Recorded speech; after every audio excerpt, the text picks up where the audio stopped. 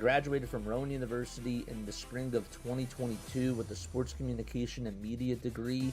I got to actually call minor league baseball and G League basketball games while I was in school. And then I graduated, and as soon as I graduated, I went to NFL Films in Mount Laurel, New Jersey. And as much as I loved that experience, I miss putting on the headsets. I decided, you know what, talk is cheap. I have a laptop that's in my house, and so 21 months later, here we are, still on YouTube, calling games and building an incredible, loving community on here with the people that I call my Philly Phreaks, with a capital P and a capital H. We go live for every single Phillies, Sixers, and Eagles game, and we do it like old school radio play-by-play style.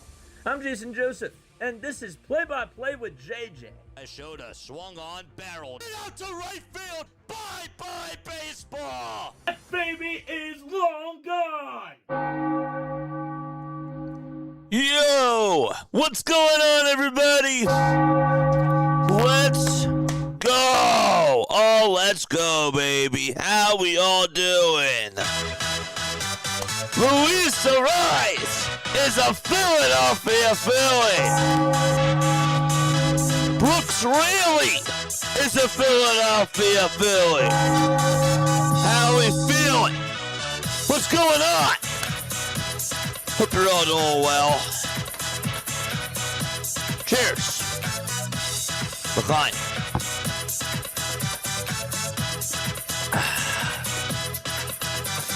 Still a lot of work to do. Still a lot of stuff to get done. But I hope you're having a good day. I had my phone on all night long. I saw Oscar Brazaban got traded. I woke up to that. I thought maybe he was going to be a Philadelphia Philly. But Dave Dombrowski, gotta tell you, he's cooking so far. He's cooking. The Philadelphia Phillies just got one of the best, if not the best, contact hitter in the game.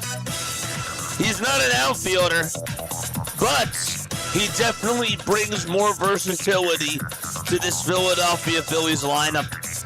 He's batting .324 this season. He does not strike out much at all whatsoever. He is the type of guy that honestly makes a huge difference in lineups. And put him on a contender, and obviously this team looks a lot different. Now, I'm not here to tell you that the Philadelphia Phillies are going to win a World Series. But I will tell you that the lineup extremely gets that much better. And here's why. Because now you put him at the top of the order, and you get a lot more versatility, and you get a pure guy that just gets on base. And that's huge. Everybody wants to talk about, well, their on-base percentage is down. It's not their on-base percentage that matters. It's batting average. Brandon Marsh was having such a great season up until the All-Star break, leading the team in batting average, and now he's down. Luis Ariz, no disrespect to Brandon Marsh, but Luis Ariz has been doing this for quite a long time. This is just who he is. Luis Ariz is the type of guy who is just going to grind out at bats. He's just looking to make good contact and get on base. Reach base with a hit, get it off the end of the bat. He doesn't even have to hit it hard. He just finds a way. Look at his batting average since 2019. Since 2019, according to Jeff Passan. All right, in 2019, he batted .334. In 2020, he batted .321. 2021, it was .294. In 2022, up until 2024, he won the batting champion. He was hitting .316 in 2022, .354 in 2023, .314 in 2024. Last year, he batted .292, and this year he's batting .324, which leads the National League.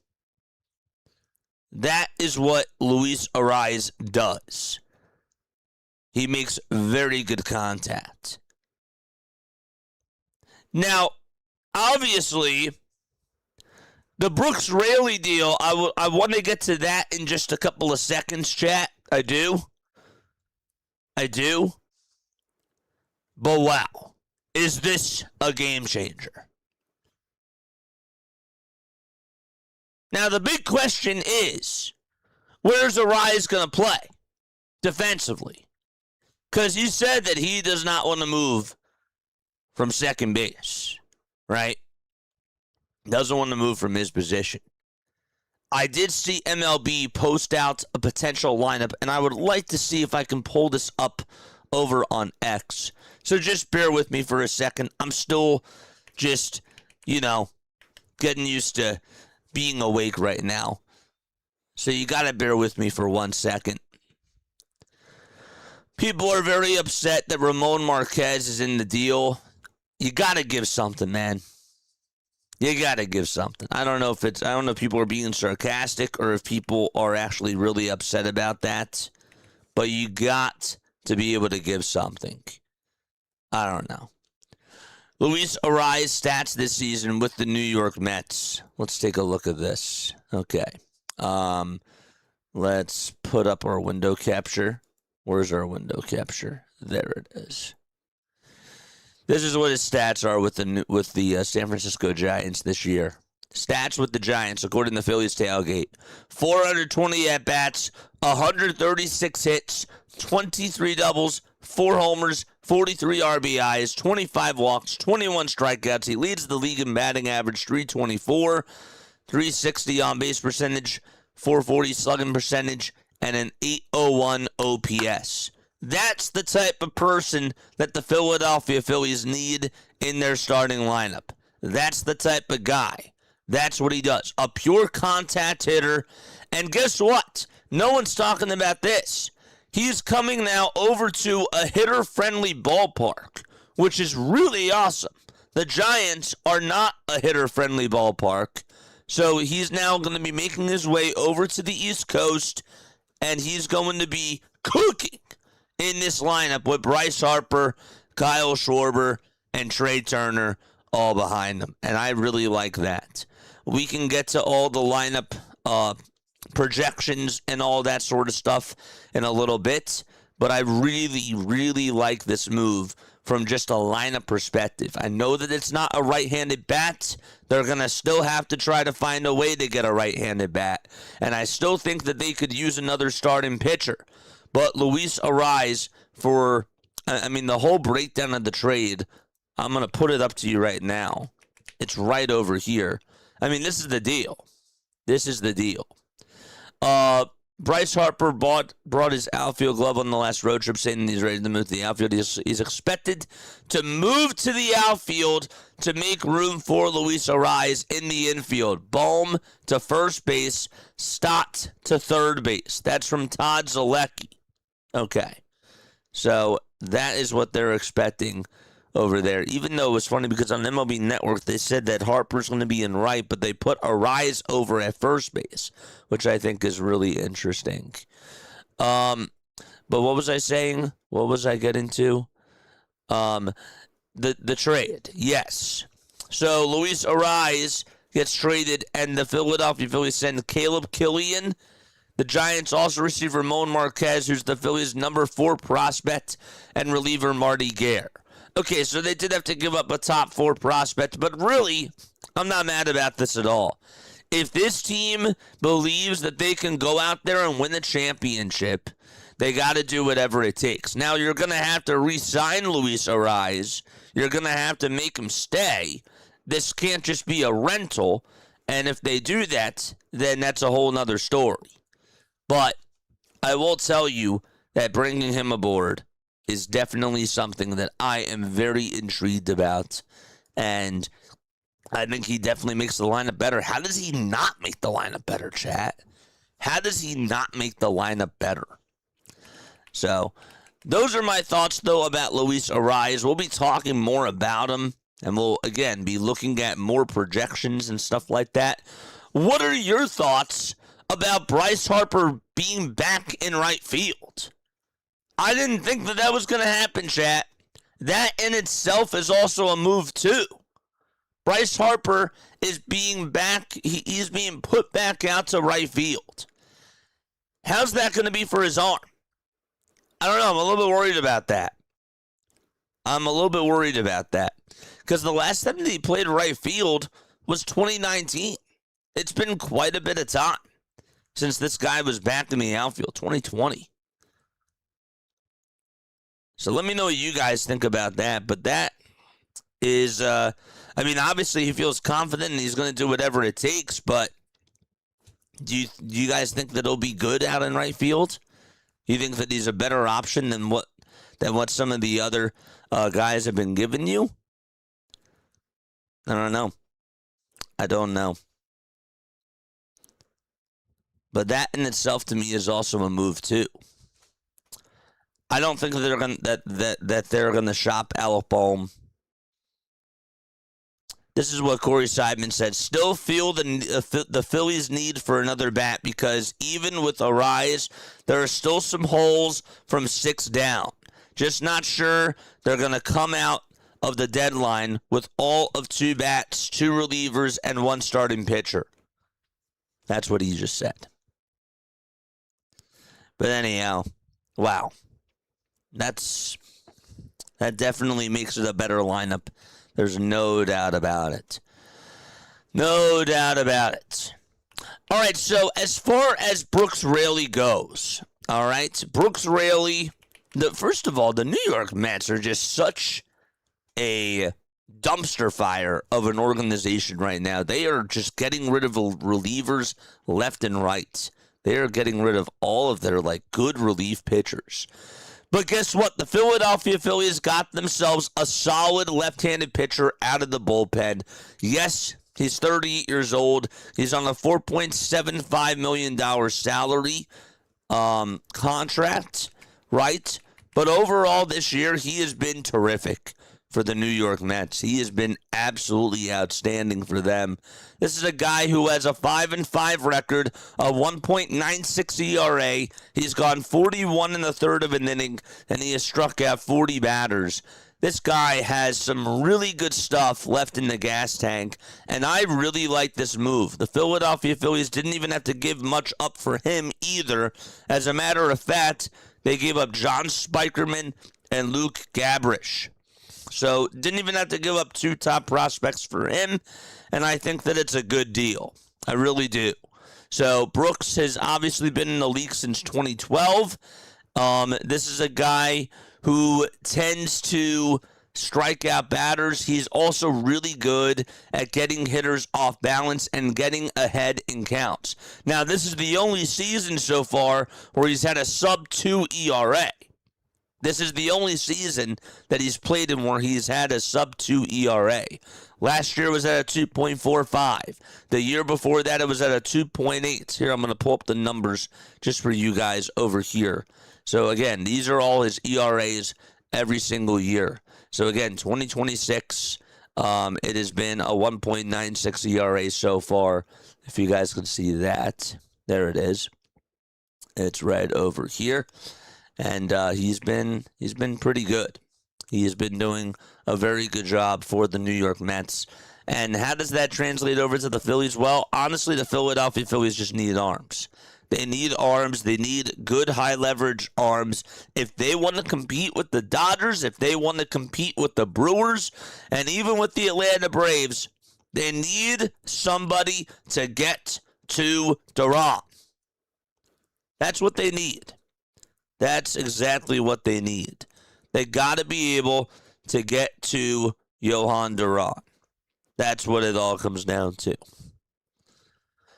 So, John Clark just tweeted out, and he just said, I'm hearing it's a very, very, very real possibility Bryce Harper will move to right field.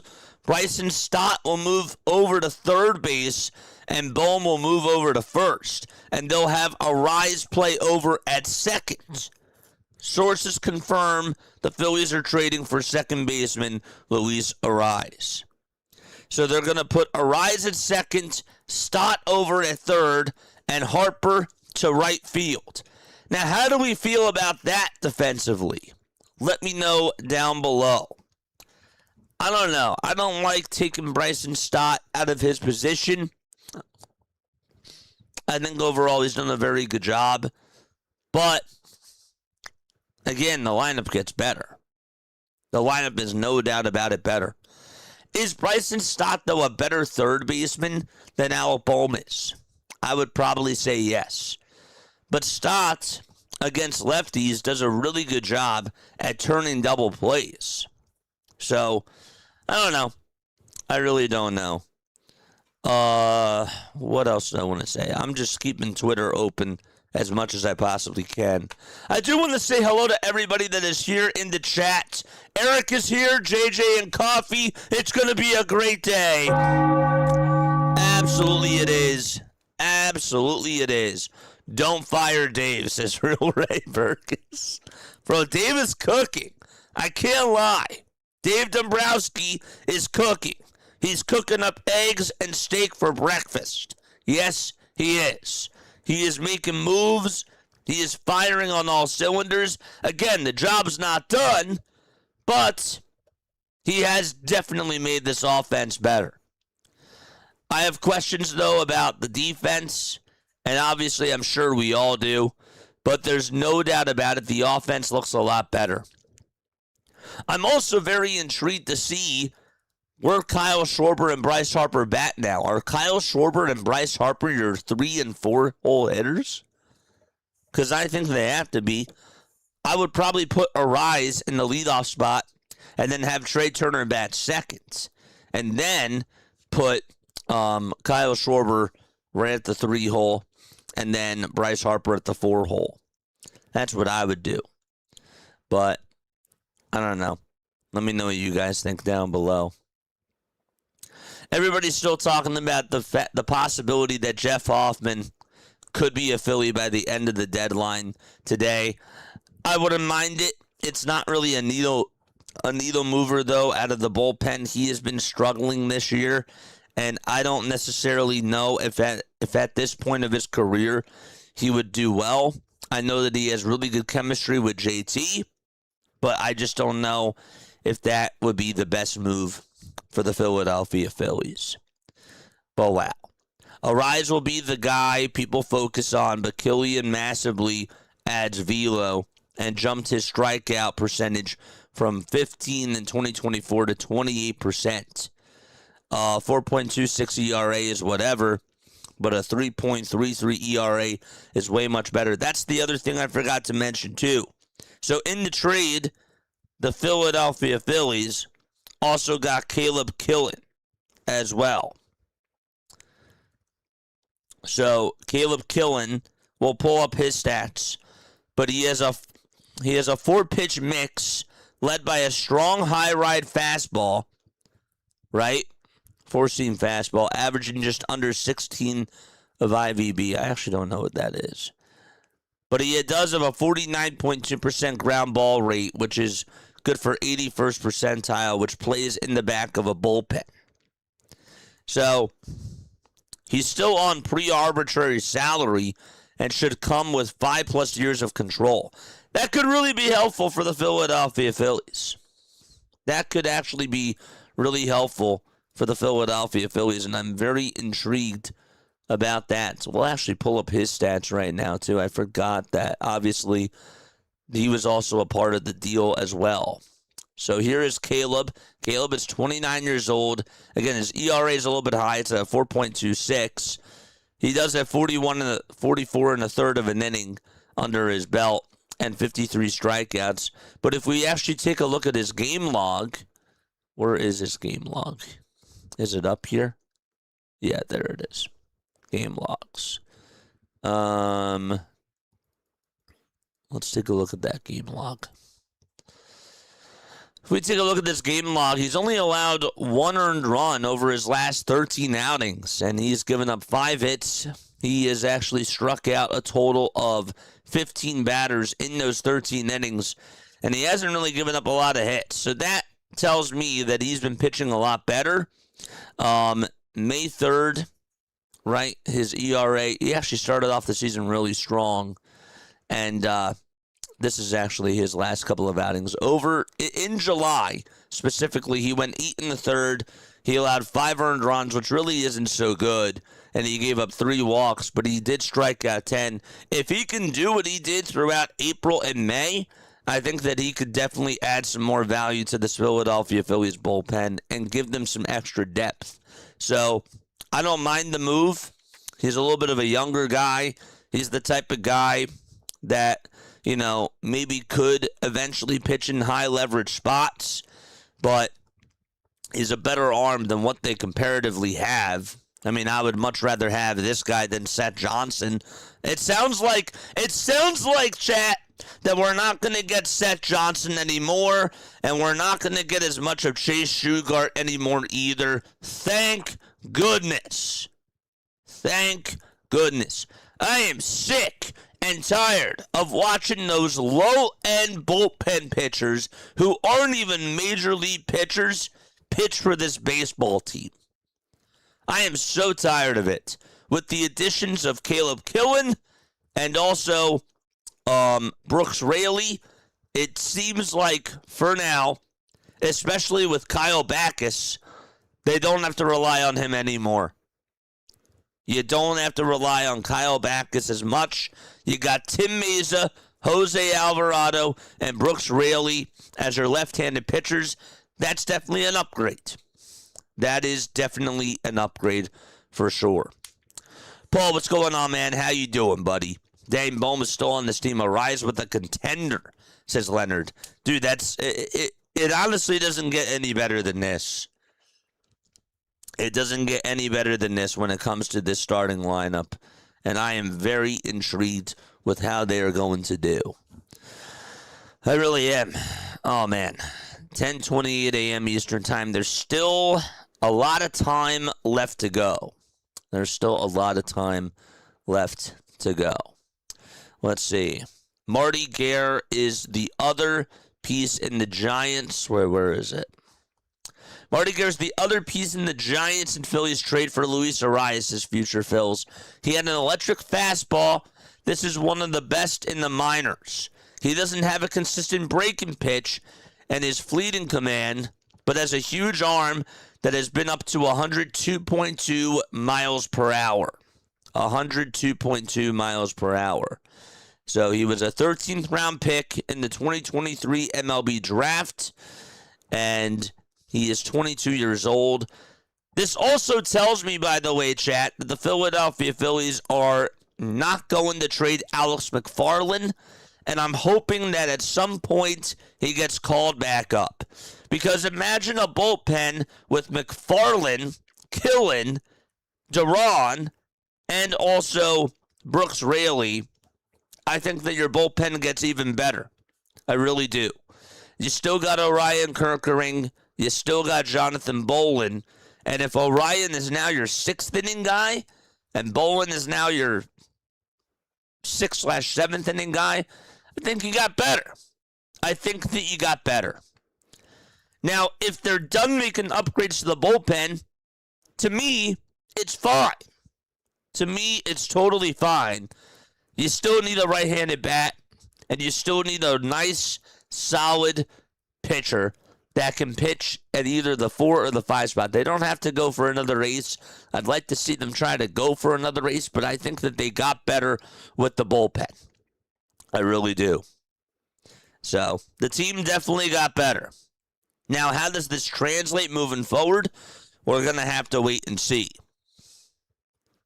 This could obviously push Turner to play better now for sure. Keep De La Cruz, send down Rincones, keep Derek Hill. And the outfield is still good. Now with Bryce Harper playing out in right field now, guess what? The Phillies have a right fielder. Again, do I like Bryce Harper going back to the outfield? Bryce is willing to do whatever it takes. He's willing to do whatever it takes. He's made that clear. I'm just concerned about the arm. And I'm concerned about him playing right field again every single day because he has to get back to it. It's a different position than first base. He was doing a really good job, I thought, over at first base overall. But I think that the infield got better defensively, and I think that the outfield is still a question mark. Want them to get another right-handed bat in this outfield. Trey is probably going to DH. And what? You're going to have Kyle Schwarber out in left field? I don't think that that's what they're going to do. I think that they want to keep Kyle Schwarber off of his feet at all times. Unless, even if they were to go out there and get a George Springer, which honestly, I'm going to be completely honest with you, the Philadelphia Phillies should really do whatever it takes to go get George Springer, because it seems like that the Toronto Blue Jays are sort of having a fire sale. They got rid of their ace in Kevin Gausman. They're looking to shop Jeff Hoffman, Dalton Varsho. I think that they're trying to break this whole thing up. So if the Phillies can go out there and get a George Springer, do whatever it takes to go do that. I don't know if George Springer is going to want to play the outfield again, but if Kyle Schwarber has to move to the outfield for that, I wouldn't be opposed to it. I would not be opposed to it. I wouldn't love it, but if they were to go out there and get a guy like George Springer, which honestly, the more I think about it, the more I'd like to see that happen, then great. Your lineup would be super deadly. With Springer and Arise mixed into this lineup, I think that that's one of the best lineups in all of baseball. Leonard says you need a catcher. Yeah, they're not going to trade JT. That's just not what's going to happen. But having Bohm over at first base and putting Arise over at second and Stott over at third seems to be what the Philadelphia Phillies are doing. And again, this is the full trade right here from Phillies Tailgate. All right, the Phillies are trading for Luis Arise and right-handed pitcher Caleb Killian for Ramon Marquez and also Marty Gare. 2 major leaguers for 2 minor leaguers. I think that's a great deal. I think it's a really good deal. But the Phillies got to keep Arise. They do. Oh, man, what's going on? Our offense got better, but so did the Dodgers pitching. Let's actually make sure that we put this lower than this. I apologize, chat. So did the Dodgers pitching. Of course the Dodgers pitching got better. But guess what? Yeah. Look, it's going to be tough to beat the Dodgers. Okay, it's going to be tough for anybody to beat the Dodgers, right? But right now, all that you want to do is be able to give yourself a chance. And I hate to put it that way, but because the Dodgers are just so stacked in all positions with starting pitching, with their lineup, and with their bullpen as well, you want to be able to give yourself a fighter's chance. So that's why getting a rise, I think, is really beneficial for this team. So, but yeah. I'm going to take a very quick step off, chat. I'm going to be back in just a couple of minutes. I do have to blow my nose. But I will see you very, very soon. All right? Don't go anywhere. We'll be right back, and we'll break more stuff down.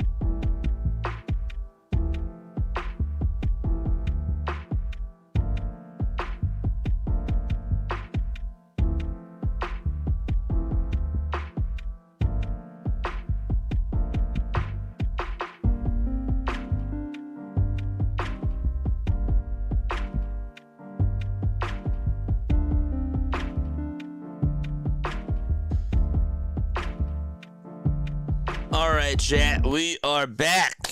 Yes, we are. All right. The nose is good. We got the Gatorade here. We're going to be on for a while today, chat. We are going to be on for a while today. You guys were roasting him a while back. Well, that's because, guess what? We needed a right-handed bat, and he is not a right-handed bat, and we didn't know how the defense was going to look.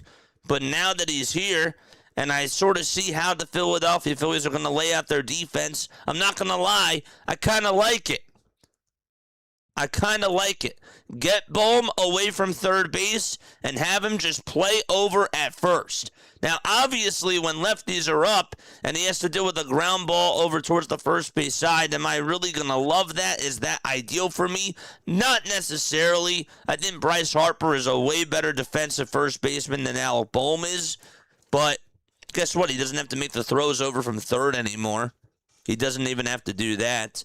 But when he's trying to turn two and make a double play from the first base side over towards the second base side, we'll see how that goes, but I'm not really as confident with that. But we'll see. We'll see how it does look. But I do think that defensively they did get better. Putting Bryson Stott over at third base is something that I think it's an upgrade compared to Alec Bohm over at third. Luis Ariz has definitely done a much better job defensively this year at second base, and he has said specifically that he doesn't want to move away from second base, even though, again, I think Bryson Stott's better position is over at second. But, again, you get Alec Bohm away at third base, which to me is an upgrade. To me, that's a huge upgrade, and you put Bryce Harper back in the outfield, which I do have question marks about, but I think overall defensively, you got better. I do. Still want them to go out there and get a right-handed bat and get more offense for this lineup. But I also hope that they can get another nice, solid starting pitcher. If they could go out there now and get a guy like Hunter Green and maybe a bat in George Springer, I think that that's a great deadline for the Philadelphia Phillies. I really do. I would call that an A-plus trade deadline. Doesn't mean that they're better than the Dodgers, no. But right now, let me put it to you this way, chat. The Philadelphia Phillies were not contenders with this current roster that they had before today. Now, they're back in the mix. And if they can go out there and get another decent bat and another really good starting pitcher, they definitely cooked. They cooked. And Dave Dombrowski made the team better. So, quality leadoff now. Turner batting second. Schwarber DHing. Harper, Marsh, Stott, Realmuto, De La Cruz. It's a better team. 1,000%. It is a better team. I wouldn't be surprised if they traded Seth Johnson or Chase Shugar. Dude, you can wave goodbye to those guys. We don't have to deal with those guys anymore. Oh, it's awesome. By the way, Scott, thank you so much for the jewels, for the silver star, and also the gold coin. I appreciate it, my friend. I appreciate it. Yes. Oh, man. Luis Ariz is a Philadelphia Philly, baby. I love the sound of it. I gotta keep ringing that bell for Luis Ariz. Dave cooked so far, getting another really good bat. I can't believe he got him. I can't believe he got him. Does Ariz play tonight? No, he would have to travel all the way to the East Coast, and he's probably not going to suit up tonight. I would not assume that he's going to do that. What time is it over there? It's like 7:40 over there. I doubt that he plays tonight. But yeah, dude, some of these other moves that have been going on throughout Major League Baseball, with the Rays getting Freddie Peralta, with the Cubs getting Kevin Gausman, there's been a lot of like really fascinating deals that have been going on for sure. The Red Sox, I don't think that they're going to trade Chapman now. With how hot they have been and with how great they've been doing, I think that they got to keep him at this point, especially because they could possibly go to the World Series. I mean, the American League is wide open. It really is. The Yankees, the Rays, the Red Sox, they're all in the mix. They really are. They never gave him a chance, set him up for failure on a day's notice. Who are we talking about? When Bulmas played first base, how did he do, says Eric. Yeah, he hasn't really played first base that much, but when he's played over at first, he's done okay. My question is, though, when there's like a lefty that's up at the plate like Kyle Tucker or a Yordan Alvarez, and there's a hard hit ground ball hit over to him, you know, we've questioned again his ground ball skills over at third. We've seen him bobble the baseball.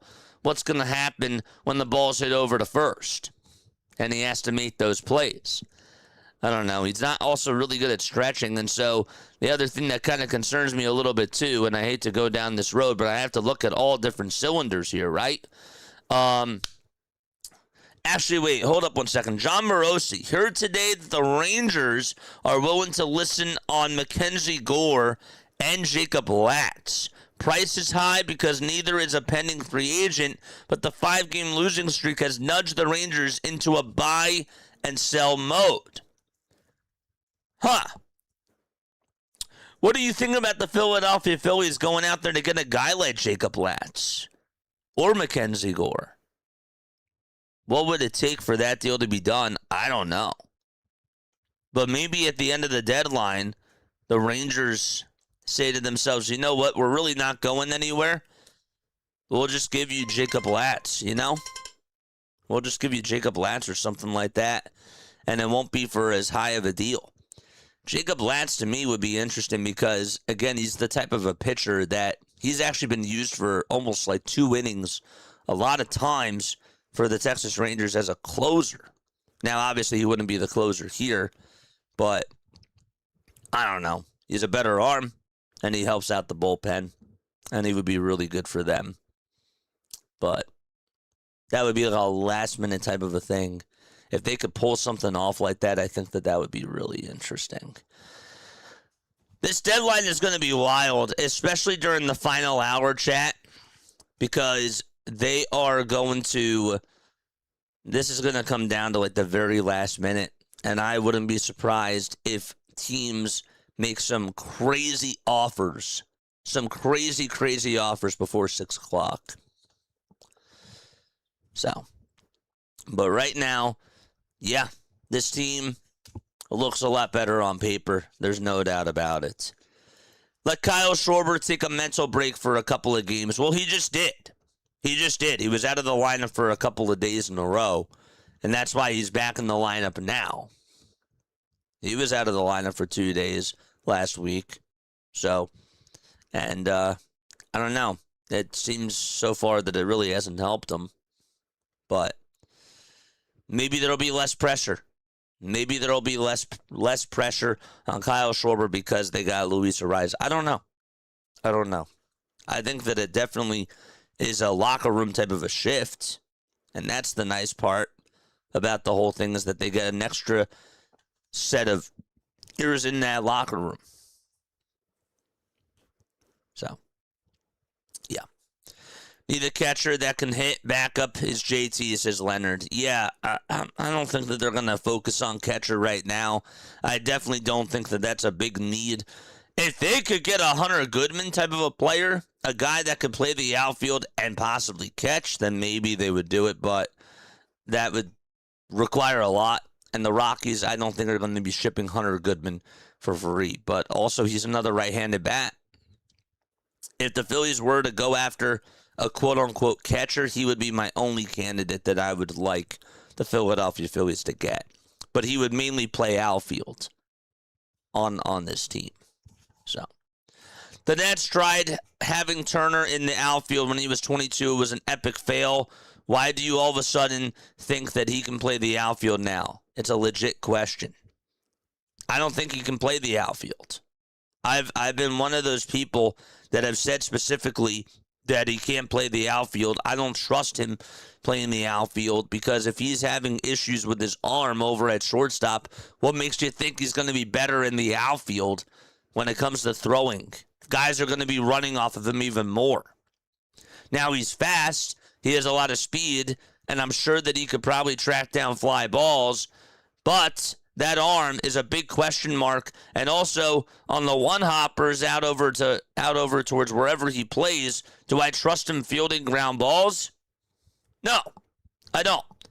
I know that the ball is hit harder, obviously, towards the infield, but I still don't trust that. I still don't trust him in that category. I don't. I've never been one of those people that have said, put Trey Turner in the outfield because I just don't trust his arm. I don't trust his arm. So, I just think he's a defensive liability. I really do. I still have questions about Trey over at shortstop, too. For sure. Those are never going to go away. Those are never going to go away, chat. Trey Turner is a terrible defensive shortstop, and I would argue and I would say that he is one of the worst, if not the worst, defensive shortstops in the league. But I'd rather have him play short than in the outfield, personally. That's how I look at it, though.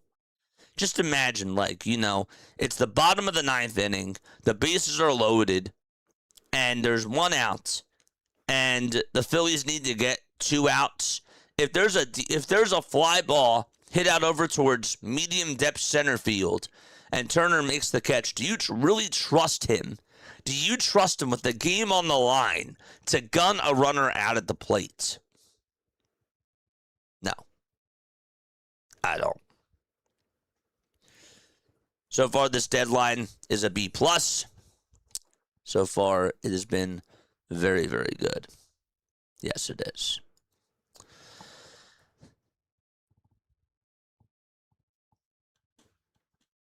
Do not rage bait me on trades. Seiya Suzuki to the Phillies. That obviously has not happened just yet. But Harper is expected to move to the outfield. If they could get a Seiya Suzuki, though, that would be nice, too. Another guy that can drive in runs. I would not be opposed to that. But now, with Bryce Harper playing out in right field, are they even going to go out there and get Seiya because Seiya's a right fielder? They're going to put him out in center? I don't know. Buzz says this obviously feels like an overpay for a rental and a rise. Phillies are in so deep with an aging top-heavy core. With a top-heavy roster whose contention window is near the end. They've left themselves with no choice other than to lean into being overly aggressive. If not now, when? Also, the entire post-deadline infield defense is looking different, except Trey Turner at shortstop is just awesome. Now, Phillies Tailgate posted this possibility here, too. Right? Does Harper move to right, or does Alec Boehm get traded before the 6 p.m. deadline? Which I also think is very interesting as well. That is a possibility too, chat. That is a possibility as well, where Alec Boehm gets dealt before tonight, before the end of the trade deadline. I doubt it. But guess what? I've seen crazy things happen. But there's a lot of questions about the defense now. And that certainly is one of the questions that people still have. I don't know. Here's a little bit more about Caleb from Luke Arcani. Caleb Killian, the second piece of the Luis Ariz package, is intriguing. He has a 4.26 ERA this year, but the xERA is down. The expected ERA is down at a 3.33. He has 5 years of control, and his 7 page is filled with red, which is good. He has held lefties to a 542 OPS this year, which I also really like that. Jack Fritz just said, what did he say? I'm happy that they got Ariz. It sucks that it cost Marquez. Dude, come on, man. Something has to give. I have an ability to feel both ways. Hopefully, this is a Bohm trade. It could be. I really can't rule that out of the possibility that now they trade Alec Bohm. That is a possibility. Certainly it is. But guess what? They didn't have to get rid of Gage Wood. They didn't get rid of Andrew Painter. I know some people are really still holding on for dear life on Andrew Painter.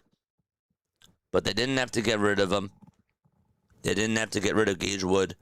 And they didn't have to get rid of a guy like Aiden Miller. Just saying. It didn't cost them that. So, I think it's a win-win. And you didn't even have to get rid of Francisco Renteria either. So, I don't know, man. Tom Kelly said 16 minutes ago, what did Tom Kelly say? You need to trade some high-level prospects to help this team right now. The Phillies still have Painter and Wood, and you're not getting a needle mover for nothing. I'd much rather they give it a real shot now. The team as constructed before today wasn't good enough, and we all know it.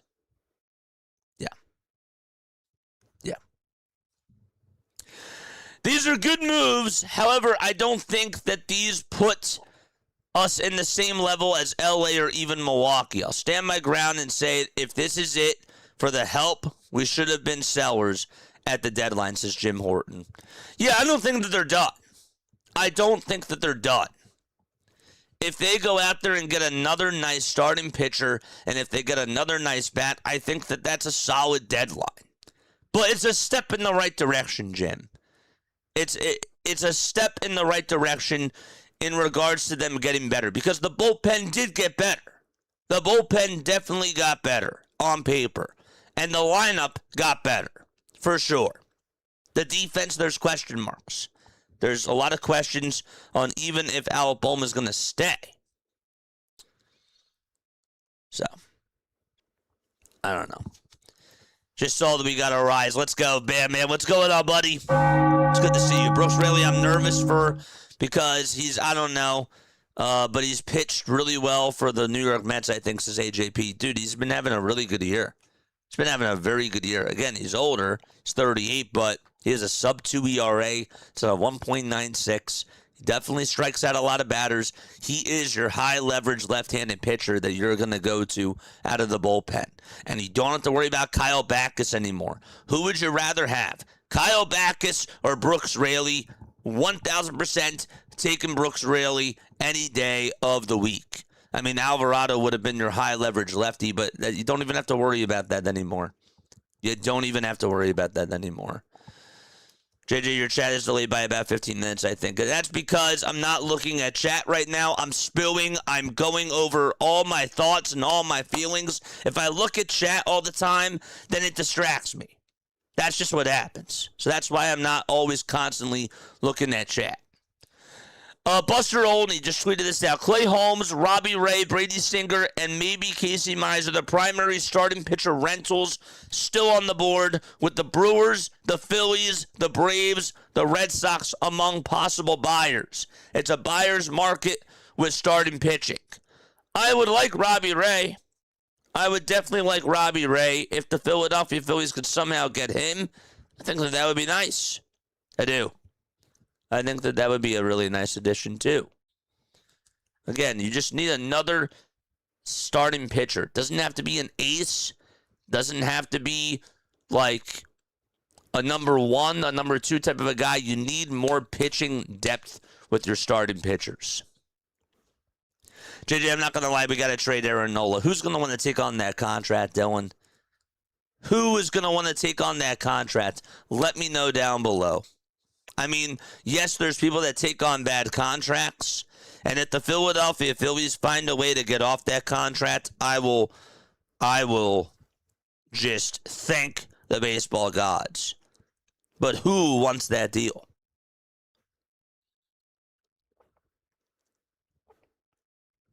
Who wants that deal?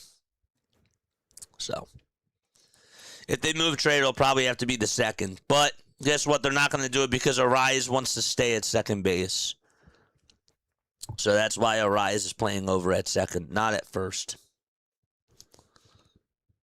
I think that's where they want him. Bro, we got Luis. I know, man.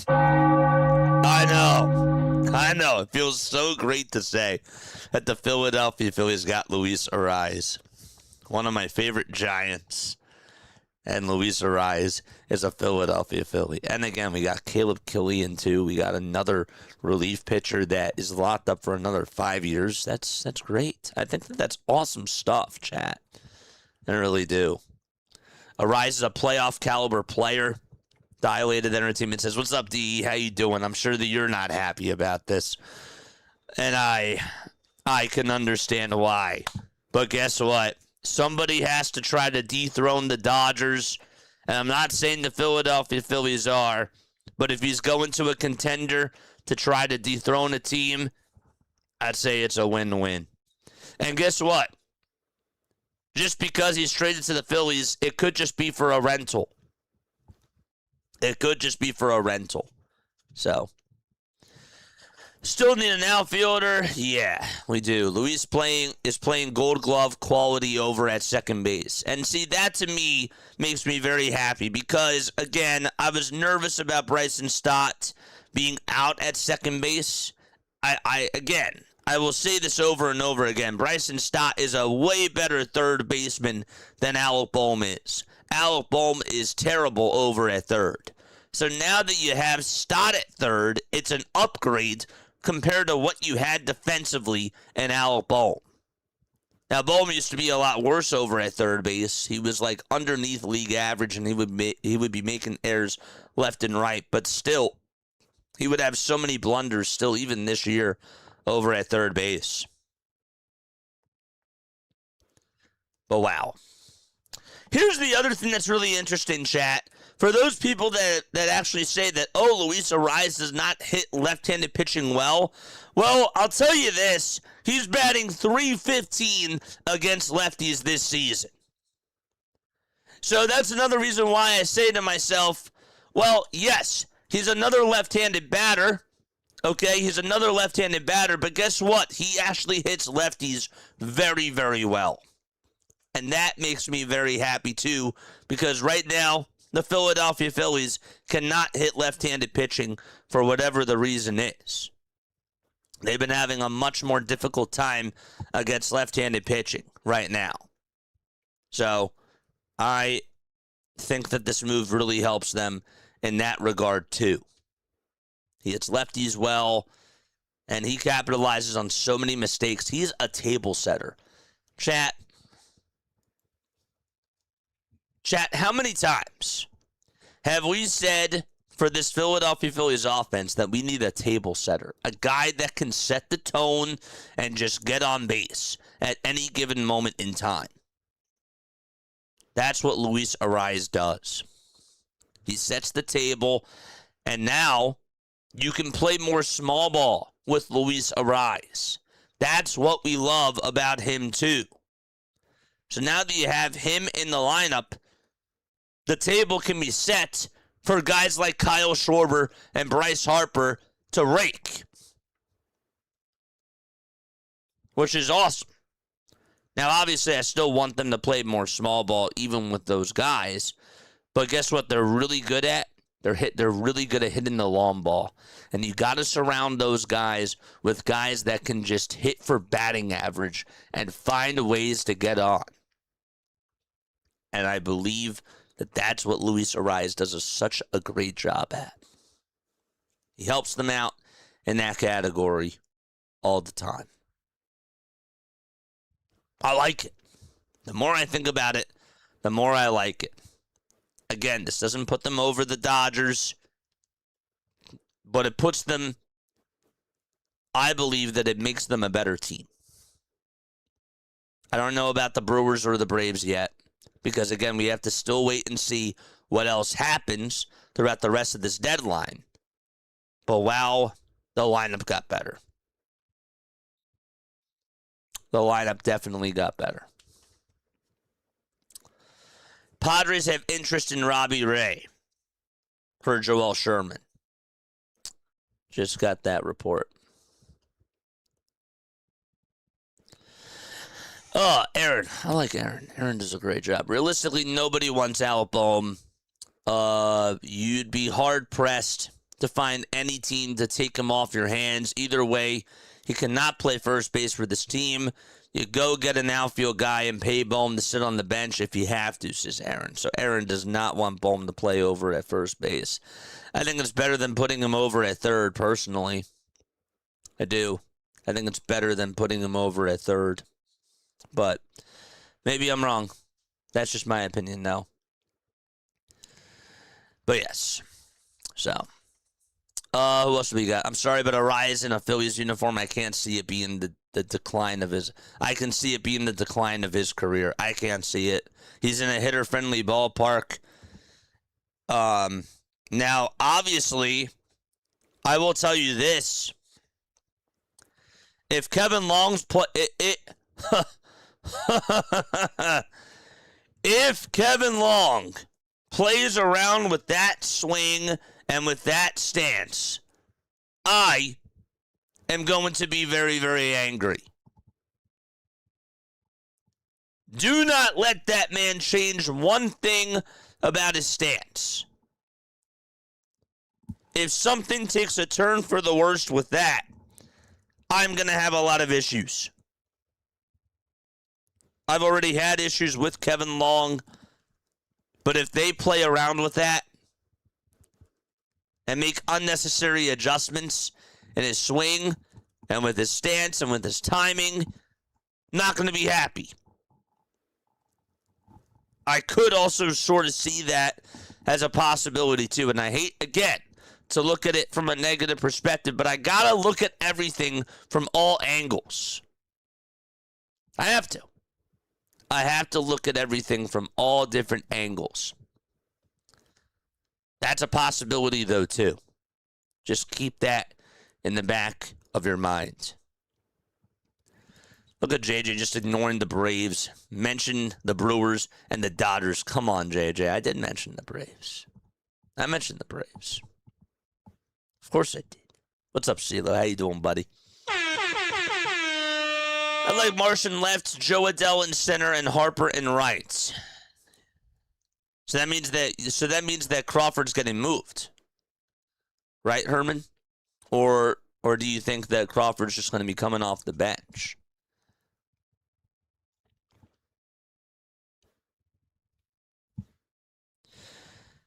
If the Phillies do get a right-handed bat, do you think that Justin Crawford is in the deal? A right-handed outfielder, that is. I don't know. I don't know. That's interesting.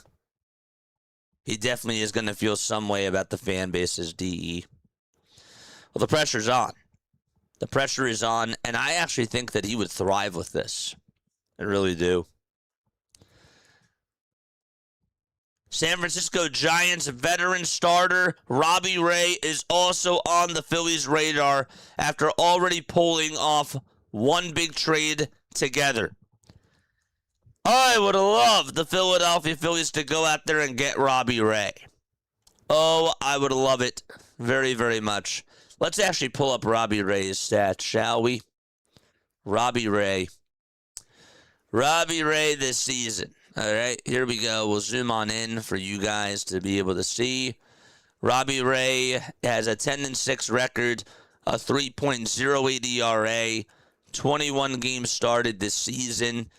Also has gone 182 1/3 of an inning, and he has struck out a total of 186 batters. Opponents are hitting .221 against him. He has familiarity against the Los Angeles Dodgers as well. But this guy has actually had a pretty good month of July, too. He's been doing really well for them. He went 27 innings in the month of July, 27 hits allowed, 6 earned runs.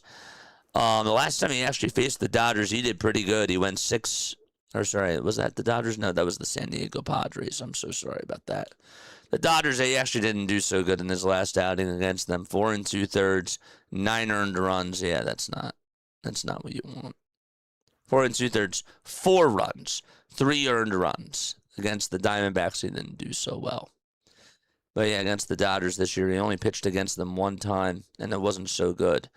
But the bottom line is that you don't have to rely on him to be an ace. You don't have to rely on him to even be a number 2. You pretty much have him as your number 4 guy, which I think still helps out the team anyways. It's a win-win situation. So I would like it. I think that would definitely give the starting pitching more help. And I know that he's an aging guy. He's an aging guy at 34 years old. But it's now or never. It's now or never. In typical Dave Dombrowski fashion, he has to make a second trade with the same team at every deadline, says Phillies tailgate. Of course. What do you guys think of Robbie Ray coming on over to the Philadelphia Phillies? Do you like it? Would you be willing to do it? Let me know your thoughts down below. In the analytics world, power is everything. Batting average doesn't matter. It's all... Yes. Thank you. In the analytics world, power is everything. Batting average doesn't matter. It's all about launch angle and homers. That's BS. Batting average is the marker for a good hitter. Mike. I was going to make the hump day joke, but no. Mike, you're 1,000% correct. The analytics don't care. I call it the Bible. The Bible doesn't care about those slap singles out to left field. Analytics don't care about doubles to the gap. They care about Adam Duns, the Adam Duns of the world. Home run or bust. That's what they care about. It's either a home run, a strikeout, a walk, or a single. There's no art to the triple. There's no art to the double anymore. Or even the slap singles. So when people always tell me, and you can go to any fan base, okay? They will tell you the same thing. Every team is focused on the analytics, and they need pure contact guys. Guys that obviously can hit, and they don't care about OBS, on base plus slugging. People will always say, well, their OPS is down. And it's not the fact that the OPS is down. It's the fact that batting average is down. Because batting average has to deal with making contact with the baseball. I don't care about hit by pitches. I don't care about walks. I don't care about any of those things. They're nice. They're cool. But there's something to a sacrifice bunt. There's something to drawing a drag bunt over towards the first base side. And there's something about just getting on base and making good contact with the baseball and squaring it up and getting doubles into the gaps or fighting off pitches. We saw Bryce the other day work up a 15-pitch at-bat and get the Baltimore pitcher out of the game. He did that himself. Was it the sexiest thing in the world? No. That's what you call in basketball somebody doing the dirty work. And that's what Luis Arias does. He's a table setter. He's the type of guy that works up at bats. He works up pitch counts. That's what I also really like about him, too. And he's just a pure contact hitter. A pure contact type of a guy. So, it's going to be fun. The game gets longer. We don't want the game to be shorter. We want to make the game longer for pitchers. That has to be the goal. Rangers are telling teams none of their players are off the limits. Nathan Eovaldi is also drawing interest as well. So it looks like the Texas Rangers are going to be sellers at the deadline. That's what it looks like. It looks like the Texas Rangers are going to be sellers at the trade deadline, which I find very interesting too. Phillies can't afford Chapman's contract. We were never trading for him, says Bam Man. Well, I don't think it's going to happen anyways because the Red Sox are contending right now and their whole season has changed within the span of a month.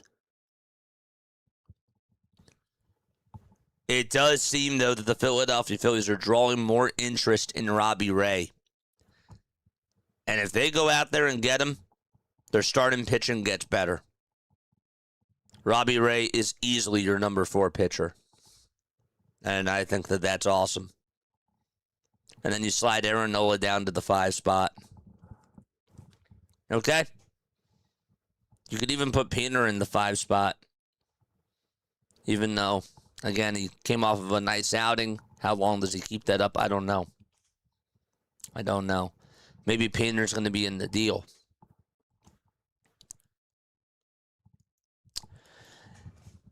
Arias capitalizes more deep in the lineup. The Giants used him in the top. He can be very key to have with runners on base too, says DE. That's the other thing that's also that's the other thing that's nice about it too. The Philadelphia Phillies, though, need an actual table setter. They do. I mean, they could use somebody to drive in runs, but to me, that's what Kyle Schwarber and Bryce Harper's jobs are. Kyle Schwarber and Bryce Harper didn't get paid the big bucks to just get on base. They got paid to drive in runs. Those are my thoughts, though, about that. With Arias, we could slot someone else into the leadoff if Trey has another bad slump. He creates a lot of flexibility, says Batman. Absolutely. Again, I'm going to pull up Luis Arias' numbers. Again, the Philadelphia Phillies, in case you're just tuning on in, let's make sure that we announce this again. The Philadelphia Phillies not only got Luis Arias, but they also got a really good left-handed pitcher out of the bullpen in Brooks Raley. They also got Caleb Killian in the same deal that they got Luis Arias for. And I think that all of those moves have definitely made this team better. Chat, there was no doubt about it. Okay, this Philadelphia Phillies team, if they would have kept the roster as is, they would have been, it would have been GG's. There was no way that this team was going to be able to compete. There was no way that they were going to even be able to compete. And I'm not here to tell you again that they're better than the Braves, the Brewers, or the Dodgers, right? I'm not here to tell you that. But they're back. They're somewhat back in the mix. There still needs to be more work. And again, we still have 7 more hours of this. But if they get Robbie Ray, they're better. That's a needle mover, in my opinion. That makes their starting pitching even better. That makes them more expendable. But also, who are they giving up in the Robbie Ray deal? I don't know. And then we have question marks about the defense. We have a lot of question marks about the defense and what's going to happen to Alec Bohm. Is Bohm going to get traded? Is Bryce Harper actually going to play right field? I don't know. JJ, I saw yesterday on TV the Phillies versus the Orioles game. They were talking about Brandon Marsh might be getting traded. I hope it doesn't happen, says Dylan. Yeah, me too, man. I really like Brandon Marsh. But this is how you have to think about it too, right? I love Brandon Marsh. But if the trade is for somebody that really gives the team a better shot at winning, then you do it. It's a business move. I love Brandon Marsh. He's one of my favorite players on this Philadelphia Phillies team. I don't really think that they should trade him unless you can get like a premier level type of a talent. If Brandon Marsh is traded in the Robbie Ray deal, which I don't see that happening, I'm going to be upset about that. Because Brandon Marsh's value, to me, is higher than Robbie Ray's. I'm not saying that that's going to happen, but I'm saying if it's for a move like that, then I'm disappointed. Then I'm not feeling happy. But you're right. You're right. Brandon Marsh, I don't want to see him gone. But if the team is better and if the trade makes sense, you got to bite the bullet and do it. Because there is no next year. There's going to be a lockout. And I want to put in all the chips that I can to help this team win a World Series or at least compete to get to the World Series. It's tough, though. It's a tough pill to swallow. I don't want them to trade him. But if the move makes sense, then you do it. Who would be on the trade market that I would do it for? Like, who would be a guy that I'd be willing to trade Brandon Marsh for? I really can't think of anybody. I mean, like, the only guys that I can think of, like, to be completely honest with you, I wouldn't do it for Hunter Goodman. I would not do it for Hunter Goodman at all. You'd have to get, like, a very good haul back for Brandon Marsh. If it was just an individual player swap, there's not many guys. Not many guys at all. So.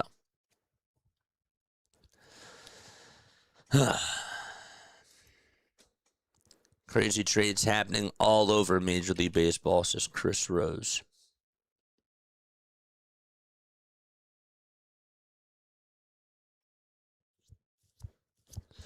People really don't like this trade because they don't like that they're giving up one of their top 4 prospects in Ramon Marquez.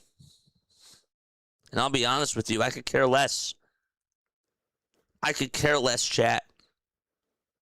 People are really upset about it. And the reason why that I could care less is because guess what? At the end of the day, they're prospects. At the end of the day, how many times had the Philadelphia Phillies held on to their prospects and then they come on over to the majors and they just don't pan out? So what are we holding on to these guys for? That's my whole argument. What are we holding on to these guys for? Now, if you're going to trade a high prospect, you got to get high value. I agree with that. But Luis Arias, to me, is a high-value player. Yes, he's a rental, and you're going to have to pay him. I understand. But guess what? They're prospects. They're prospects at the end of the day. And we have had a terrible, one of the worst farm systems in all of baseball throughout our franchise history. And you're telling me that this guy is untouchable when so many prospects have not even worked out for the Philadelphia Phillies, even as of recently. Look at the Andrew Painters. Look at the Logan O'Hoppies. Look at, I could tell you so many examples. Spencer Howards. Like Alec Bohm. Even Alec Bohm has not lived up to his standards. Bryson Stott has been really good out of the system. I would say that. But there have been times where he has really struggled offensively. And probably in 2024, a lot of us were saying, well, he might be on the move. But you got to give up something. And they're just prospects at the end of the day. You just got one of the best. You got the best hitter in baseball. You got the best hitter in all of Major League Baseball, best pure contact guy. And we're upset that we just got rid of a prospect for him? Gosh. This makes a whole lot of questions. I like the move, but there's too many questions now since halftime. Halftime, they're in a better spot, though, than where they were before. They're in a better spot than where they were before. It's not enough, and they're obviously going to have to do more. We actually did just hear, and I will put X back up. Let's refresh the page now. Where was it? It was from Philly's Tailgate. Let's look at Philly's Tailgate right now. Here's something interesting. The good fight. Luis Arias ranks amongst the Phillies. First in batting average, tied for second in on-base percentage, third in OPS. Do you see how this all correlates with each other, chat? First in batting average. Then people are like, oh, well, his on-base percentage is high, and his OPS must be really high too. That's the correlation. The chemical reaction starts with batting average. It starts with batting average and how do you hit the ball? How do you get on base? Phillies Tailgate. So Andrew Alvarez is going to be the starter for tonight's game against the Nationals. That's what we did here. He'll start for the Nationals tonight. Pitching matchups for the Washington Nationals series at CBP. Monday, Aaron Nola versus Andrew Alvarez. Okay, so he's going to start tonight for the Washington Nationals. I just saw that. So, does Stott have the arm for third base? I think he does. I do. I'm not worried about his arm. I'm not worried about his arm strength, but that's a good question because we haven't seen it at the majors since his rookie season. It's been a while since we saw that, for sure. Here, MLB Network just put up this graphic, chat, and I'm going to read this to you. Phillies are 10th in all of baseball in runs per game. They're 12th in batting average. So again, Luis Arias will help them out. They're 5th in homers. They're 14th in on-base percentage. They're 9th in slugging percentage. And they're 13th in strikeouts. They are a pure analytics-driven team. They are pure analytics. When in reality, they need pure hitters. So, yeah. Why is Philly getting everything, says DE. You love us! They're your second team. This is great for you, my friend. This is beautiful for you because now, like, once the Giants are out, you can just become a Phillies fan. Pop a squad. We got room for you. We got room for you, man. We totally got room. There's always an extra seat for the red and white pinstripes for you, buddy. There's always a seat. You can put on the powder blues. You can put on the red and the whites. You know, you can have that Gigantes shirt on underneath. But guess what? You still got another seat. You do. You got another seat over here, man. It's great. I would love that for the Phillies to get Robbie Ray, says Avalon Trainer. Yeah, I think he'd be great. Well, guys, we got an alert. We got an alert. Hold up a second.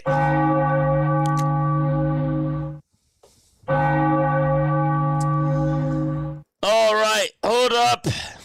We got an alert. It is not Phillies related, but this was a guy that I was looking for at the trade deadline, and that is Clay Holmes going to the Brewers. The Brewers are pursuing Clay Holmes, according to a source. The Mets are expected to deal him by 6 p.m. Eastern Time. Joel Sherman first mentioned Milwaukee's interest. Let me follow Joel Sherman. Actually, I think I am following him. So that is the news that we just heard right now. The Mets are expected to deal Clay Holmes by the end of the day. And the Brewers are highly pursuing him. So, yeah. That's what we just heard. I really like this deal. Arise at second base is the right move. It's easily his best position. Stott will be excellent at third base, says the good fight. And go follow them, too. The wrong move here would be Bryce back to the outfield. Trade Bohm for anything, then go get Taylor Ward. I'll be honest with you, I want Joe Adell. I want Joe Adell in a Philadelphia Phillies uniform. If he's in your outfield, I think that's great. Joe Adell or George Springer or some sort of a right-handed bat that can play in the outfield, that's my move that I would make. And I would send Bohm in that deal. If anybody wants to take on that deal, I don't think anybody does. But if the Philadelphia Phillies could do that, that would be awesome. Angels interim GM John Mozeliak keeps stealing. Brent Suter goes to the Braves for Nacho Alvarez Jr. So the Braves just got themselves another left-handed pitcher. Wow. This is from Ryan Spader, going back to the whole Caleb Killian thing. Where is he? He's right here. I want you guys to listen to this. All right. Caleb Killian has a 4.26 ERA on the season, inflated by the fact that 57.1% of his earned runs came in 1 1/3 of an inning worth of blown saves to the Rockies and the A's. Outside of that, he has a 1.88 ERA over 43 innings pitched. Now, we talked about the whole thing, right? We talked about the whole thing of Luis Arraez going to a hitter-friendly ballpark. And that's great. And that's awesome. But Caleb Killian, when it comes to the pitching side of things, is also going to a much more hitter-friendly ballpark, too. So how do his numbers differ based on that? I don't know. I like the move. Again, I think that he's under team control, so that's great. He's 29 years old, and he definitely makes the bullpen better. Him along with Brooks Raley, they help. And I'm sure Alex McFarland has to be called up, right, chat? He has to be called up. Because if you get those three added to your bullpen, it's better. It's a lot better. And I would take that over what they were giving us with guys like Chase Shugart and Seth Johnson in the 6th or even in the 7th inning. Jonathan Bolin right now can be your 6th inning guy. Orion Kirkland can be your 7th inning guy. However else you want to put it. They don't have to be used in high leverage spots anymore. It took how many years for the Phils to realize you can't stack your lineup with only home run hitters? They've needed contact hitters for years now, says Mike. And this is how the league is going. It's not just the Philadelphia Phillies, buddy. It's not just the Philadelphia Phillies. But you're right. You're 1,000% right. JJ, can we conclude that you'll be excited just before the first pitch at tonight's game? Dude, we gotta see what else they do. But again, this is a step in the right direction. Gotta see what else they do. They still can't beat the Dodgers, says Mitch. Again, at this point, all that you can ask for is, can they give themselves a better chance? And look, they could still get hot at the right time. I think that their lineup got better, but nobody is going to be able to compete with the Dodgers on paper. Still going to be calling the game, still going to be doing all that sort of stuff. But I like the move. I like the move. I want them to win, but I like the move. I don't want to lose Marsh, but it depends on what they get back. Nobody to me is untouchable. Even Francisco Renteria, nobody's untouchable. If they make the correct move. What about Devers and Ray for Marsh and Rinconis and Bohm? Just a possibility. I don't want Rafael Devers. I don't want Rafael Devers. You'd have him play over at first, and you would probably still have Harper in the outfield. I also just don't necessarily know if I like the whole clubhouse thing with Rafael Devers. I don't know. Something just rubs me the wrong way with the whole getting Rafael Devers here. I don't think that we need another pure power hitter. Let's look at Rafael Devers' numbers. All right, we'll do that. And plus, like, what would that cost? I don't know. Devers this season has 23 homers and 62 RBIs and a 250 batting average to go along with that as well. I'll make this a little bit smaller for you guys to be able to see. Yeah. 250 batting average, a 324 on-base percentage as well. Over his last 7 games, you can see it right here. He's batting .292 with 1 homer and 2 RBIs. He's been getting hot. That's nice, but I don't know. I'm not in love with Rafael Devers coming on over to the Philadelphia Phillies. That's just me. I think that you get another left. If Devers was a righty, I would maybe consider it, but they have a lot of left-handed hitters. It's too much left-handed hitters. Too many left-handed hitters.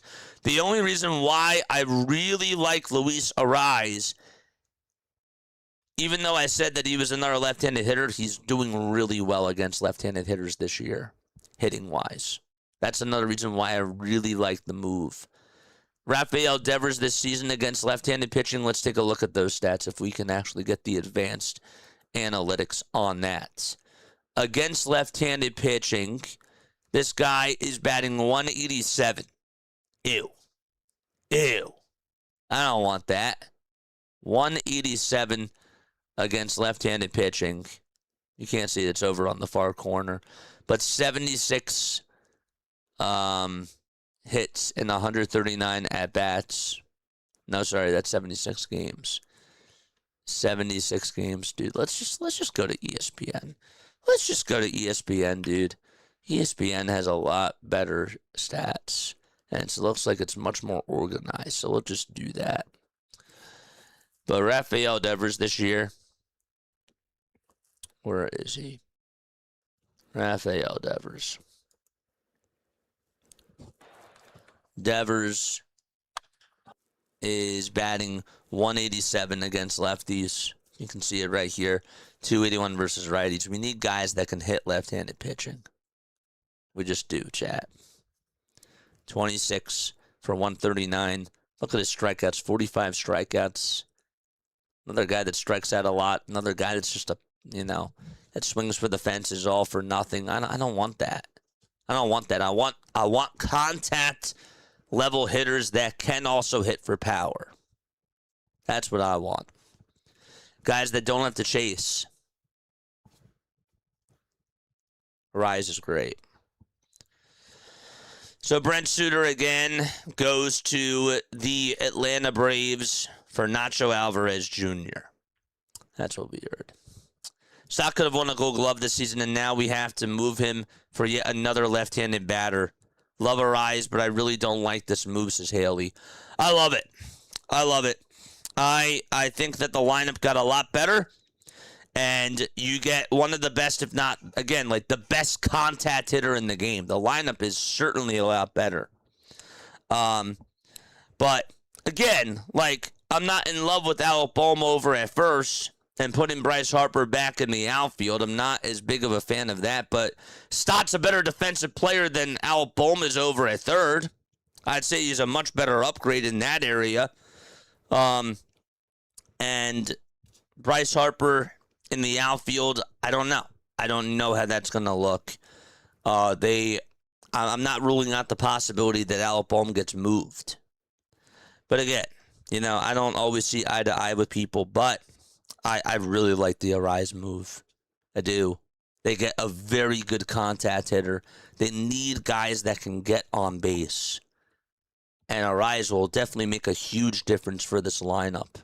Oh, I love it so much. And Arraez is playing really well over at second base. He is. He's having a really good season over at second, too. Not saying that Bryson Stott wasn't, because obviously he was. Bryson Stott was having another really good season over at second base. So I'm just saying that it's not like that they got worse over at second. I don't know. But those are my thoughts. Will Arise play tonight? I don't think he is. Usually a lot of times when somebody gets traded on deadline day, they got to go through all the waivers. They got to, move all their stuff. They got to fly on in. And I don't think he'll be back in time to suit up for the Philadelphia Phillies tonight. I just don't think that that's going to happen. I don't. So I'll trade Stott over Marsh's Rebecca. I'll trade Bohm, Shugart, and Jose Alvarez as AJP. Let's just get rid of all these players. Rise hits left-handers as well as righties. Yes, he does. He does. Still a lot to be done. There's still a lot of moves to be made. It's 11:38 a.m. Eastern Time. Anything else that I wanted to read on the Twitter side of things? Seems like the most likely scenario, says Sean Kane. This is what the most likely scenario is. All right? You got Bohm over at first. You got Arise at second. Turner at short. Stott at third. Harper's in right. Crawford/Hill in center. Marsh and De La Cruz in left, assuming that they don't trade for another outfielder. It's a lot of defensive shuffling, says Sean Kane, but worth it, in my opinion, to add Arise's bat to the lineup. I need them to get another bat. I still need them to get a right-handed bat, preferably an outfielder. And if they have to deal out Bohm in the deal, that's fine. The more I actually think about it, chat, the more I really don't want Bryce Harper in the outfield. I feel iffy about that. And again, I'm processing everything. So if I said something else like a half hour ago, if I had another thought a half hour ago or whatever it was, don't just take it with a grain of salt. Because I'm in such a wishy-washy mood right now when it comes to these things.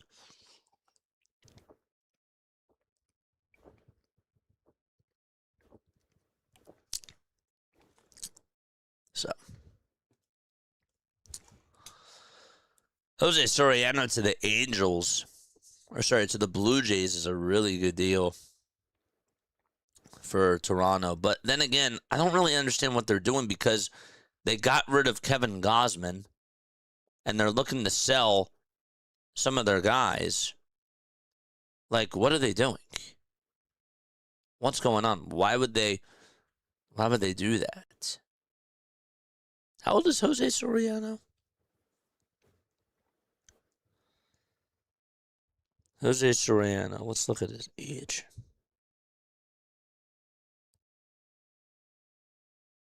Padres, Phillies interested in Robbie Ray. They're getting Robbie Ray. They are going to get Robbie Ray. If we're hearing all of this from all the beat writers, there's no doubt that I would be shocked if the Philadelphia Phillies do not get Robbie Ray. Jose is 27 years old. He has a 3.29 ERA, 127 strikeouts, a 9-6 record.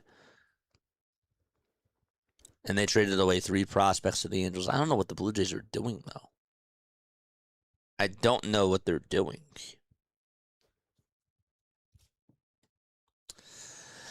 Doesn't make sense, but anyhow. We'll read some more.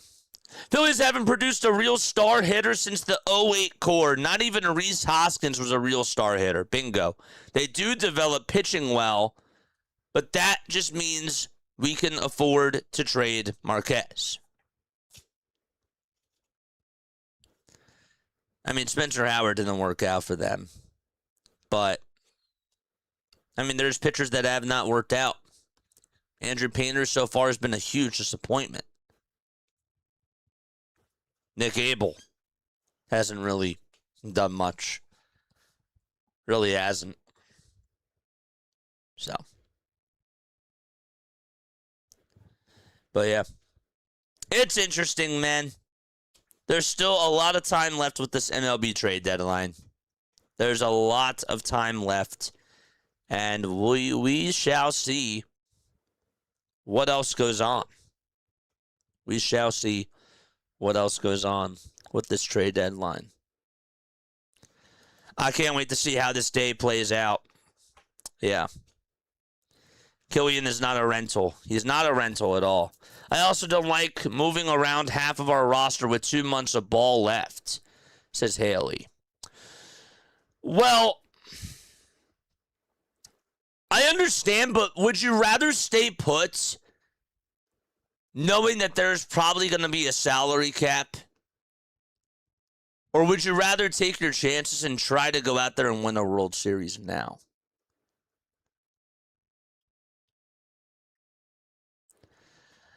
I don't know. I don't like moving half of our roster with 2 months of ball left.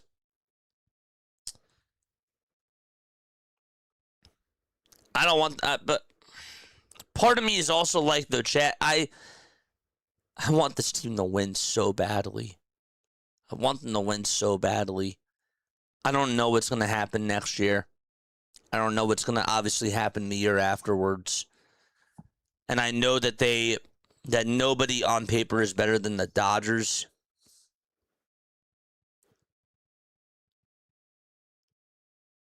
But I'm also the type of guy that doesn't I don't want us to hold back. I don't know.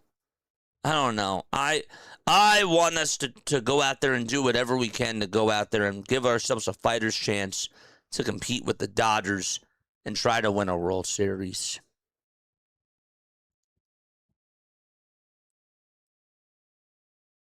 I don't know. Dodgers are going to reacquire Ben Rorvet? That's crazy.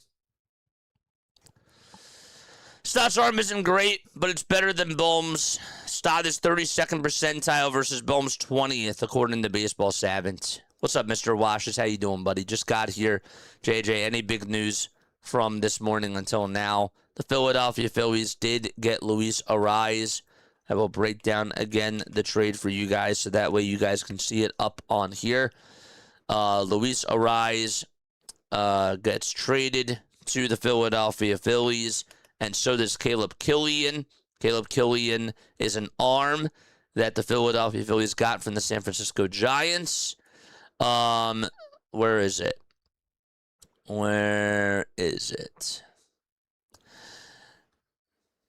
I don't know where the whole breakdown of the trade is. Luis Arraez trade breakdown. I just want you guys to see it on here. The package the Phillies sent out could point to Luis Arraez being more than a rental. Alec Bohm was a free agent after the season. I just want to see the package. They're finalizing a trade to get Luis Arraez. But that just happened. But that was like an hour ago. Here's what a potential lineup could be with Luis Arraez in the lineup for the Phillies. Trey Turner batting leadoff. Kyle Schwarber batting second. And then Bryce Harper third. Luis Arraez fourth. Alec Bohm fifth. Marsh sixth. Stott seventh. Real Muto eighth. And Crawford ninth. I want Arraez batting leadoff.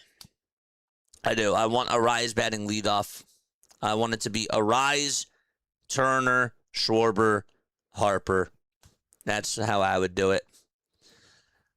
I actually wouldn't mind, if I'm being honest with you, if they had Arraez, Turner, Marsh, Schwarber, and Harper. I wouldn't mind that either, but it's not my decision.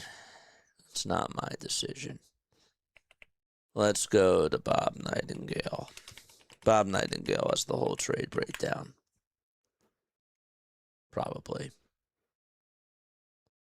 Those are close to finalizing the deal.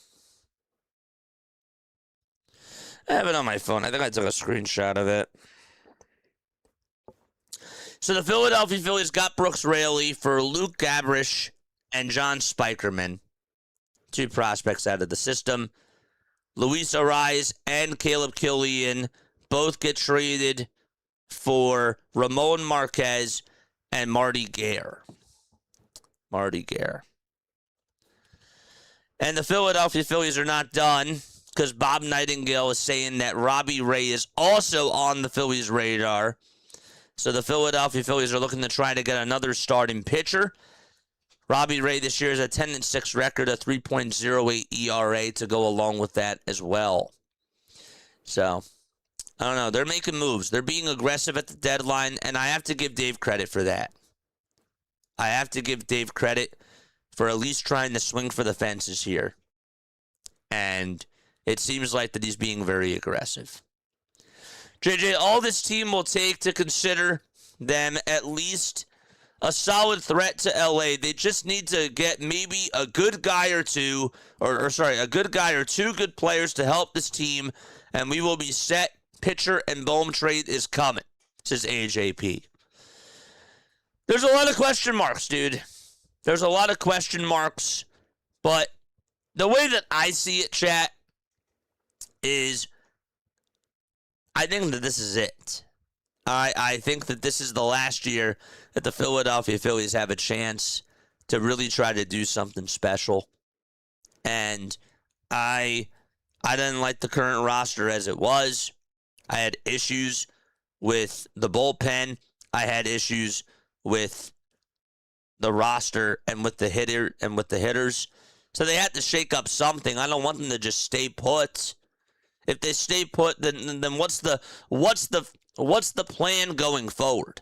First of all, you have Dave Dombrowski, right, who believes that this is a good ball club, which clearly we all know, as it currently stood, was not a good ball club. They needed help.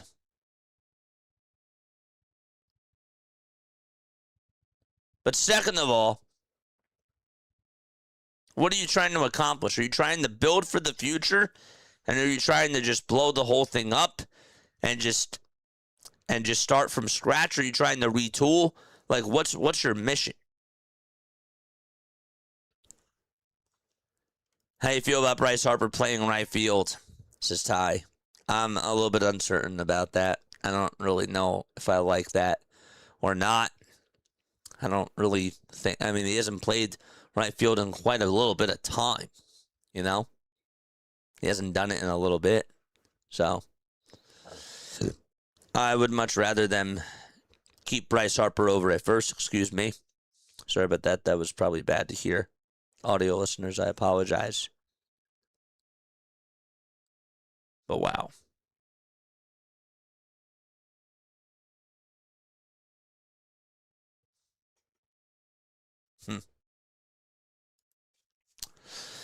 Braves got a reliever from the Angels. Yeah, we just saw that. Yes, we did. Sorry, we're just catching up, chat. We're just spewing. We're just spitballing. We're just talking. Is it a real possibility that the Phillies trade Bryce Harper, says Philly Sports on Top? Now that they got a rise, no. I don't think that they're going to move Bryce Harper now.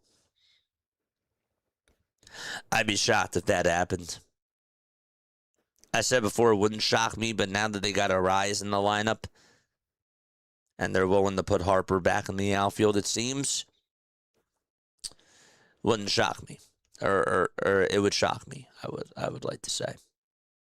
Get Joe Adell for Gabriel Rincones and Bohm, or the same trade for George Springer, then try to get Robbie Ray, or Griffin, or Mize.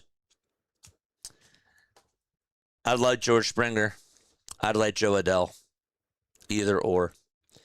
And by the way, chat, let's pull up Joe Adell's and George Springer's stats this year so that way you guys can see for yourselves. All right? We're going to do that right now. So George Springer this year, the thing about George Springer is that he's 36 and they would have to have him back in the outfield. These are George Springer's numbers throughout the entire season so far. All right? I'm going to zoom out for you so that way you guys can see it at the very top of the screen. He's batting .239. He also has 12 homers and 36 RBIs. All right? When you look at it from that sort of perspective, it doesn't really make you want to say, I want to do that trade. But look at these numbers over the last 7 days, chat. over the last 7 days, this guy has been raking. He's starting to hit the ball very well, and he's making really good contact with the baseball. He also was coming off of a bad injury last year, and I think that he got off to a really cold start. But this is the type of guy who over the last 7 days is 7 for 22 with a double, a triple, a homer, and 6 RBIs. And he seems like that he has been hitting the ball better. Also, not only that, but he's driving in runs. He had 3 RBIs against the Nationals last Tuesday. He had 1 on Wednesday, and he had 2 on Saturday against the St. Louis Cardinals. And before that, the Saturday before, he had 3 RBIs against the Boston Red Sox. He also homered in that game. So he's driving in runs. He has playoff experience. He won a World Series with the Astros. He made it to another World Series last year. He's a playoff riser, and he's a right-handed bat. And I don't think it would be such a bad thing to put him back in the outfield. I wouldn't be so opposed to that. The one thing, though, about, and that's actually the other thing, too, he only struck out 8 times in the month of July. Struck out 22 times in June, but his strikeout numbers were so down in the month of July, which I thought was really good. So, but Springer, if we take a look at how he's doing against lefties, he's batting .264 against lefties, 2 homers, 11 RBIs. Against righties, 10 homers, 25 RBIs, and a .229 average. I really would not mind the move. I think he would also be amped up to play in a team like Philadelphia, and he would do pretty good in this type of a market. I do. Now, Joe Adell, on the other hand, if we take a look at his stats and see how he's been doing this season, Joe Adell does have a .239 average, but he has 16 home runs and 62 RBIs. Now, he's the type of guy that's going to strike out more, right? And he's going to just try to hit for power. But he plays really good defense, too. He's 27 years old. He's younger, right? He has a really good arm. You're pretty much getting, at this point, like a better version of Adolis Garcia. That's the way that I look at it. Who can hit the long ball, can also drive in runs. I know I said that I want pure contact hitters, but there's really not many pure contact outfield hitters that are on the market that are right-handed bats that can also hit for power in baseball. So I do think that Joe Adell provides improvement in your defense, and he's somebody that can actually play every single day, and he would make the lineup even better. He's also batting .303 against lefties, too, which is really good. .303 against lefties with 10 home runs and 29 RBIs. His home road splits, they're pretty much equal. .230 average at home. Where is it? This is against lefties, as we mentioned before. So you guys can see right over here. It's actually a little bit small. But yeah, against left-handed pitching, 36 hits and 119 at-bats, 10 home runs, and 29 RBIs, only 29 strikeouts. His OPS is higher, his on-base percentage is higher, and again, it all equates to batting average. Plus, you'd have him reunited with Brandon Marsh, and that'd be kind of cool. I do. I think that would be kind of nice. Now, people have also been saying Taylor Ward. Well, these are Taylor Ward's numbers. All right, we're going to pull that up. The former Angel himself, Taylor Ward, is hitting .246 with 7 homers and 30 RBIs. This is the type of guy who, against left-handed pitching this season, is batting .269. He has 4 homers and 11 RBIs. He's not really driving in runs. And he's hitting .238 against righties. I don't know. He's older. He's 32, 6 feet tall. He's a good defensive left fielder, but again, my ideal candidates personally for me are George Springer and Joe Adell. That's the way that I see it. I'm telling you, they're trading Bohm, Sugart, and Backus or Jose, one of those guys, for a starting pitcher or yet another right-handed bat. Well, they're going to get Robbie Ray. It really seems like that is going to be a possibility. Phillies Tailgate just posted this, and I wanted to pull this up for you in regards to Caleb Killian. Where is it? Where is he? Posted about an hour ago. Caleb Killian has 5 years of control. These are his numbers. All right. Look at all this red stuff. Expected ERA, red. Expected batting average, red. Fastball velo, red. I know that these are advanced analytics and advanced metrics, but overall, even from the eye test, he's done pretty good. He's done pretty good. I know that his ERA is a little bit high, but again, we talked about besides the Rockies and besides the A's against other teams, his ERA is really at like a 1.97, so he's doing really good. And he makes the bullpen that much better, along with Brooks Raley and Seth MacFarlane. Again, I'm just going to continue to say it. He has to be called up. I don't want Devers. I don't want him, says Denbrew. I do not want him. I do Bohm, Rinconis, and Cabe O'Mueller for Adele, then try to get Ray or Foster Griffin. Foster Griffin could be a good one, for sure. Don't like Devers as much after the Boston issues, but can't blame the man for being mad about being signed for a position and then getting a replacement and say that you're moving over to first base as Haley. Yeah, that's true. That is true. Arias gives us contact, power, and speed. He gives us contact, not really much power, but definitely does give you a lot of contact, which is good, and he fights off pitches. This is what Bryson Stott. He's pretty much a better version of Bryson Stott at the plate. What about Jackson Chourio? I do not see the Milwaukee Brewers getting rid of Jackson Chourio, but obviously if the Philadelphia Phillies got Jackson Chourio, that's a home run deal. That's a home run deal of a player that I would absolutely love. I would absolutely love that. I guess Mattingly owes Bryce an apology, says the nameless. I mean, again, not going to go into the full thing, but I've said it so many times, I don't agree with any of the parties. I think that everybody has to be held accountable. Bryce, Don, and Dave all have to be held accountable for everything that they've been doing and look at themselves in the mirror. So, yeah. If we're going to move Bryce back to the outfield, we should have just singled Pete Alonso before the season even started.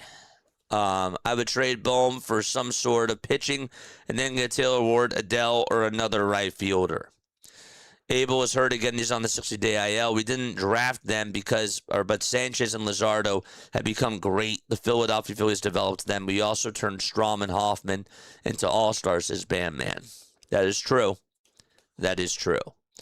I don't mean offensive switch-ups. I mean defensive.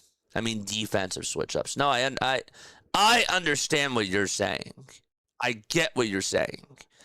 You don't want to take Stott out of his position, take Bohm out of his position, and Bryce Harper out of his position. That's like a major, major shakeup. I completely understand what you're saying. I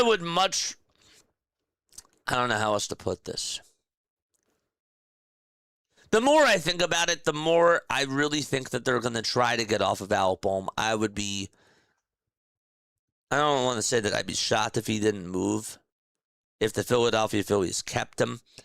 But I think that they're really trying to do everything they can to shop Alec Bohm, because I know that Bryce is willing to play the outfield, and I appreciate that, but I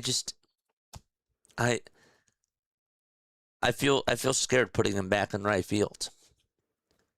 Do they move Stott to short and Trey Turner to right? That's definitely not happening. I know for a fact that that's not going to happen.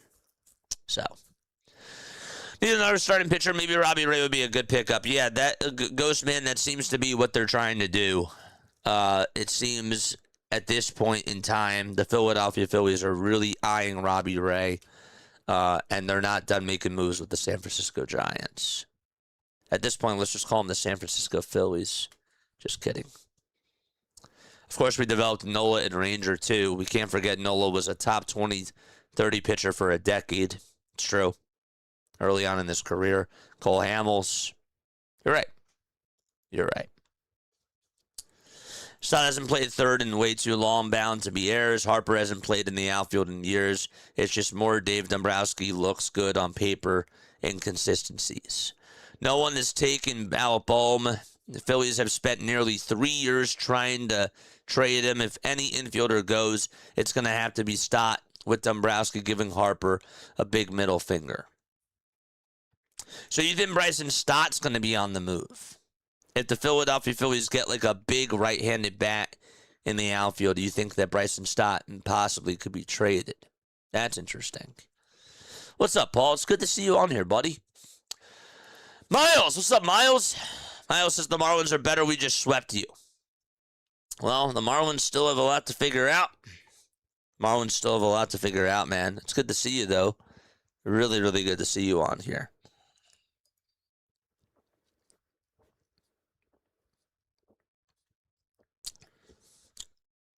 I really like the bullpen. Locked on Phillies just tweeted out, the Phillies bullpen just got a shake-up with Brooks Raley and Caleb Killian. But is it really fixed? That, to me, is a good question. Is it really fixed? I don't know. It's better. It's a lot better than what they were showing us before on paper. And I like the move, getting Raley and Killian. I think that they get better if they also say that McFarland gets called up and pitches more too, because of the velocity and because of how fast he throws. So, yeah. I would say that they're definitely better. Now you don't have to go to Seth Johnson or a guy like Kyle Backus as much. You know? That to me is a lot better, chat. I like the sound of that. Look at it this way. Bowman's a free agent. Don't bring him back. And Harper gets first base back, says Herman. Look at it that way. But then also at the same time, yeah, I hear what you're saying.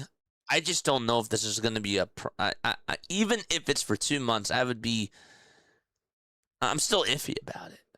I'm still iffy. Now, let's talk about Randy Arozarena. Let's talk about Randy Arozarena. Arise is a 4-hole guy. Yeah, he's not. Yeah, he can drive in runs, but guess what? He's a table setter. I don't know why. If they put him in the 4-hole, we're going to have problems with that. We're going to have problems with that. So.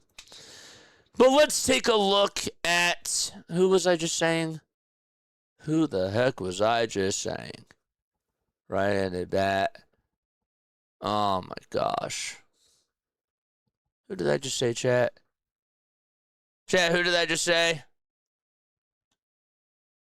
Who was the other bat that I just said? Somebody remind me in the chat. I don't know why I'm having a brain fart. The Red Sox and Orioles are talking about Adley Rutschman. Oh, wow.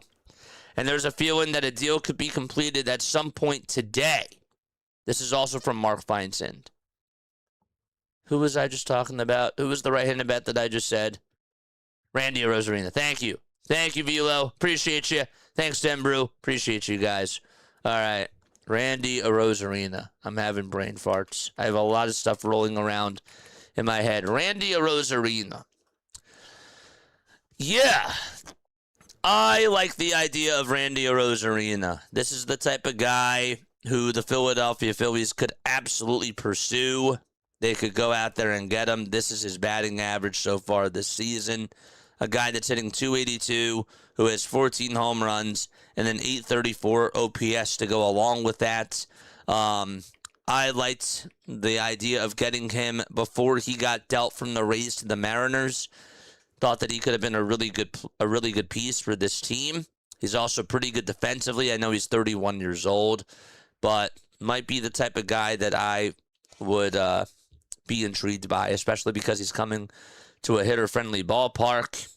But he's the type of person that also hits lefties very well, too. If we take a look at his splits. I care a lot about how these guys do against left-handed pitchers because that's really where the Philadelphia Phillies struggle. He's hitting .265 against lefties, which really isn't bad. 26 hits and 98 at-bats. He's hitting actually better against righties.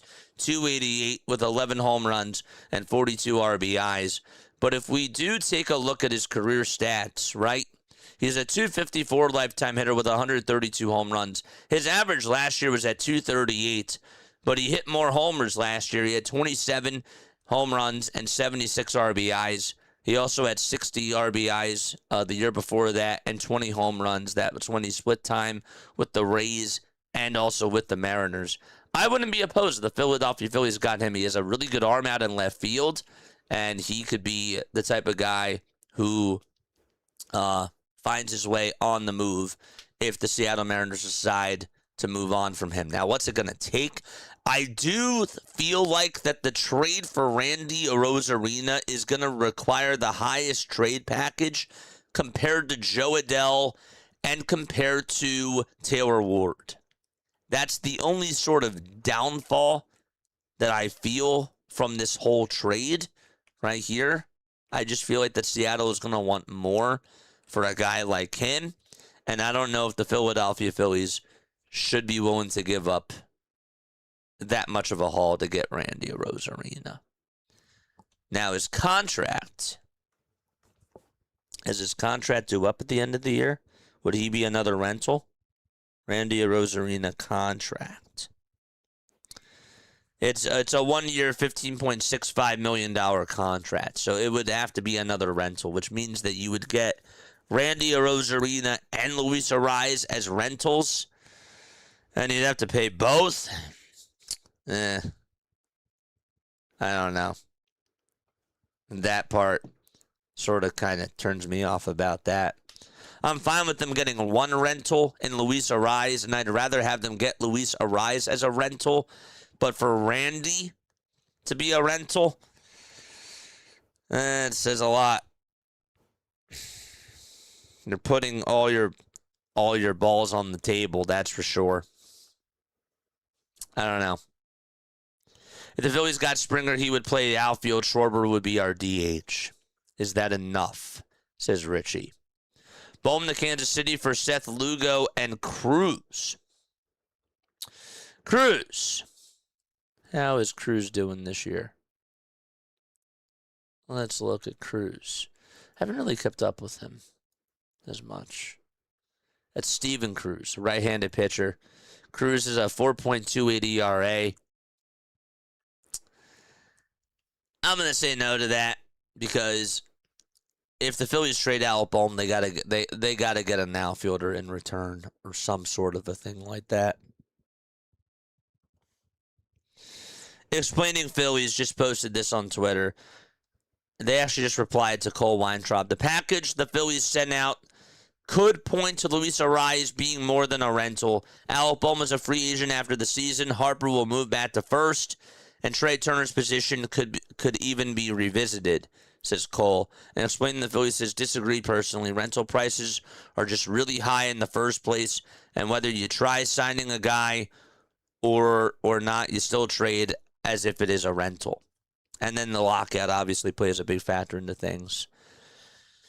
I'm just stating the track record with him, and I'd rather you be right, Anthony. What else do we got? Do you think Dave traded for Arias? Do you think he'll trade for Arias to make Bohm or to make Harper mad because he said that we need help?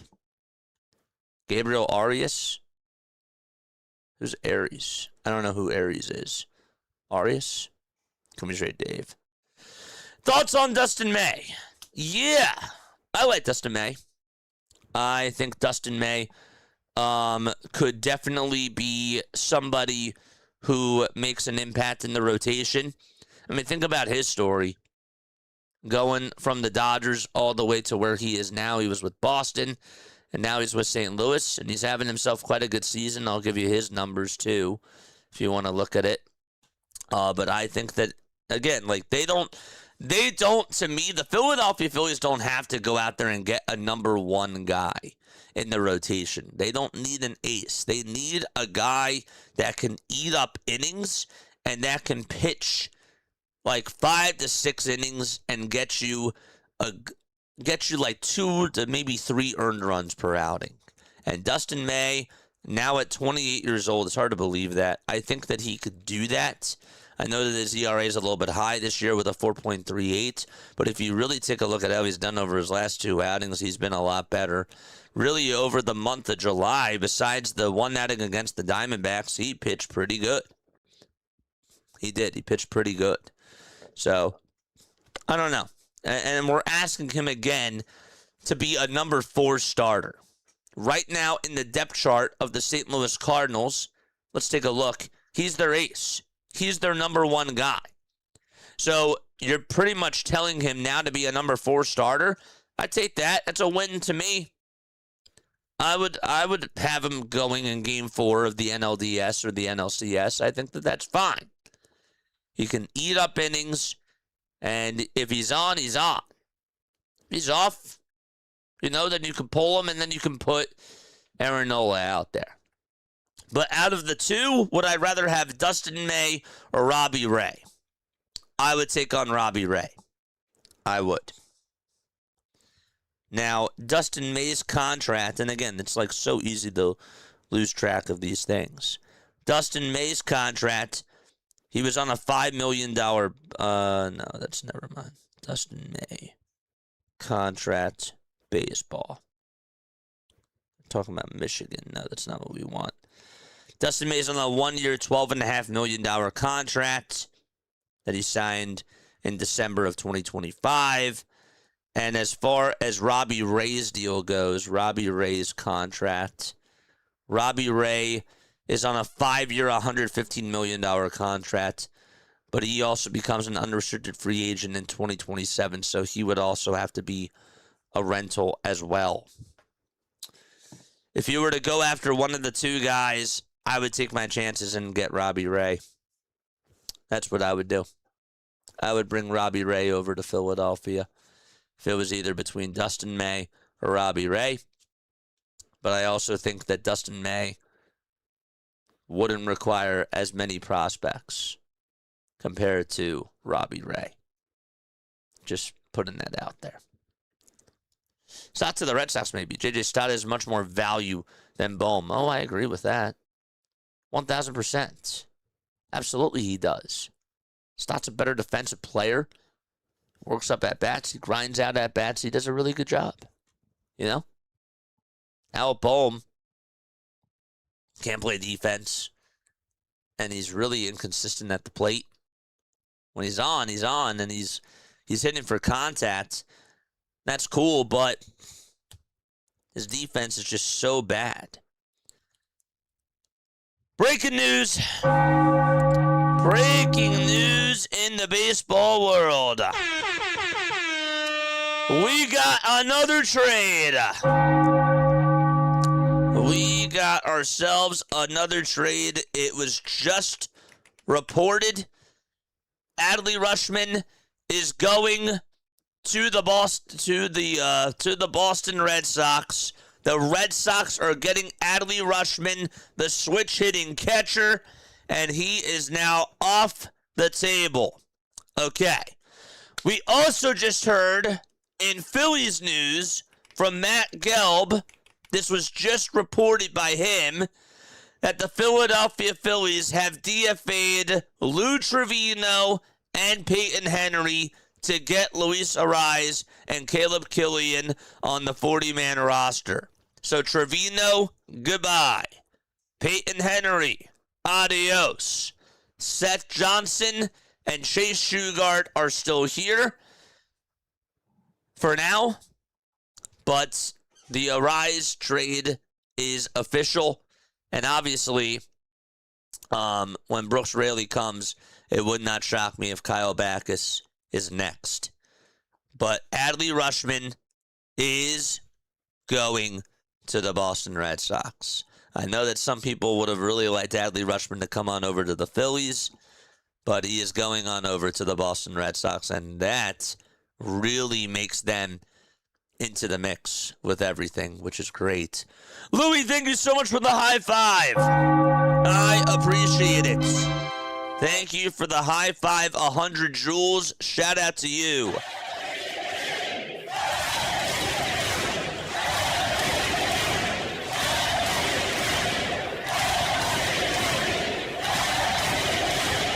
Oh, boy. I feel like Harper has to go. He is not producing like he should, says Rebecca. We keep him for show. We really need to look how much he gives back to the Philadelphia Phillies. Yeah, well, I mean, he's starting to come around a little bit, but he has just not, overall, he didn't have a good July. He had a really good June, and I don't think that they're going to get rid of him. I think that he's going to stay. And I just don't like the fact that he's going back out to right field. I haven't been a fan of his play this year. I haven't been a fan of what he's done specifically over the last month. But obviously the team needs him. If they want to compete for a title, they need Bryce Harper. They do. They need Bryce Harper. You might disagree, but those are my thoughts, though. They can't trade Bowman. He's a free agent. How about just releasing him and leave Harper at first, says Herman. I think that's fine. I'm fine with that. That's totally cool with me. That's totally fine with me. I would be fine. Randy Rosarina. I agree. We can restock the minors and get relief pitching. Possibly the A's. They need a star for their new stadium next year. I think that that's an offseason move. If Bryce Harper were to be traded now at this moment in time, especially because they got Luis Ariz, that's an offseason move. That's not something that they do right now during the trade deadline. They're probably going to do it. If they were to do it, they would do it at the very end of the season. They would do it after the season is over. That's what I think, though. Suitor to the Braves. We saw that. Red Sox just got Adley. I saw that, too. What else do we got? Right-handed hitting outfield. Only 24 years old. Hits for power and decent average. Include Heliot Ramos. Yeah, that was another guy that was also on my radar, too. I forgot about Heliot Ramos. Good call. I don't think that they're going to get him now unless he's packaged in the deal with Robbie Ray, which I don't know if I see that happening. But Ramos is hitting .264. He has 9 home runs and a total of 34 RBIs. This is a guy who overall this season has actually given them some really good production. And he's a type of guy that I really do like him. I do. He has 288 at-bats. If he plays a full season, he's a 25 home run type of a guy. He really is. And he is also really good defensively out in left field for the Giants, too. He hits lefties very well. Wouldn't be shocked, or not wouldn't be shocked, but I wouldn't mind the deal. I would not mind the deal at all. His contract, and again, I have to keep going back to this, he's also on a 1-year, $810,000 pre-arbitration contract with the Giants. If he's a rental and they let him walk, I'm okay with it. I don't really know how much of a package it's going to be for the Philadelphia Phillies to get him in particular, but we just have to wait and see what the deal is. That's the whole thing about this is, like, we just talked about the best right-handed bats. George Springer, Heliot Ramos, Randy Rosarina, and also Joe Adele. Another person that I'm obviously intrigued by is Seiya Suzuki. Seiya Suzuki would be a good one. And the other one that I like, that I would also be interested in going after, there's a couple. But the other one that I just thought of is Lars Gurriel Jr. Lars Gurriel Jr. And by the way, Gurriel, is he on the IL again? I think he is. I think he's on the IL again. Is he really? Lars Gurriel Jr. isn't in the lineup for Saturday's game. He's still on the IL. Well, never mind. Never mind. Never mind.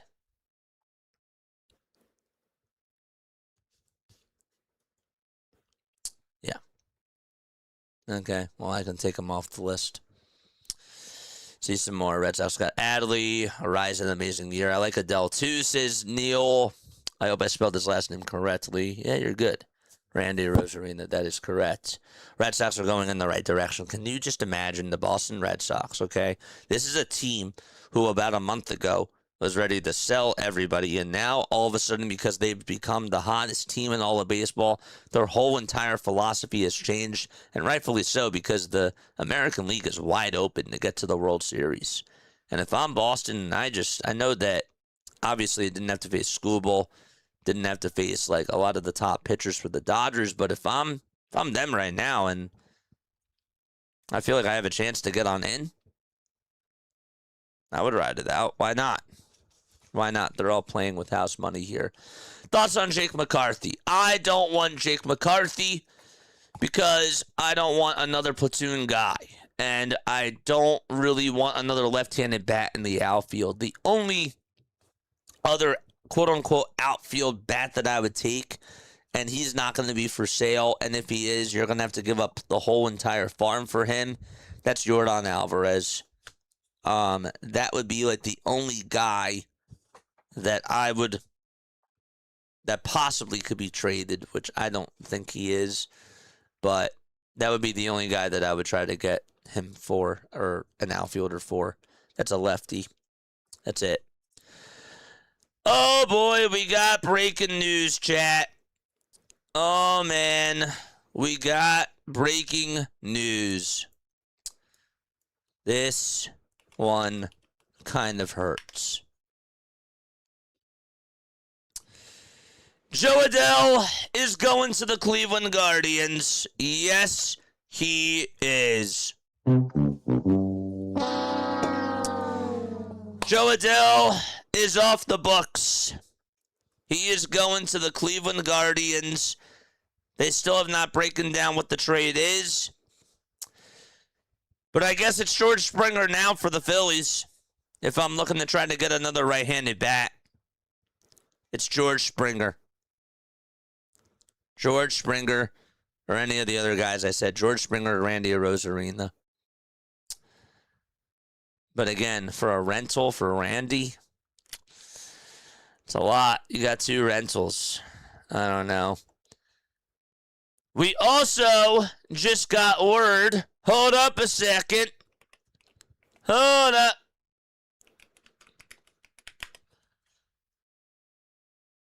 That the Mariners are getting Taylor Ward from the Baltimore Orioles. Another outfielder off the books. So Taylor Ward is going to Seattle, and Jo Adell is going to Cleveland. We just got the word. Wow. Darn it. That's too bad. Taylor Ward just got traded.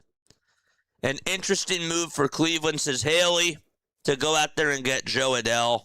They need pop. They definitely need pop in their lineups, for sure. But wow, I'm a little bit disappointed. But doesn't mean the Philadelphia Phillies still can't get another bat out in the outfield to improve. But some of those guys I would have liked. Please do not spam the chats. Do not spam the chats. Obviously, when I get updated on stuff, I got my phone out. I got all the updates going. I'm looking at it constantly. So the Mariners ended up getting Taylor Ward from the Baltimore Orioles, according to Jeff Passan. We are constantly refreshing these pages. And obviously, Jo Adell goes over to the Cleveland Guardians. A Rosarina for Bohm is happening. Was Trevino the local kid? Yeah. JG says, I don't want to trade Harper. I would trade Harper to the Patriots. You can go play with A.J. Brown, says Hardcore. It's funny. Oh, man. Oh, boy. There's still a lot to go. But two of the right-handed outfielders that I wanted are no longer available.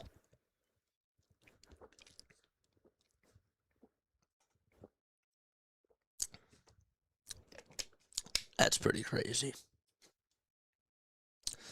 I didn't think Adele was actually going to go to Cleveland. That part I actually didn't see happening.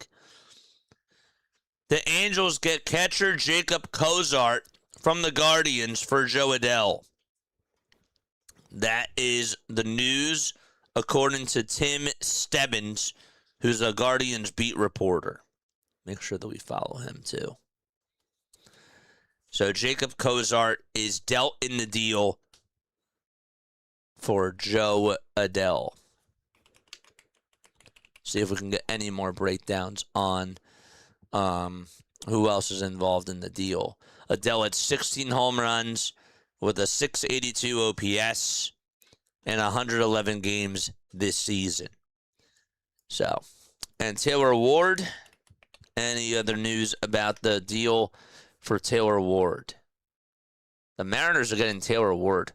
So that tells me that they're not going to trade Randy Arozarena. I'd be shocked now if Randy Arozarena gets dealt. I would be. Mariners are acquiring outfielder Taylor Ward in a trade with the Baltimore Orioles. So, that is it. Ward had a 383 on base percentage this season. He'll be a free agent after 2026. I don't know. I'm a little bummed. I'm a little bit disappointed, but there's still a lot of time left to go. There's still some right-handed outfielder bats that we talked about, like Elliot Ramos, like George Springer, that are still out there. But just seeing them go on over to other teams and seeing them off the shelf, it's a little bit deflating, in my opinion. But it is what it is. Phillies may just live with what we get from Painter and not get another starter, says Hardcore. It seems to me like that they are trying to get this Robbie Ray deal done. So, and if they do that, that's fine with me.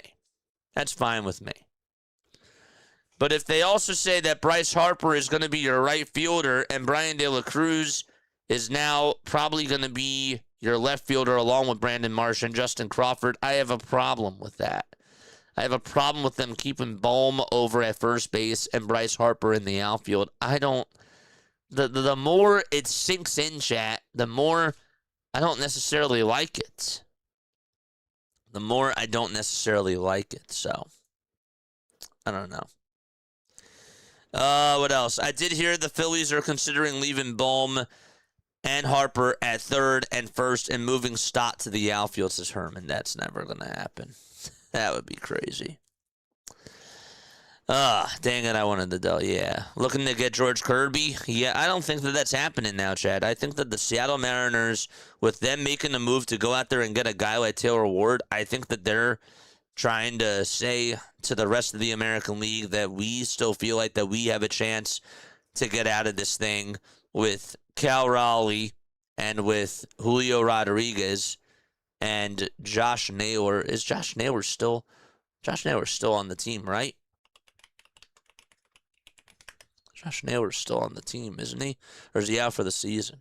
Naylor took a massive face plant on the slide over at third base. Naylor he's still playing. Josh Naylor's still with the team. So, yeah. I don't know. I guess no one wants Luis Robert Jr. from the Mets. Nah.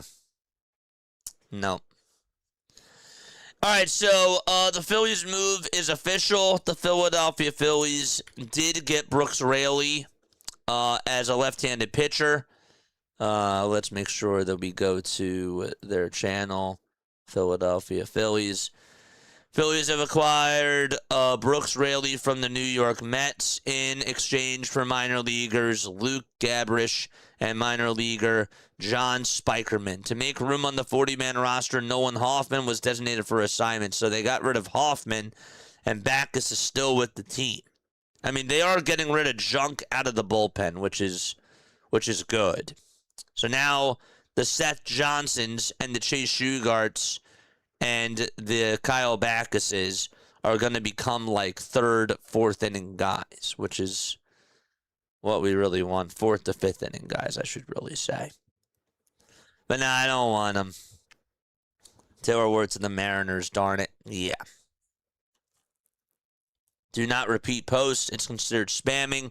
Do not spam my chat or else the mods are going to time you out. Ray says Dave went back to bed. It's too bad. I wanted either or. But again, like this is not over. The Phillies can still do something and get themselves another impactful right-handed bat in the outfield and get themselves another starting pitcher. They go out there and get another bullpen piece, that's great, but I'll be honest with you. If they get Robbie Ray and they have this bullpen as currently constructed, it's a lot better of a bullpen than what it was before. I really like Brooks Raley as your high-leverage lefty. I think it's great. I do. Alvarado doesn't even have to be your number one lefty anymore, and that makes me very happy. And Tim Mesa can slide down to be your number 3. It's better. It's better. It's not perfect. It's not like, oh my gosh, this bullpen is phenomenal. But wow. So, Hoffman has been designated for assignments. We need George Springer now. That is our only hope for the outfield, says JG. I would take George Springer. Get a man that has playoff experience. George Springer, if we actually take a look at his contract right now, chat, because that's the other thing too, right? How much does he have on his contract as of this moment in time? George Springer, his contract is up at the end of the season. A lot of these guys are going to be rentals. A lot of these guys are going to be rentals. So his contract is up at the end of the season too. That's why these guys are getting dealt. That's exactly why they're getting dealt. So he did. He went back to bed, man. He did. He went right back to bed.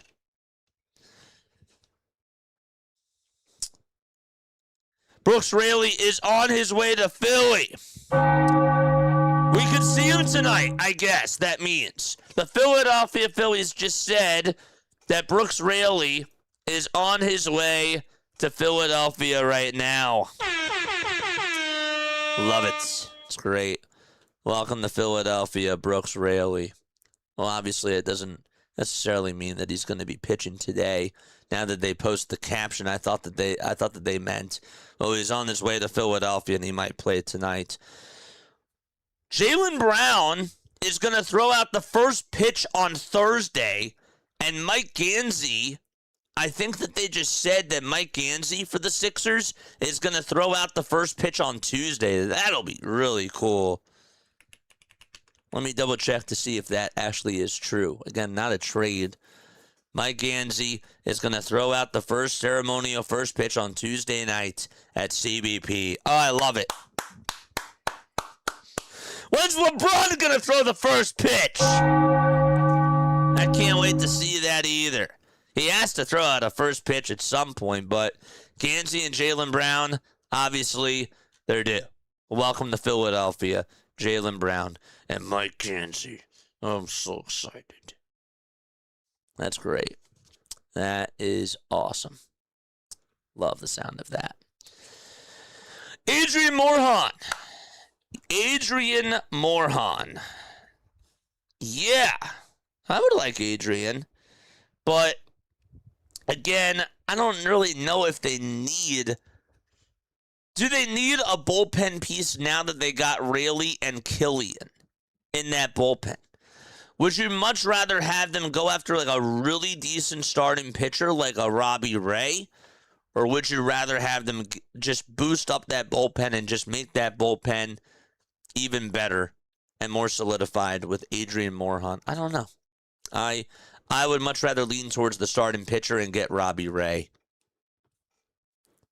Maybe you could do both. Yeah, you could. But then do you get yourself another bat? Probably not. We got a 5 from Christopher. Christopher, thank you so much. Drop the MVPs. JJ holding down the fort at the deadline. Have a day. Appreciate you, buddy. How come I didn't see your super chat? Where is it? Christopher, thank you so much, my friend. I appreciate you.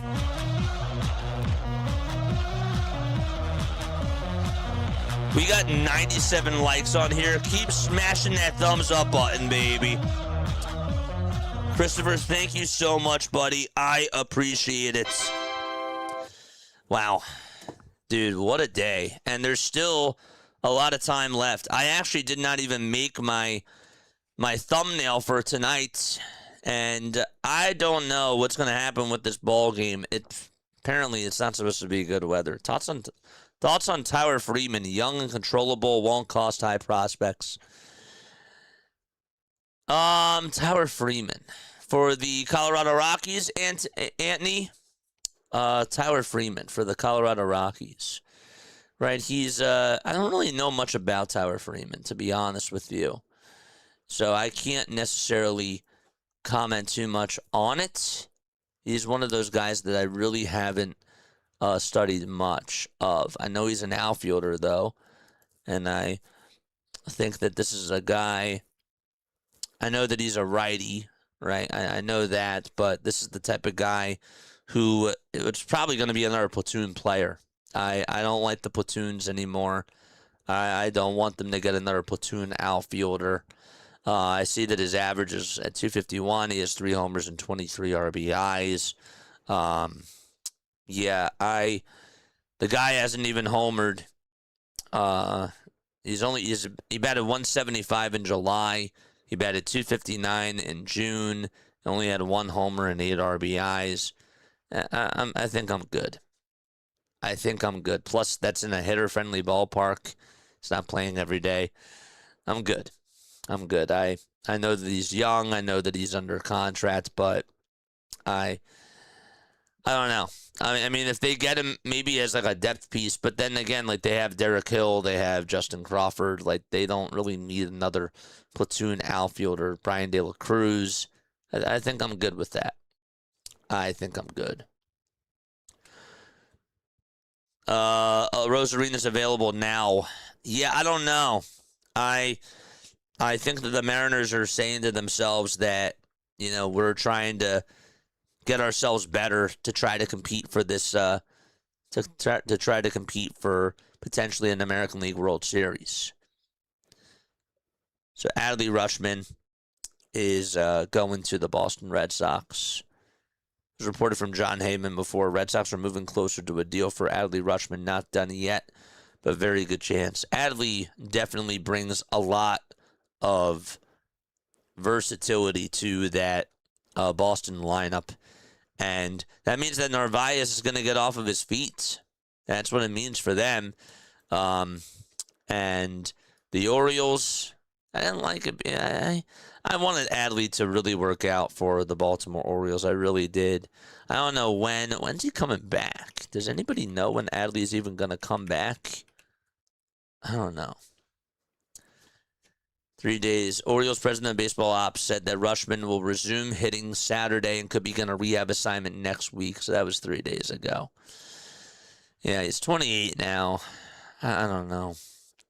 I wanted him to be better. He had a very good rookie season. He also had a good second season as well.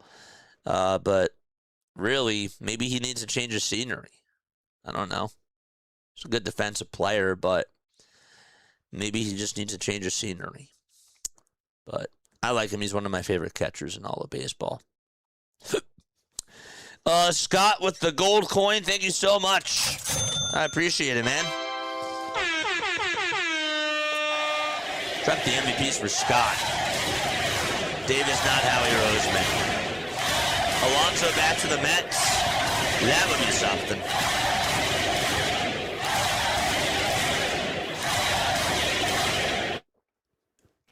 That would be something. That would be crazy. No way he goes back to the Mets. You had me for a second. Maybe they work with Bowman in the outfield and he becomes our right fielder, says Eagles. Dude, that is funny. That is funny. So, again, we talked about this before, and I do want to make sure that I state this again. Okay, John Heyman did post earlier today that teams are talking to the Rangers about Mackenzie Gore and also Jacob Latz. Now, those are two arms to me that are very intriguing for the Philadelphia Phillies. I want to make sure that I have. This was posted an hour ago from John Heyman. Teams are talking to the Rangers about Mackenzie Gore, Nate Eovaldi, and Jacob Latz. They also put an Eovaldi into the conversation. I would not mind getting an arm from the Texas Rangers either. If they go after a guy like Jacob Latz, that's not my first candidate, but obviously he would make the bullpen even better. The guy can go out there and pitch 2 innings and get you 2-inning saves. That's what he's been doing this season. Obviously, Duran is your number 1 closer, and he would be your shutdown guy. But then you have a guy that can pitch in the 8th inning, and then you could put in a guy like Brooks Raley for the 7th, and you could flip-flop them. That would be kind of cool. But what's it going to take to get a guy like Jacob Latz? I don't know. Mackenzie Gore is also very intriguing to me as well. Mackenzie Gore's numbers, let's take a look at that really quickly. If the Philadelphia Phillies potentially go after a guy like Mackenzie Gore, it would be a guy that obviously strikes out a lot of batters, a guy that can get hitters really off balance, and you would ask him again, like, you're not asking him to be an ace, you're asking him to be a number 4 type of a guy. So 3 earned runs in his last outing against the Tampa Bay Rays in 7 innings, 2 homers allowed. That's the one thing that I don't really like about him, is that the long ball can be an issue for Mackenzie Gore. But again, we're asking him to be a number 5 type of a starter. So that would not make me mad at all. These are his numbers. If you want to see it right now, here it is. In 2026, 23 games started, a 6-9 record, a 4.77 ERA, as you can see on the bottom part of your screen, and a 1.26 whip to go along with that, and 110 hits allowed. He does give up hits, but he does strike out batters. He definitely does get traffic on the bases, but then again, like, he has JT as his catcher. JT might actually really do a good job getting on the same page with him. And then you have something to focus on after Zach Wheeler potentially retires. So that might not be a bad move. If the Philadelphia Phillies say that they want to go after Mackenzie Gore, I wouldn't be opposed to that. I would not be opposed to that at all whatsoever. His contract is just a 1-year, $5.6 million deal. So obviously you would have to pay him too. But yeah, and as far as Nathan Eovaldi goes, another intriguing arm to go along with that, but he's older, right? He's 36 years old. He is the type of guy that obviously has World Series experience, and he has posted really good numbers in the postseason. But he is now at the point of his career where he's just an innings eater type of a guy.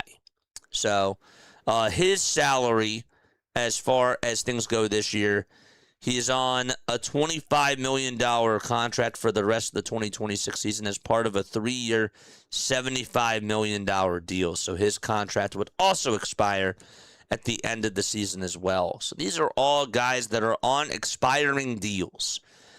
But yes, Eovaldi's stats, if we take a look at his numbers, 10-9 record, a 4.31 ERA.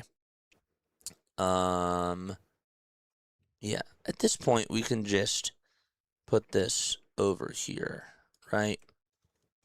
I gotta turn off and turn on my keyboard again. That's not what I wanted. Scott, thanks so much for the 6-7. I appreciate it. I appreciate it very much.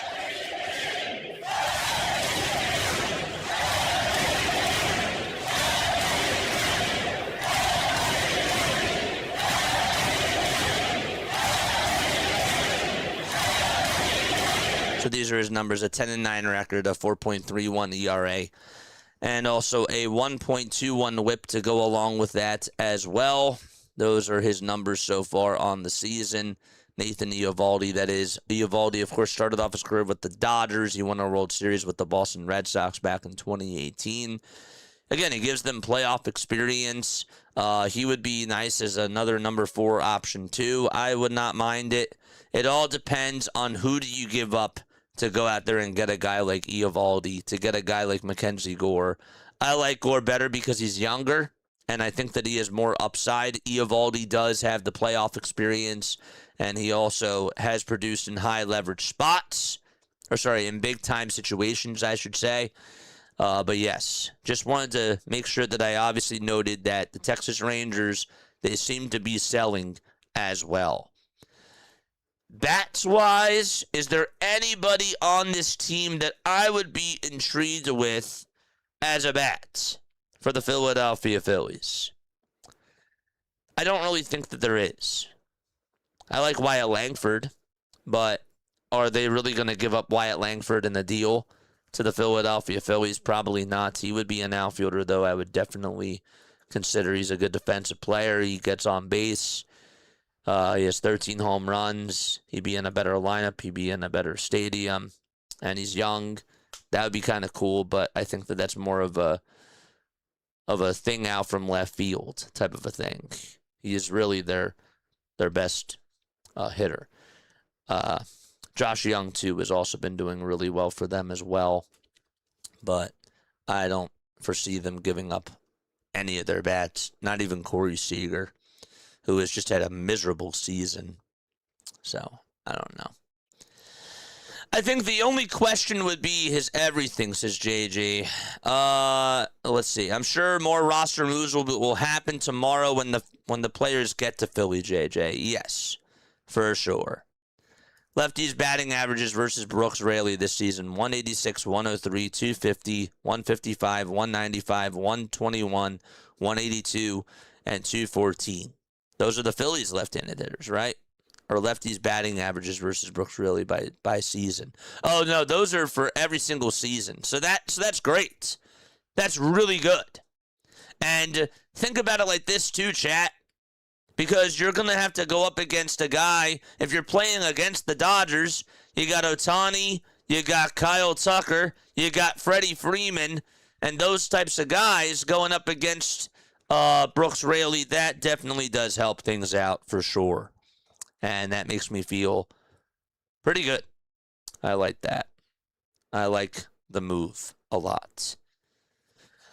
Socials, if you guys want to follow me on all the social media platforms, absolutely, you most certainly can. Make sure that you guys go check me out on LINKTREE.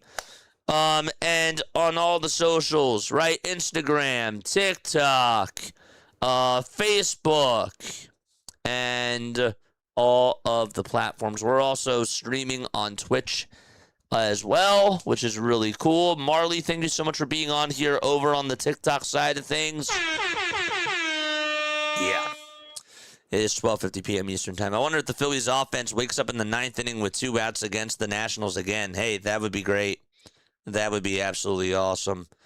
JJ, I love Luis Ariz, and he's just what we need, but why move Stott? He's earned his spot at second base. Trey has been worse. If anything, Stott should play over at shortstop.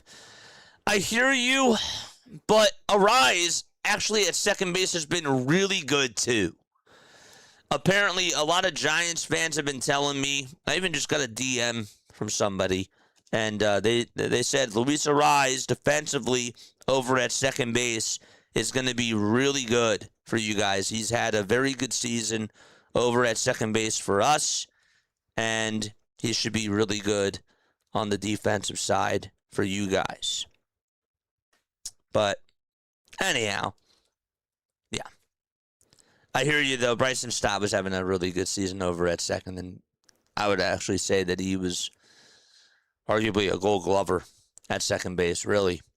He is just that good of a defensive second baseman, and it's no disrespect to Arise. I hear you. I think that Stott is better at second base than Arise is. But also, Stott is better at third than Bohm is. I don't like Bohm over at first. I really don't like Bryce Harper in the outfield.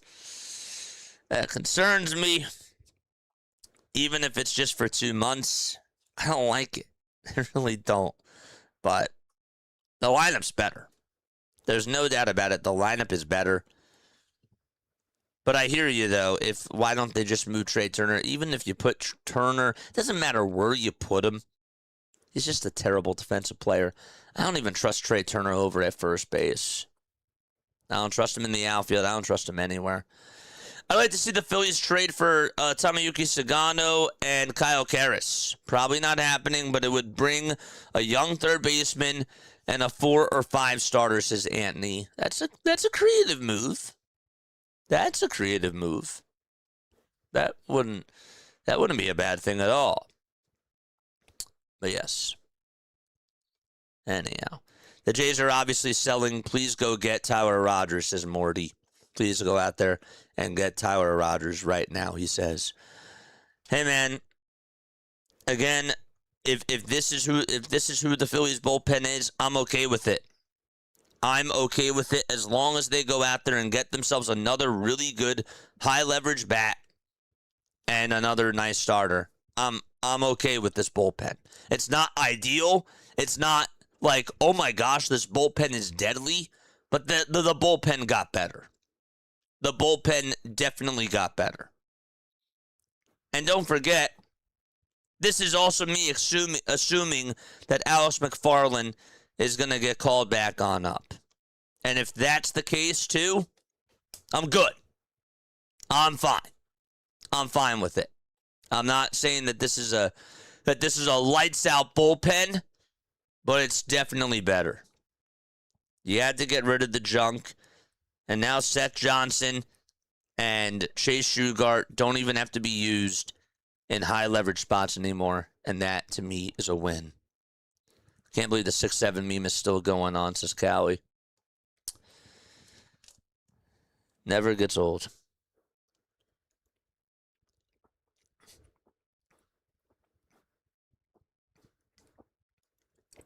Cisco, what's going on? How you doing? How you guys doing? It is good to see you guys on here. Again, we will continue to make sure that we keep up with what's going on during this MLB trade deadline.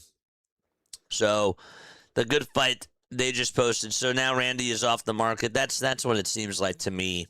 And that's a little bit disappointing because they just got Taylor Ward. I don't think that Randy Arozarena is going to come on over here unless they decide to trade to pay Taylor Ward instead of Randy, which I don't see happening either. I don't see that. Luis Arise excited to come to Philly. This is from Jeff Skversky. The new Phillies All-Star posted on his Instagram. This is what it looks like. Luis Arise will continue his pursuit of the batting title and will look to reach his 4th consecutive postseason in South Philadelphia. The sprinkler arrives with the Philadelphia Phillies, and he's ready to ring the bell. We love it. This is amazing. Look at this picture right here. You guys see it? Do you guys see it? Hold up. Where is he? There he is. There he is. They have him on the Rocky Steps. It's funny. That is funny to me. Brenton Doyle just got moved to the White Sox. Brenton Doyle. The White Sox are making moves, man. Brenton Doyle is now a Chicago White Sox. They got Huascar Braziban last night. They also, I believe, got themselves a starting pitcher, too. Like, the White Sox have been making some moves. They really have. And good for them because they feel like, again, the American League is just that much open. And they feel like that they can contend. So, Red Sox and O's have a deal arranged for Adley Rutschman prospects, medical set. Red Sox just need to say yay or nay to the deal. So that was also just reported as well. What else have we got? This is what the package for Brenton Doyle looks like for the Colorado Rockies. So the White Sox are getting Brenton Doyle. The White Sox, according to Mark Feinsand, have agreed to acquire Doyle from the Rockies for right-handed pitcher Mason Adams and shortstop Carlos Vielma. The deal is in medical review as of right now. Doyle was another outfielder for the Colorado Rockies who gave them versatility, and these are his numbers on the season. Let's look at that, unless they don't have it here anymore. 214 average, 1 homer, and 5 RBIs. He just came back from the injured list. Remember, he was out for a couple of months. They started off the season in the month of April. He did okay, and then just struggled during the month of May. But, you know, he does give them some more help on the defensive side of things. He's 28 years old. I didn't want Brenton Doyle, but good for the White Sox for just trying to be aggressive and making extra moves. It's pretty wild that they're doing all of this. So, I like Rayleigh, says Crowley. What's up, Crowley? Haven't seen you on here in a while. I just think we need another bat and pitcher, and if you want to have a realistic chance, you need another bat and another pitcher. I agree. I think that they need another reliable starting pitcher. That's what I'm going to go with. For the record, I called for the Phillies to get Arise before going after Bichette. Why wouldn't you, says Master Chief. Hey, it came into fruition. And I will take Arise even over Bo Bichette. I would. Again, we're not saying that this team is going to win a World Series now, but can they at least get back into the conversation of contender? There's still moves to be done. They're not a finished product yet. There's still 5 hours left to go. I also want to make sure that I remind you guys, it's also really important for me to say this, and we have to say it every year. Just because it's 6 o'clock or after 6 o'clock doesn't mean that moves are still not going to be made, because obviously there still are going to be moves that are going to be announced at like 6:05, 6:10-ish, that type of a thing. They have to start the conversations and the trade negotiations on paper. The trades have to be signed on paper before 6 o'clock. That's really what has to be done. But you can still see trades going on after the 6 o'clock hour is over. Or at 6 o'clock. After 6 o'clock is done. So I just wanted to make sure that I posted that. And I talked about that. Because people tend to forget. Like 2 years ago, we still saw moves that were done at like 3:20. The deadline was 3 o'clock. We were like, oh, wow, this move is happening. This move is happening. As long as the trades, as long as the talks are started, and it has to be signed on the dotted lines.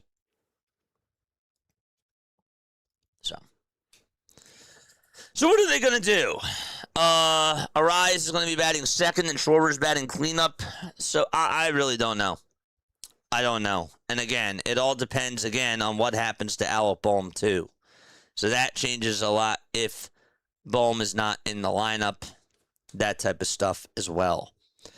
I would say that Arise should be batting leadoff. He should be your number one hitter. I would go Trey Turner 2 and Kyle Schwarber 3, personally. And then Bryce Harper 4. Separate the lefty from the righty. And then have Brandon Marsh bat in the 5 spot.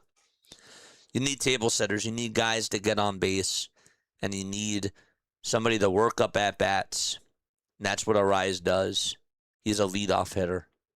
Phillies haven't had a good leadoff hitter since Jimmy Rollins.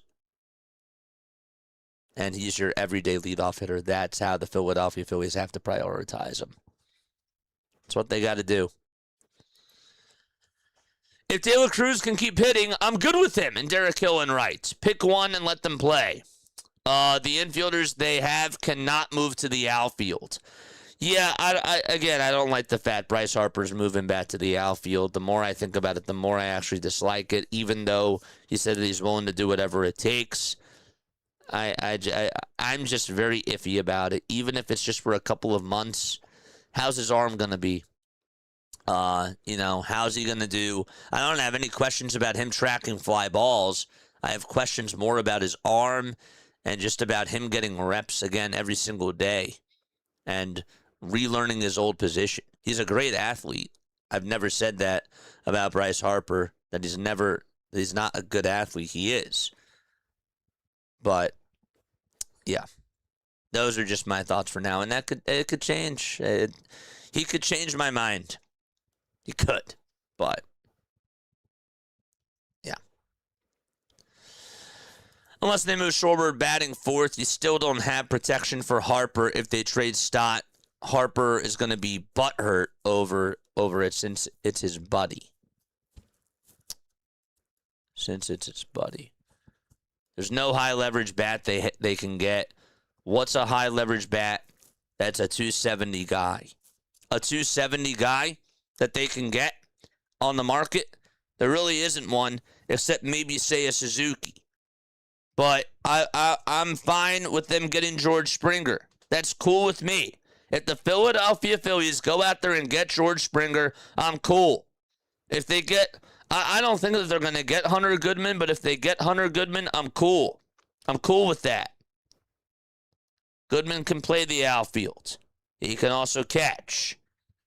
I think he'd be great. I'm totally cool with that. It sucks that Adele got traded, and it kind of sucks that Taylor Ward got traded too. Rockies would trade Chris Bryant for a sandwich and a soda. I totally forgot about Chris Bryant.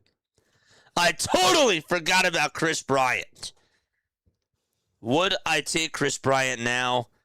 Absolutely no way, no how. I wouldn't do it.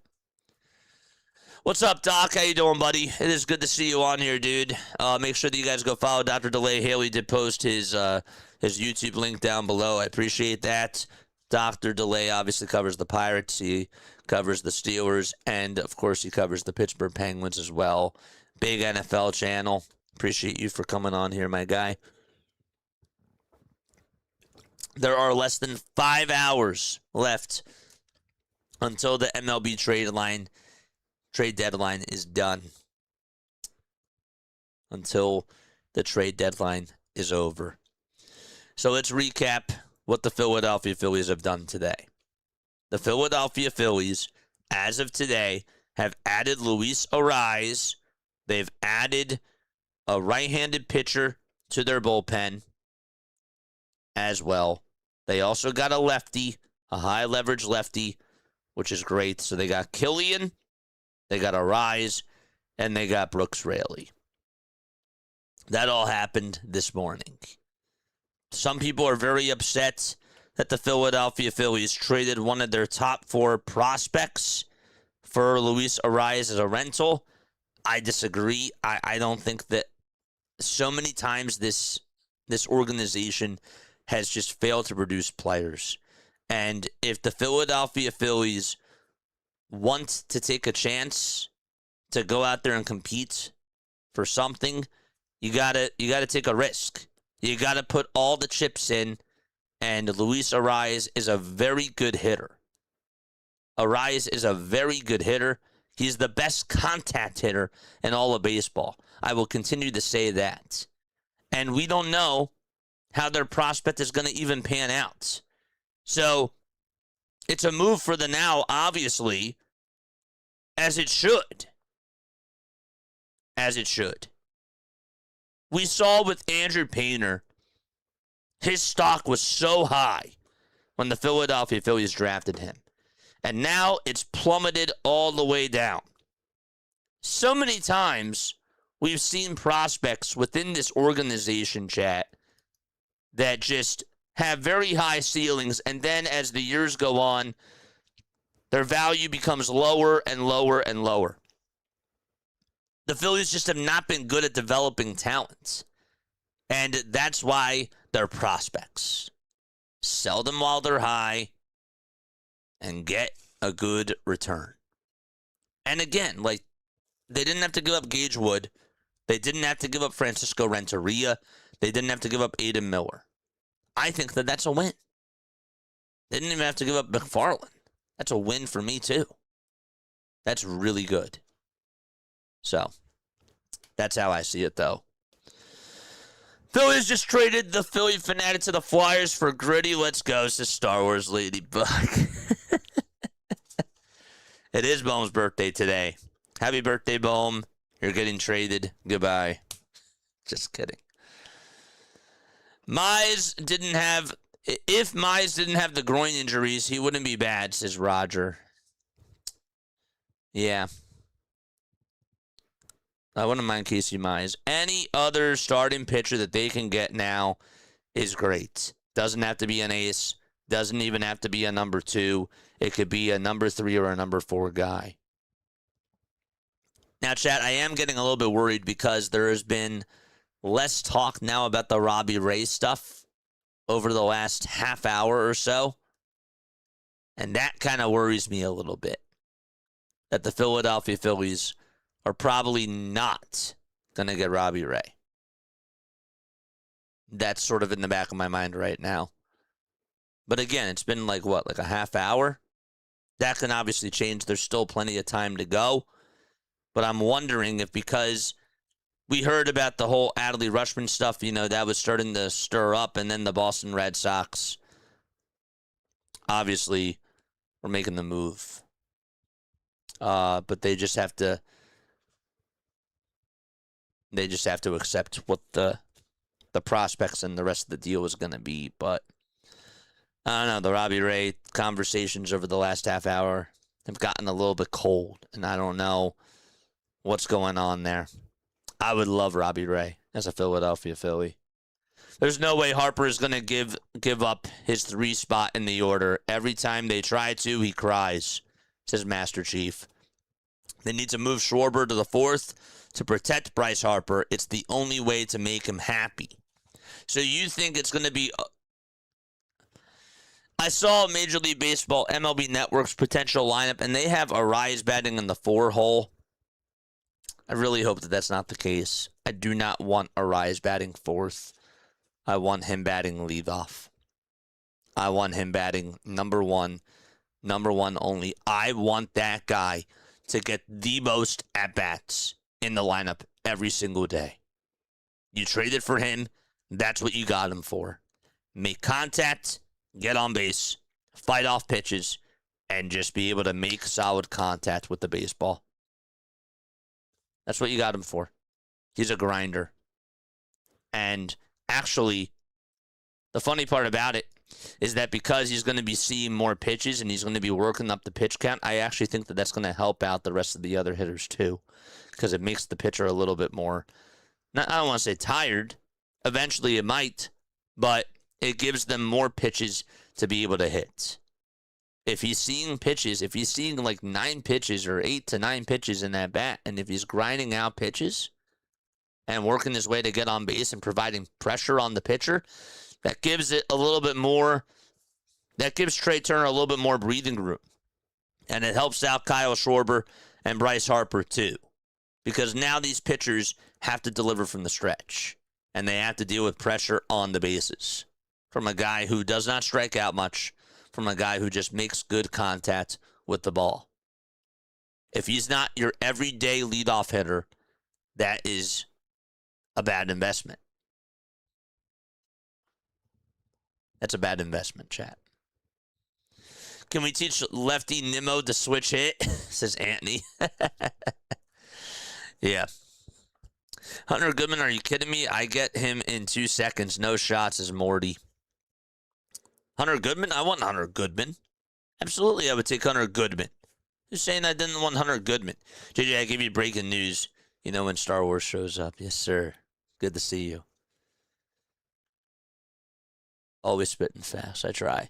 Bryce Harper brought his outfielder's glove on the last road trip, saying he was ready to move to the outfield, and if needed, he's expected to move to the outfield to make room for Luis Ariz in the infield. Bohm to first, Stott to third base. I don't like it, chat.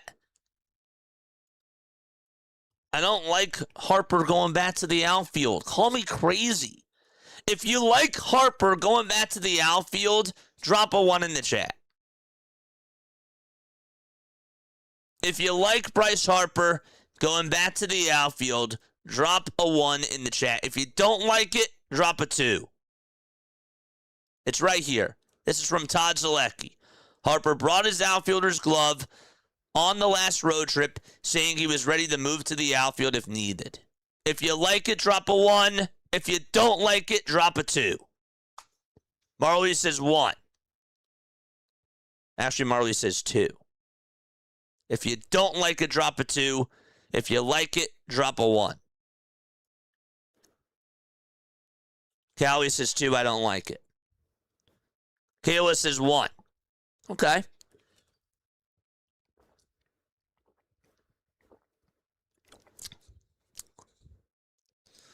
So the rest of the trade, by the way, for Brenton Doyle was just released. Francis Romero says that Mason Adams and infielder Carlos Vielma are going to the Rockies. They're going to the Rockies in exchange for Brenton Doyle, who is traded to the White Sox, sources confirmed. Vielma signed for a $400,000 signing bonus during the current international signing period. 1.5 actually, says JG. Haley says 2. I don't like it. 2. Putting Harper back in the outfield is an injury waiting to happen, says Master Chief. Paul says 2. He's old. 2. Gilmer says, what's up? What's up, Joe? How you doing, buddy? Moneyball made sideways digs on Dave Dombrowski's pedestrian negotiation capabilities. More GMs eat his lunch versus the vice versa. Andy says 2. Shane says 2. Callie says 2. Who said 1? Kayla. Just out of curiosity, why do you have a 1? Why do you think that putting Bryce Harper back in the outfield is better? And also, chat, drop a 1 or a 2 if you like Bohm over at first base. Compared to third. Do you like Alec Bohm at first base compared to third? Drop a 1 if you like it. Drop a 2 if you don't like him at first base. For Alec Bohm, we're talking about. His shoulder, says Leonard. I agree with that. His shoulder. Old, injury prone. That's why I give it a 2. Elaine says 2. David also says 2. Why I picked 2 is because he is better at first base than in right field. And trade Bohm, says Marley. Elka says trade Bohm. Ray says 2 when it comes to Alec Bohm. I don't want Bohm anywhere, 0. Yeah. Blue Jays aren't selling, they're buying. 2, says JG. 100% don't like it. 2, Bryce is way better at first base, says Callie. to first throw to home from right. He throws his arm out, and it will disintegrate. Now you need a right fielder again. Correct. I don't like it. I don't like it. The more I think about it, the more I'm like, no. Even if it's for 2 months, I don't care how long it is. And then guess what? We're going to have to hear him complaining because then it's going to be more about his bat. I could see the whole disaster waiting to happen, chat. If they get Devers or a power-hitting first baseman, I would be okay with Bryce to right field. Otherwise, he's too injury-prone, says Anthony. Yeah, I'm not as high on Rafael Devers. Another left-handed bat in the lineup. So you would potentially have Arise, Harper, Schwarber, Devers, and Marsh all in your lineup. And Crawford. That's 6 lefties. That's a lot of lefties, dude. And Devers doesn't hit lefties particularly well. But those are my thoughts. Bowman, a package deal, says Sound Riding 1. I wish they'll be sold Bowman before the league learned that he is average. Same thing with Andrew Painter. How about same thing with Spencer Howard, too? I know I keep going back to Spencer Howard, but wow. The Philadelphia Phillies had him in their system for a really long time, and he was just a bust. Now, with Mickey Moniak, I thought that they actually did the right thing. Moniak was hold up, chat, educate me. Moniak was a part of the Brandon Marsh trade with Logan O'Hoppe. Is that correct? Yes or no? Yes or no? Was Mickey Moniak, I know I could look it up, but was Mickey Moniak a part of the Brandon Marsh trade with Logan O'Hoppe? With Bowman Turner, you absolutely need a great catching first baseman out there, says Morty. If we secured Trout, he would have to move to first because he would be even more prone to leg injury than Harper. Yeah, he was. Okay, thanks. Appreciate that. I imagine one more right-handed bat and Robbie Ray is what the front office is thinking, says Mike DiFrancesco. I do too. I'm a little bit nervous, though, because it's been like a little bit over a half hour since the Philadelphia Phillies, or since we've heard from these beat reporters about something along the lines of Robbie Ray. And I think that the longer it goes, the worse it gets. Like, I feel like that no news on that front end is not good. Now, maybe I'm just, maybe I'm just spewing right here. But I don't like how it's dragging out to be a little bit longer. I wish that they would say something now. I don't like how there's like no chatter around going on that deal. Bohm doesn't want Bohm. Literally, can we get anyone to put in the outfield, anything to get rid of Alec Bohm, says Philly Sports on Top. They can't have Bohm at first base.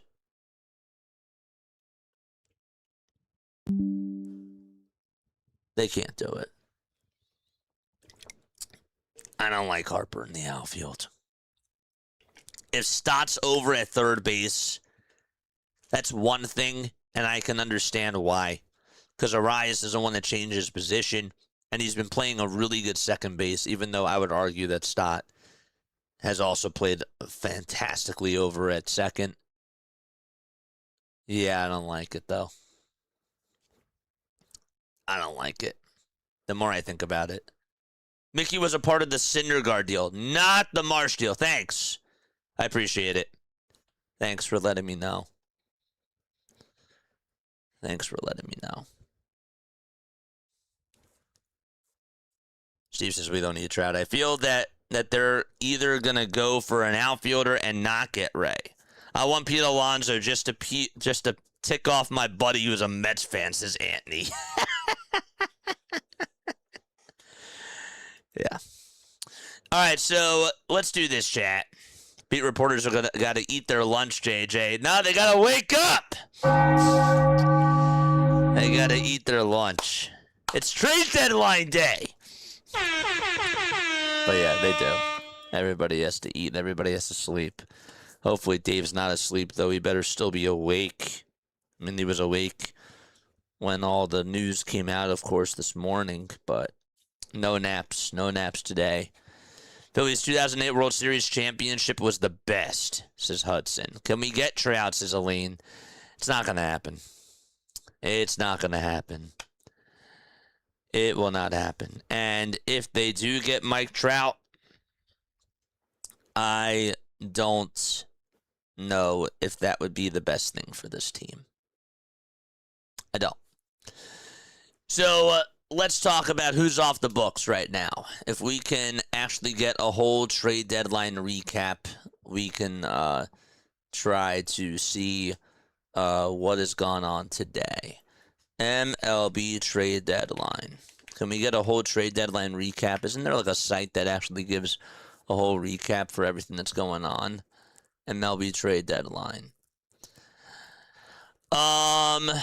So the moves that I can remember. All right, so Taylor Ward, as far as outfielders go, Taylor Ward is off the books. Joe Adell is off the books. Joe Adell just went to Cleveland. Taylor Ward goes to Seattle. Anybody else in the outfield that's off the books? I'm sure that there's other ones that I can think of. Brenton Doyle, I know that he got moved. Updated jersey numbers according to Phillies official roster from Phillies Tailgate.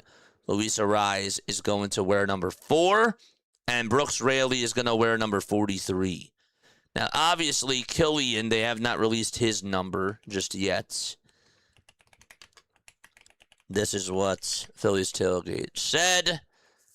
These are the numbers. So Arraez will be wearing number 4. Raley's going to be wearing number 43. Okay. Anybody else that got moved today? I take Springer and Foster Griffin. Home run deal. Home run deadline right there. That's great. That's fine with me. I don't think that the Nationals are going to give up Foster Griffin, but George Springer and Foster Griffin would be absolutely awesome. Phillies are getting too quiet right now. I don't like it. Yeah, I don't like it either. I don't like it either. Again, how much time is left? We still got like at least 3.5 hours of this. 4.5 hours of this? 4.5 hours. Okay. Thoughts on Casey Mize? Yeah, Casey Mize would be great. Casey Mize would actually be really awesome. Again, the Philadelphia Phillies don't need an ace. They don't need a number 1 or a number 2 pitcher. Your number 1 through 3 pitchers are Sanchez, Wheeler, and Luzardo. However you want to put it. Wheeler, Sanchez, Luzardo is probably how you would put it, right?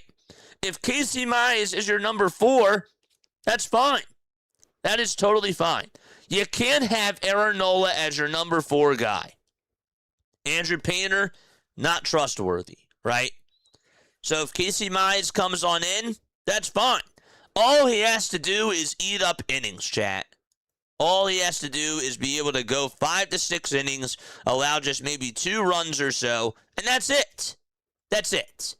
If that's who they get at the deadline as another starting pitcher, I am totally cool with that.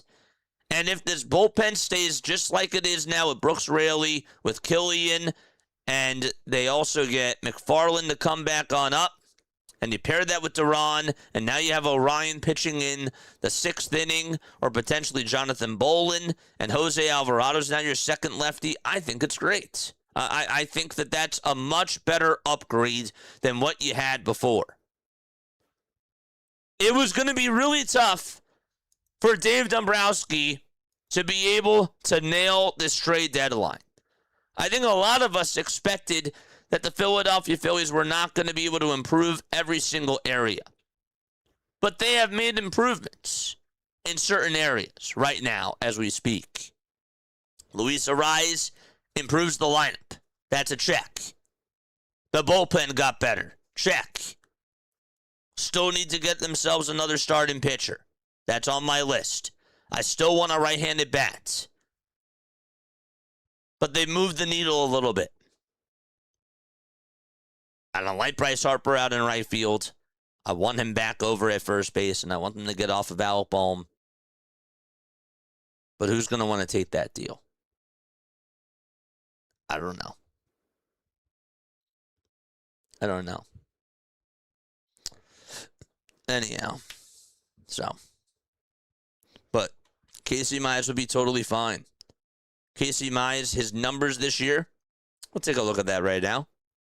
I will actually give you Casey Mize's numbers right now. People were talking about maybe trying to go after a guy like Gleyber Torres. Nah, I'm good. I'm good. The Phillies don't need another infielder right now. They don't need another middle infielder. They're stacked at middle infield right now.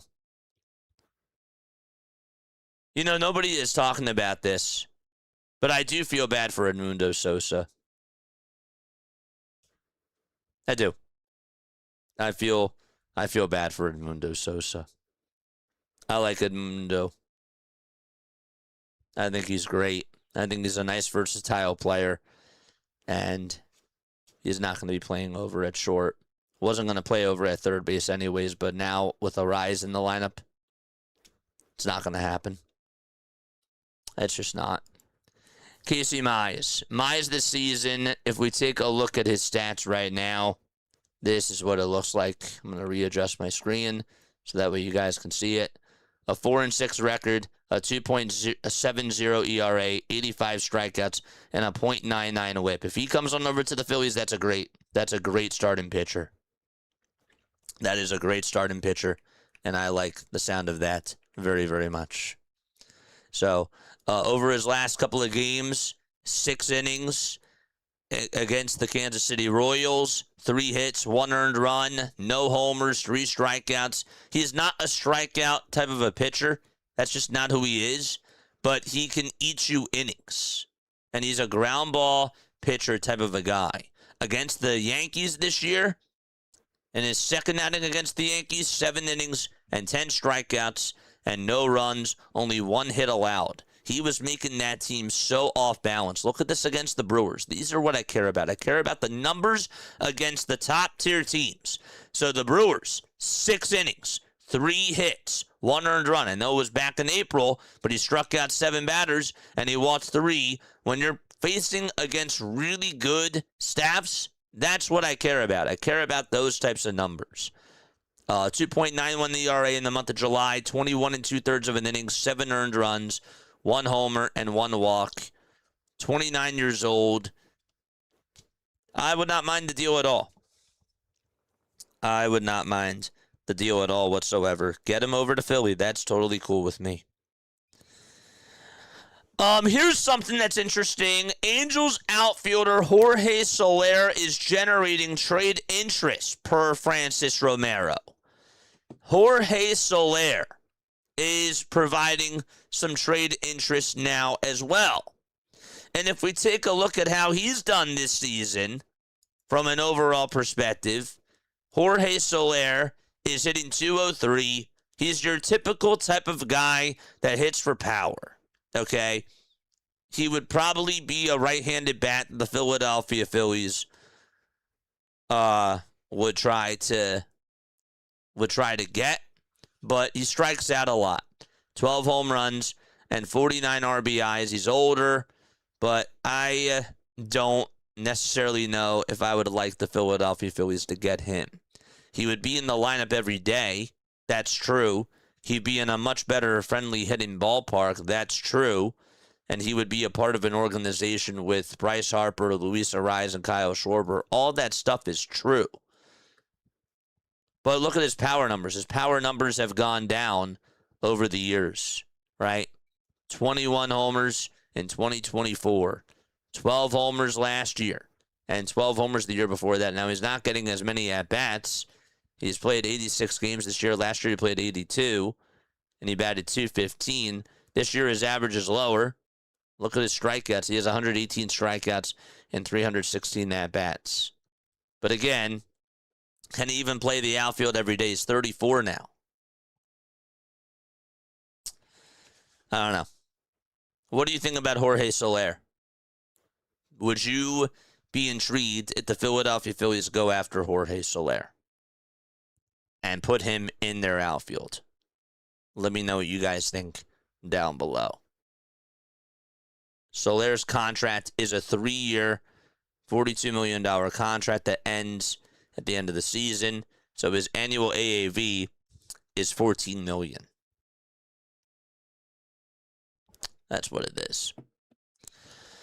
I'm surprised that there isn't more interest in Bohm since he is right-handed. He does have nearly 60 RBIs. They must still want to. They must still want too much for him. Yeah, and he's on an expiring contract too. And he did lead the team. He did lead the team in RBIs in the month of July. He did. He had the most RBIs compared to any other Philadelphia Phillies players in the month of July. He did. Absolutely, he did. But he's also, people have seen him when it comes to his pouting, when it comes to his locker room presence. They have seen that, and I think that that's a turnoff for them. And the Phillies have obviously tried to shop him before. So it's like, yeah, his value might be a little bit higher now as a hitter, but who really wants to take that chance and say, I'll take Alec Bohm and I'll take him in a trade? Let Trout get bats in the playoffs.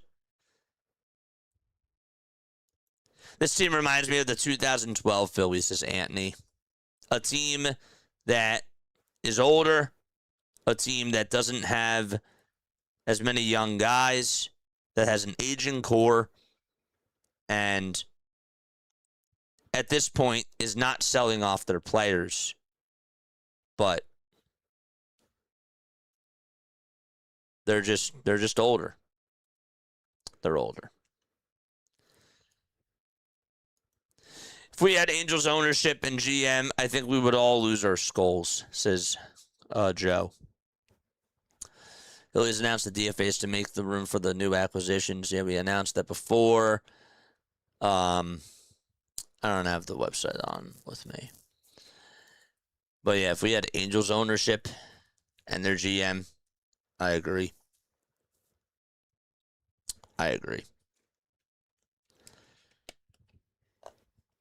Guys, if we got rid of JT, think about this too. People are saying, well, JT Realmuto is not your ideal catcher. I'm going to ask you this, and be honest with me. Do you like Rafael Marchand? Do you like Garrett Stubbs? Because out of those other options, those are the guys you have. Peyton Henry. Yeah. I think that you would much rather have JT Realmuto compared to those guys, because the Philadelphia Phillies have not been able to develop good catchers out of their farm system. They've not been able to do it, and it sucks. It absolutely sucks. So, catcher to me is not something that they're really struggling with now, because JT is older. Absolutely he is. But he's still catching at a very high level. He's not hitting as high as he should, but you can absolutely live with JT as a catcher right now. Compared to the other holes that you have, catcher is like the last thing that's on my mind. It doesn't make sense for the Philadelphia Phillies to go after a catcher. Again, unless it's a guy like Hunter Goodman who can catch and play outfield. If that's what they're going after, and they want to take JT off of his feet some of the time, sure, absolutely. Oh, I would love that. That would be incredible. But that's a home run deal, and I don't see the Philadelphia Phillies doing that, and they would have to give up so much to get Hunter Goodman. Hunter Goodman is going to require a lot for the Philadelphia Phillies to go out there and get, but catcher is not a necessity right now. It's not. It's not. They don't have anybody else in this farm system that can come in and just play at the catcher position like JT does on an everyday basis. They just don't have that. For starting, we need a Joe Blanton. We need a Joe Blanton type of a pitcher, says Gilmer. Slightly more wins than losses, 6 innings average, and then Nola as a fourth. See, this is what Taijuan Walker was supposed to be. And when the Philadelphia Phillies first got Taijuan, I was excited because I thought that this is what he was going to do. You needed a guy that could just eat innings, that could just give you quality starts. Same thing with Noah Syndergaard. I thought that those types of guys were supposed to be guys that could just be your number 4, number 5 starters and just be able to eat up innings. And the offense, of course, was supposed to rake too. And we've seen this offense go ice cold. But that's just to go along with that. Okay, so we did just hear from Francis Romero that Luis Arraez is expected to travel to Philadelphia today and report to the team on Tuesday. So he is not going to play today.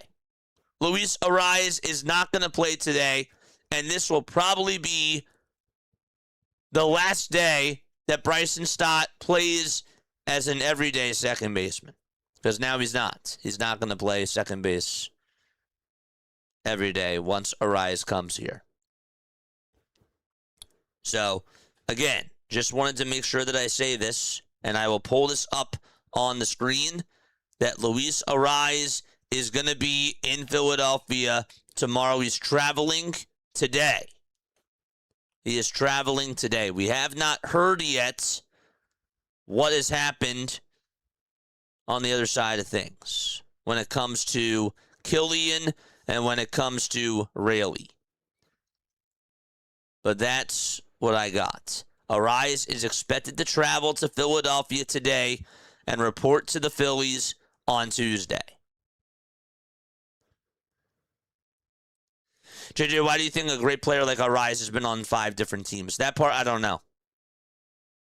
That part, I don't know. And that's a good question. I'm happy that you asked that. Because nobody else has asked that question. That is a good question. That's something to obviously look out for. Right?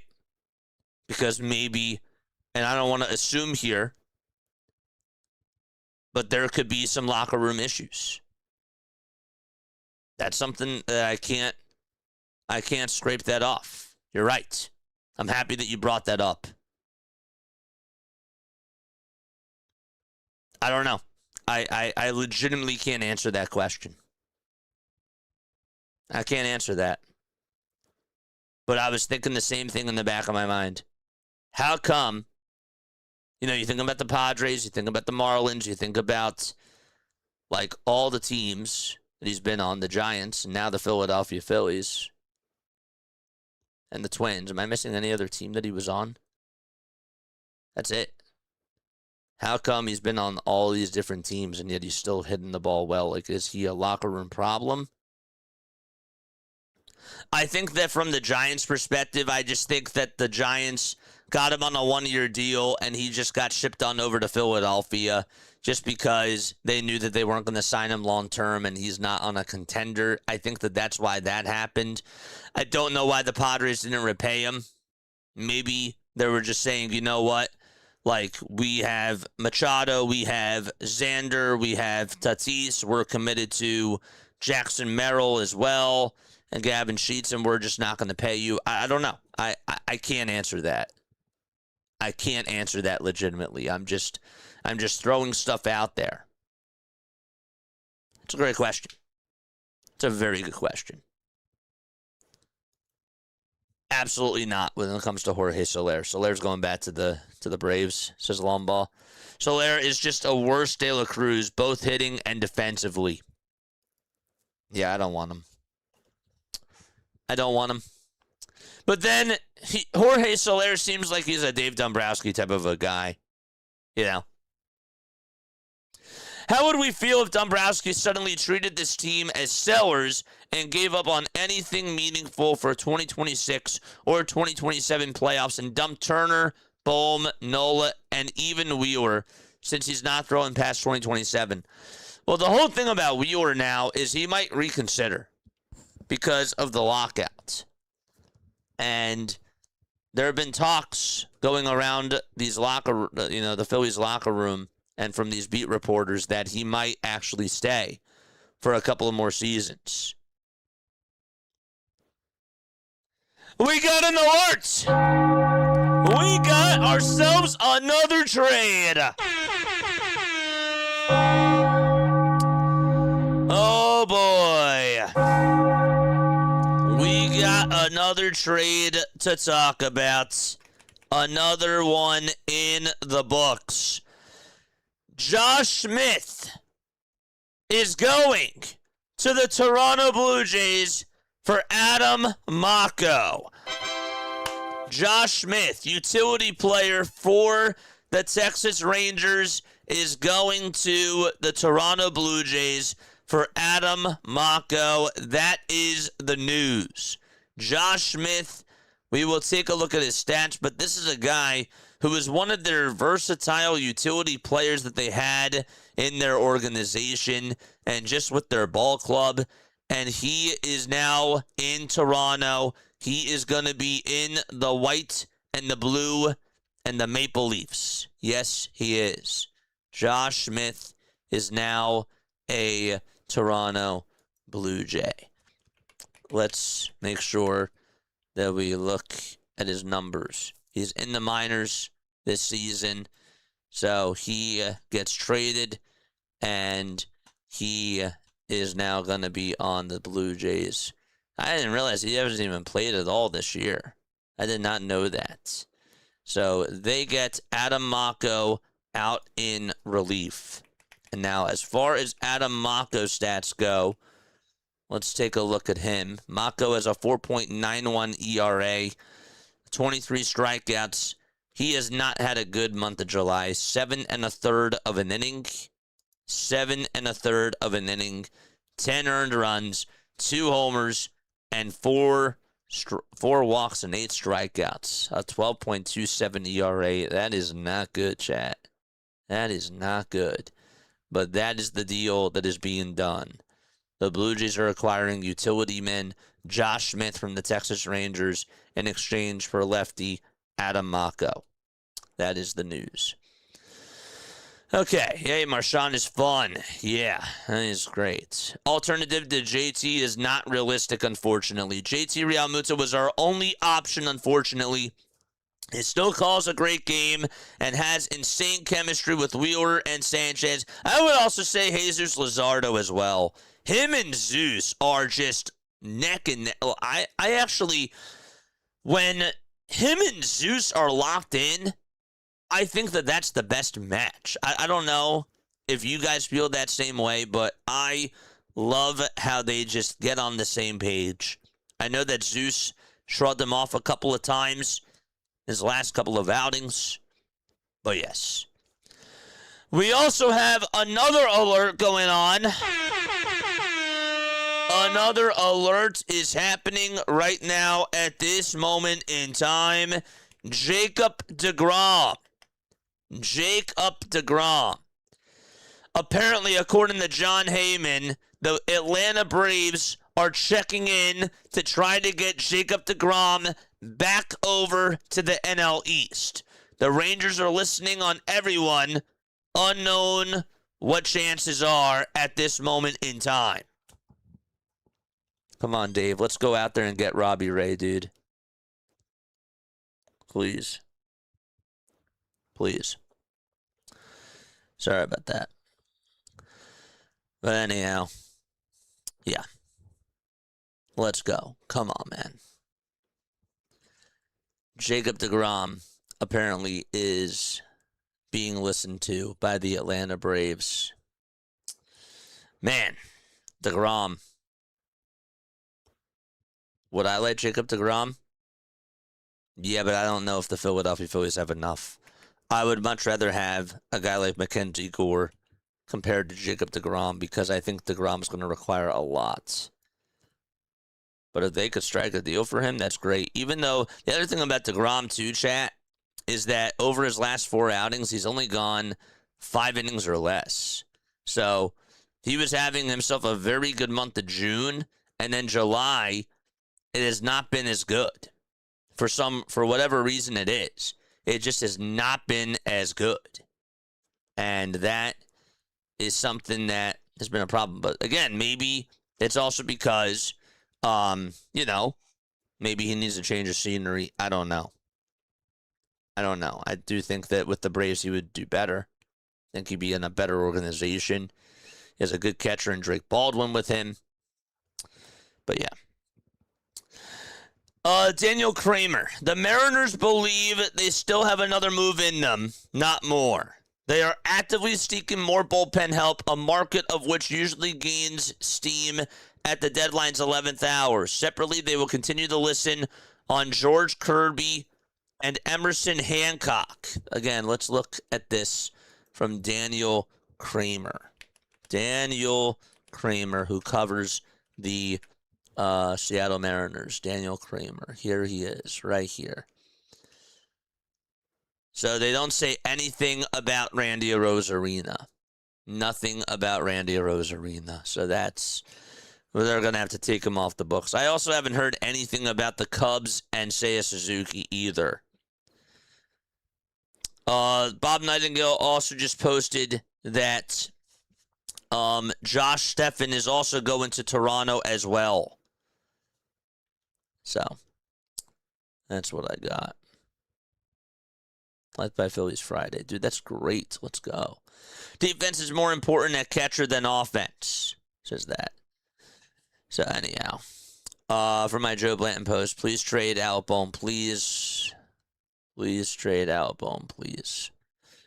Braves checked in on Jacob deGrom. Rangers are listening to everyone at this moment in time. Unknown what chances are. Wasn't worth on a bunch of teams before he got hot in Philly. I think it may have just been his early career injury issues. Yes, he played for the, before he got on the Philadelphia Phillies. I don't remember. I actually don't remember. Mr. Happy says put Turner out in right field. What's up, dude? What's up, Eric? How you doing, buddy? No way Turner goes to the outfield, says Eric. Yeah, first of all, I don't see the Philadelphia Phillies doing it. I don't see the Philadelphia Phillies putting him in the outfield. I think that the more likely thing is what they said about Bryce Harper. I think Bryce Harper's going to be their right fielder if they hold on to Albone. I don't like it.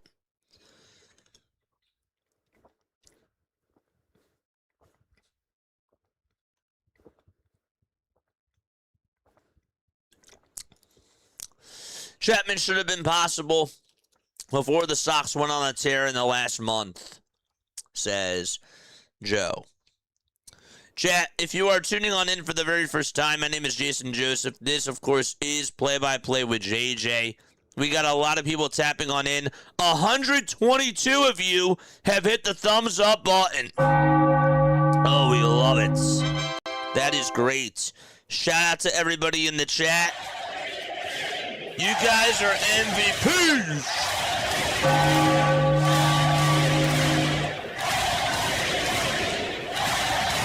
I am excited to get those Luis Arias emojis.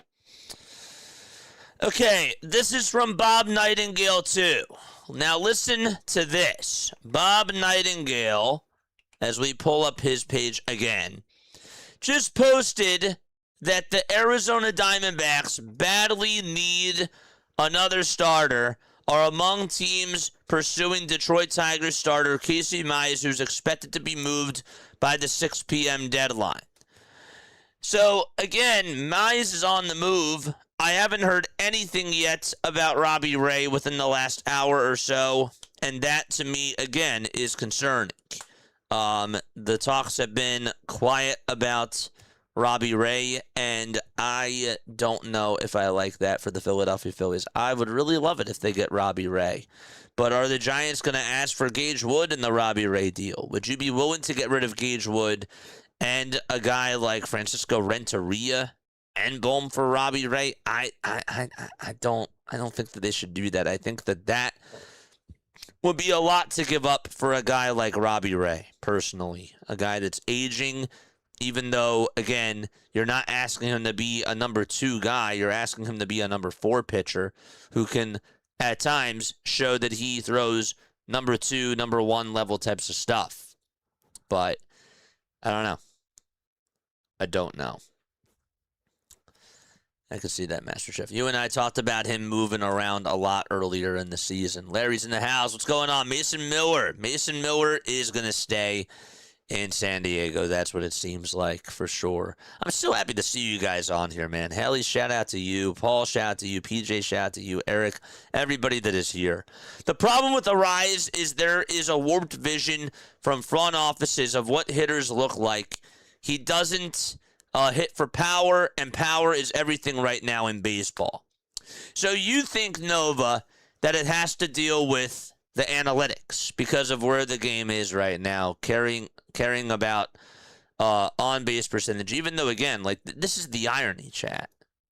The irony is that we have people that solely care about analytics, and yet they'll say to themselves, why is his OPS down?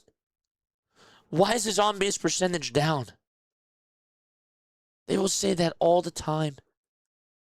And it doesn't take a rocket scientist to figure out that batting average goes hand in hand with OPS. It's the types of numbers that these people are looking at. And in their Bible, again, and this is what I call it. I call it the analytics book. I call it the Bible, the baseball Bible. It's analytics. It says, thou shalt not care about batting average. It's not about grinding out at bats. It's not about, like, the sexy thing is the home run ball. That's what it is. It's the sexy thing is the home run ball, and you either get on with a walk or you strike out. It's a home run or nothing type of a league. We don't care about singles, we don't care about doubles, and we don't care about triples. We care about how do you hit the home run or not. And that part is really just such a shame as to where the league is right now. But Arise makes the team better because that's what he does. If Kevin Long plays around with that stance and tries to quote-unquote fix it, I'm going to be very upset. I'm going to have problems. And you will hear me on here every single day talking about why are the Philadelphia Phillies playing around with something that was already working. The Blue Jays are still high on the 2025 supply. I like that. That rhymes. Phillies are done. I don't think that they make any more trades. I hope not. I hope that they're not done yet. They still got some work to do. They got some holes that they still have to fix. Get another starter. Get another right-handed bat, please. And then I will call it a good deadline. But yeah, the Randy Arozarena dream is dead. I will tell you, though, and maybe because the Texas Rangers are starting to move their guys and they're starting to see what they can get for Jacob deGrom, I will tell you, Wyatt Langford might be somebody that they might actually be willing to sell. And if I'm the Philadelphia Phillies, I would do it. I would totally go after a guy like Wyatt Langford. I will pull up his numbers yet again if you guys want to see him. All right, I can't pull up footage right now because I don't want to risk anything in regards to copyrights for this stuff as I'm streaming. But as far as Wyatt Langford's stats go this year, I'm going to pull them up as we speak right now. This is what Wyatt Langford has done for the Texas Rangers. He's batting .272, 13 home runs, and also 31 RBIs. I'm going to pull it down right now. There you go. .272 average in 2026. That's the bottom row right here. 13 home runs, 31 RBIs, 15 walks. Now his stolen bases are down. I don't know why his stolen bases are down, but he does have 66 hits. Last year he had 118 in a total of 489 at-bats. He would be a good outfielder. His WAR last year was at a 5.6. This year it's at a 2.3. His OPS is higher. It's at 819. Again, it's just, again, on-base percentage higher, slugging percentage really high, and I would not mind the deal. I would not mind the deal at all. The guy is 24 years old. He's still young. He can play left field for the Philadelphia Phillies. He's a right-handed bat, another guy that can get on base, that doesn't necessarily, I mean, he did strike out 151 times last year in 489 at-bats. This year he has struck out 60 times, but he's not the worst thing in the entire world. I wish that his walks were a little bit higher.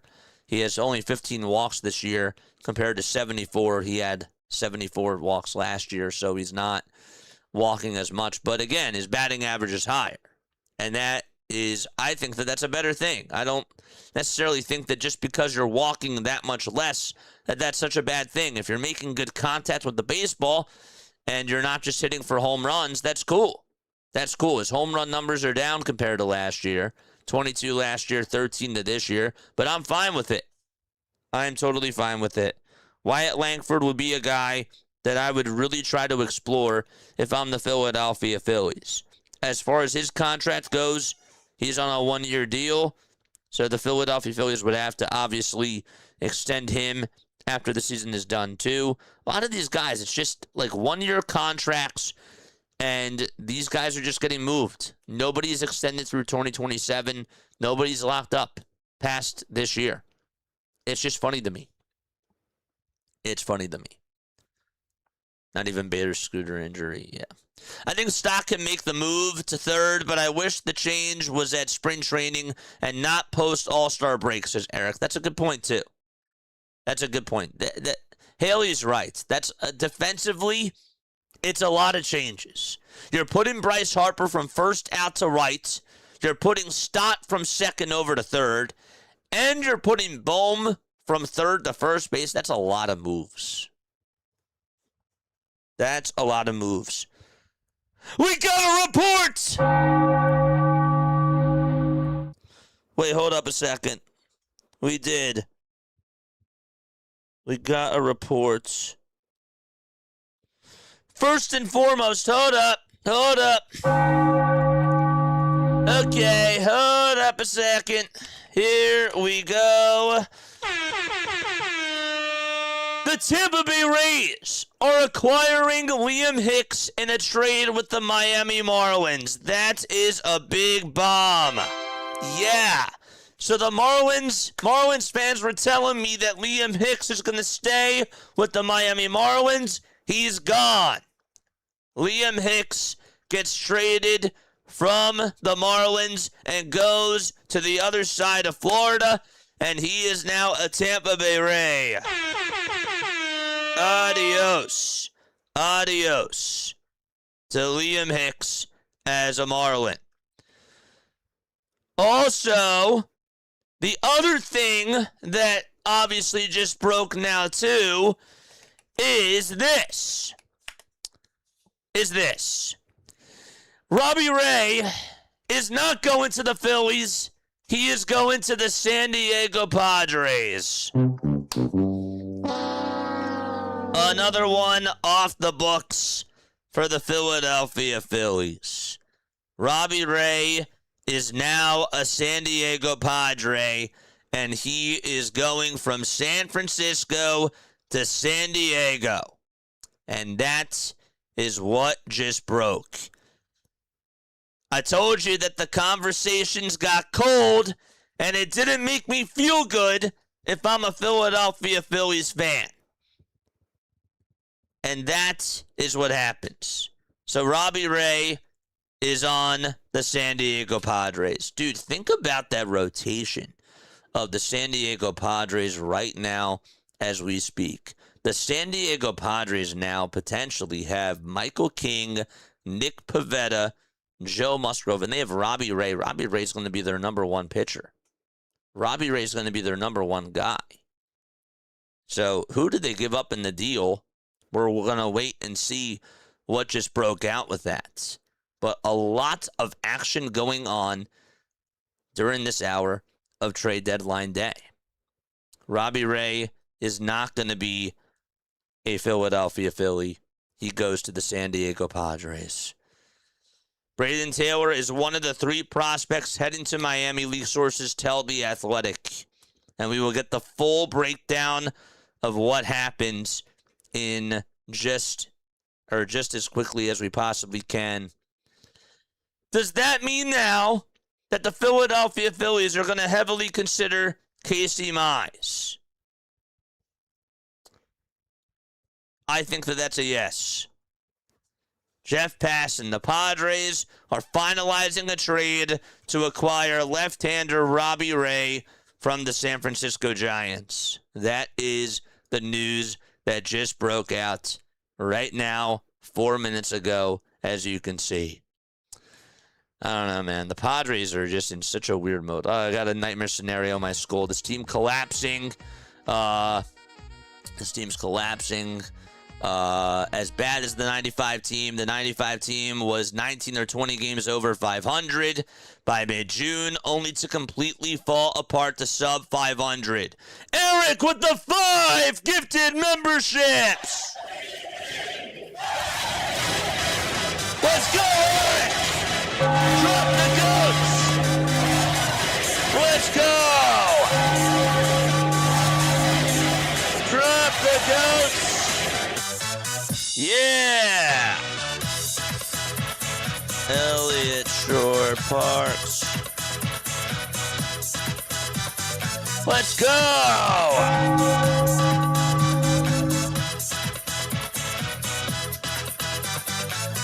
Appreciate you, buddy. I appreciate you.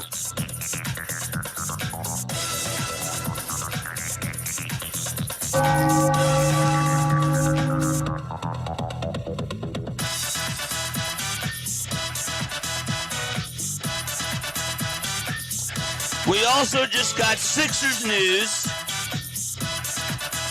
Jaylen Brown will be having his introductory press conference on Thursday at 2 o'clock p.m. Eastern Time.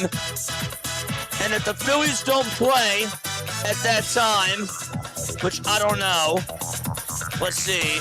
Are they going to play at that time? Watch them play at that time. They don't. So we'll be live. We'll be live doing that press conference. Jaylen Brown will be having his introductory press conference on Thursday at 2 p.m. They, of course, had to mix in some Sixers news as all of this is going on. The Padres got Robbie Ray from the Giants. Congratulations to our new members, Ray, the Philadelphian YouTuber, Bolts Games, shout out to Bolts, MTV Sentinel, and Fanbell Podcast. Congratulations to all of you. And Eric, thank you again for the 5 gifted memberships.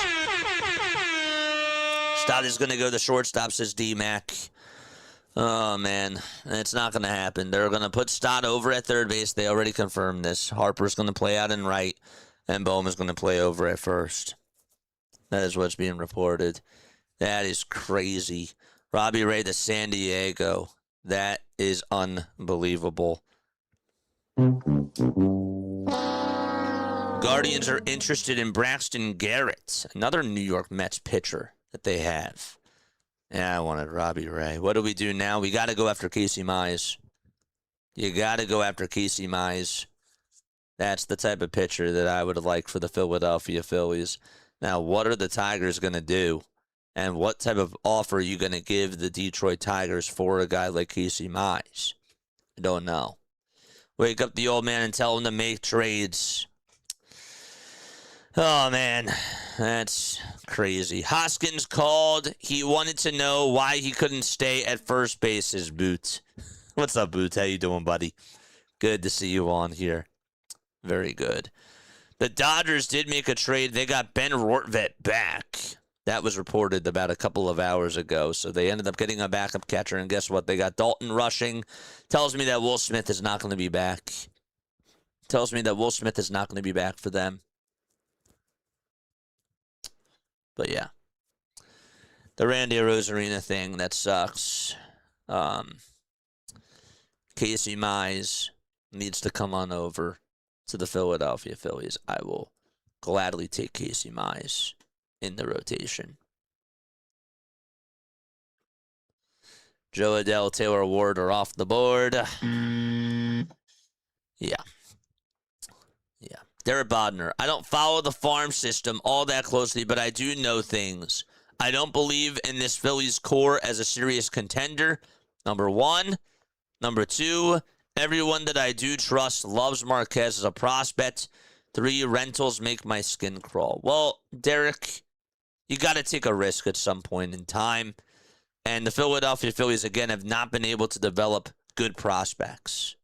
That's just what has happened throughout this whole entire franchise's history. They have just not had a good prospect development type of a system, and they have.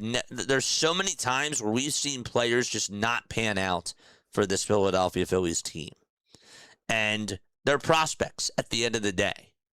That's who they are. They are prospects at the end of the day. I don't know. Rentals make my skin crawl. Well, guess what? LeBron's a rental.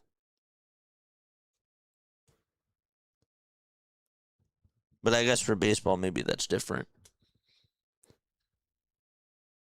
I don't know.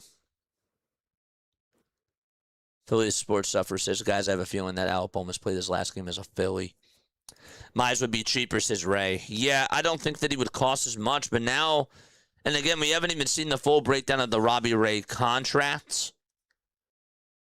But that, I would assume, the Padres gave up a lot to go get Robbie Ray as their number one pitcher. That also tells me, chat, that Tatis is not on the move. I was thinking that maybe he could be a dark horse of somebody that gets moved at the trade deadline. Wyatt Langford, Mackenzie Garrett, get it done. Mackenzie, I was thinking of Myles Garrett, but yeah, Mackenzie Gore, yeah, get it done. Yeah. And I don't care anymore because the Dodgers are going to three-peat anyways. Eric, thank you again for the 5 gifted memberships. Really, thank you so much, man. That was really nice. Really, really nice.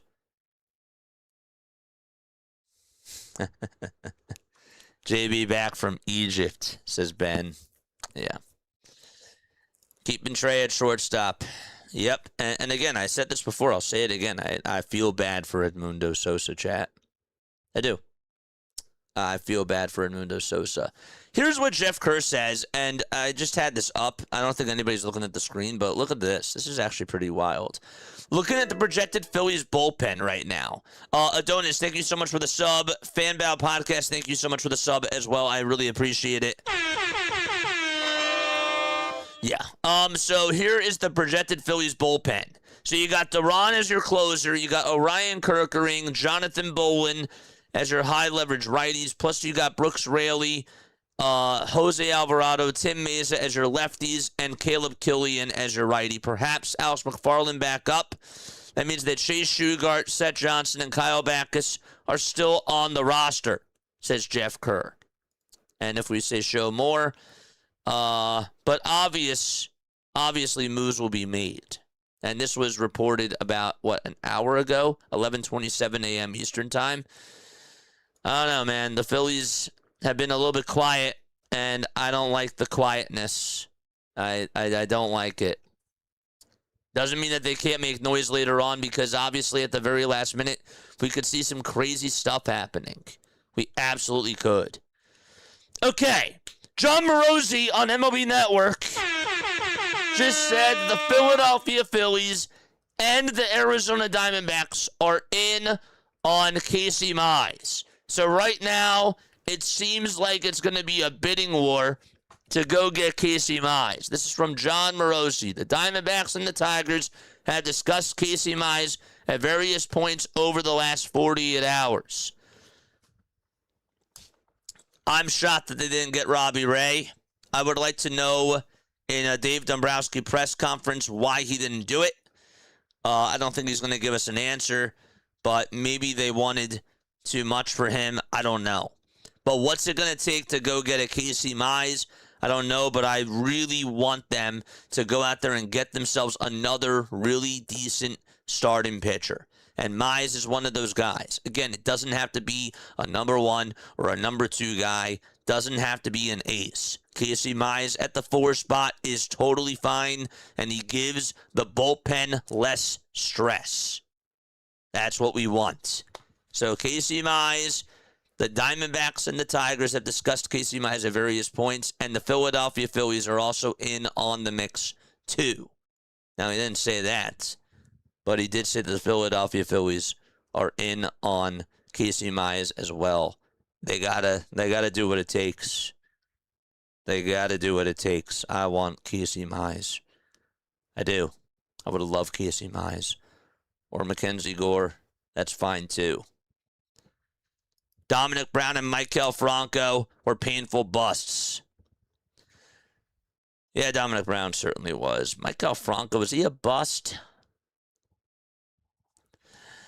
I don't think Maikel Franco lived up to his expectations, but I also think that he was just on a bad team. Like, if you put Maikel Franco on this Philadelphia Phillies team, I think that he's bad. He was a great defensive third baseman. I remember that. I would actually take Maikel Franco over at third base. I would. I think that he would actually be really good on this type of Philadelphia Phillies team. A right-handed bat that can play third, that can drive in runs. I wouldn't be opposed to it. Phillies defensively are not better right now. Yeah. Again, Bohm over at first base concerns me, and Bryce Harper out in right field really concerns me. But Stott's a better third baseman than Bohm is, and Arias is still pretty good over at second base defensively. Governor Shapiro for pitcher. Rumor has it Nick Castellanos is still available. Put Casty over at first.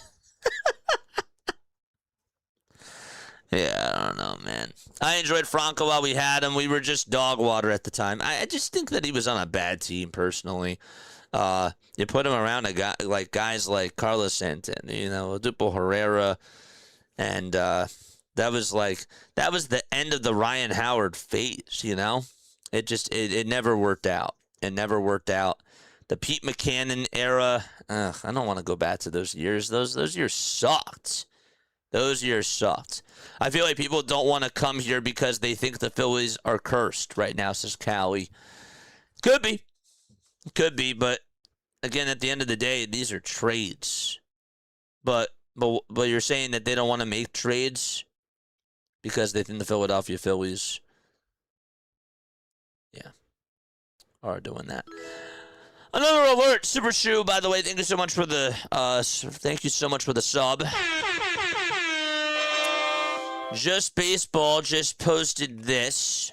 Okay, so we just got another update at this moment in time. This is the full trade. Liam Hicks gets traded for Braden Taylor, Adrian Santana. So they got 2 shortstops and a right-handed pitcher. They got actually a good amount back for him.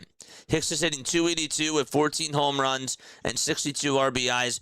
I actually like this trade. I think that this really helps out the Tampa Bay Rays, and this is definitely a dark horse move for them. Think about their lineup with Liam Hicks, Yandy Diaz, Jonathan Aranda, and Junior Caminero. Now, that's a team that can hit.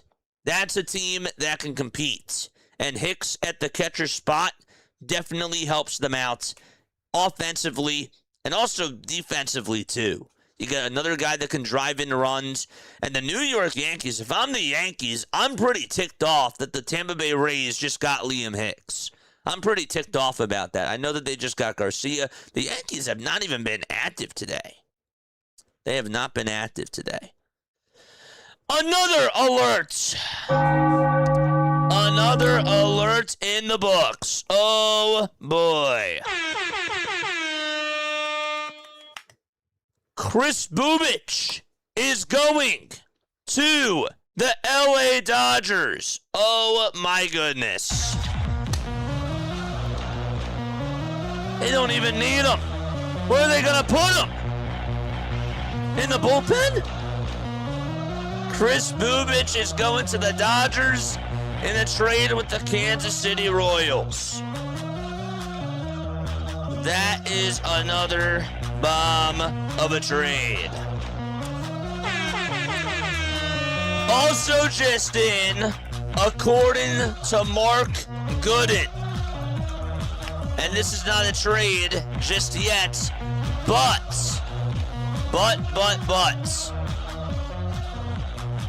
Jacob deGrom, the trade that Jacob deGrom invoked his no-trade clause for was a deal that would have sent him back to the Mets, says Mark Gooden. I thought that there was another report that happened there. I apologize. But yes, Chris Bubich is now going to be a Los Angeles Dodger. I don't even know where they put him, chat. What do they even need him for? What do they even need Chris Bubich for? Like, they just genuinely, like, at this point, don't even need him. Like, what? Are they anticipating that, like, 4 injuries are going to happen to their pitchers? Like, what is going on? I don't even know if he even makes them better. I don't know. He was on the Kansas City Royals. I keep looking at the new teams and obviously keep forgetting about that.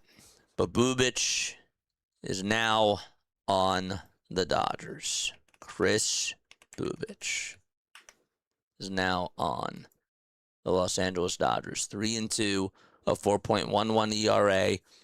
And he, 9 days ago, began throwing a bullpen session with 30 throws from 45 to 60 feet, they say. And that is what's been going on in the baseball world. Last year, Bubich did have a 2.55 ERA. He went 116 and a third of an inning, 20 games. I guess they're going to have him come out of the bullpen. I mean, that's the only thing, right? Maybe they're just trying to boost up that bullpen and just get as many, turn all these guys into middle relievers with Emmett Sheehan and with Bubich and all that sort of stuff. We have yet to break down what the actual trade is going to be, but the Dodgers did make themselves another move. So that's what we got. Bullpen, I don't know. It looks weak. Mize and a right-handed bat would make Dave Dombrowski's trade deadline a B- grade. If he landed an ADDL bullpen arm, that would be a B+. So you want them to get another bullpen arm. That's what you want, along with Mize and a right-handed bat.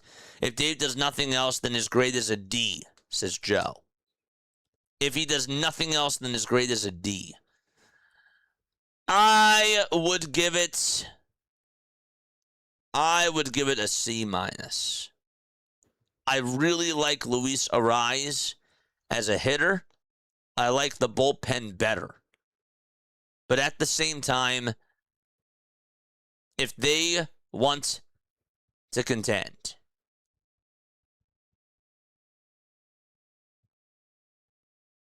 they gotta do more. My dude Liam Hicks. Yep, Hicks is gone. The Marlins did not keep him.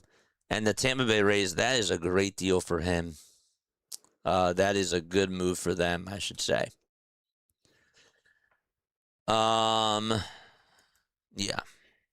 I don't know what else there is to say. I will keep scrolling and going up. Jolly! I love Jolly. Jolly does a great job on WIP. The Ariz deal is a decent deal. Nothing wrong with it, but Ariz's batting average makes him look like a slightly better player than he is. No power in a big-time power park. We'll see. You don't need power, Jolly. Jolly, you don't need power. This team has plenty of power and guys that strike out a lot. They need contact hitters. They need guys that can be table setters. I will continue to bang that drum. I don't care if I sound repetitive. Get the table setters over to Philadelphia. Yes. Too concerned about his arm in regards to Bryce Harper. Bubic to the Dodgers. Yeah. Aside from Trey's defensive blunders, he still had the most productive July on the club. If you trade him, where are you going to make up for that offensive production, says Boots. And he's not going to get traded. He's not. Nothing yet broken down about whatchamacallit. Miguel Mendez and Jonio Hernandez are expected to be the return for Robbie Ray in the deal for the Giants. Okay. Yeah. If they get Mize, they can cut Kerkering and move Nola to the bullpen. They're not going to cut Kerkering. If anything, they're going to cut Seth Johnson. I mean, that's the next thing. Kerkering is still going to be on this team, whether you like it or not. Realistically, Seth Johnson might be cut. Those types of guys right now. Again, this is actually what the Phillies bullpen looks like. Let's take a look at that right now. Phillies bullpen, I saw something from Jeff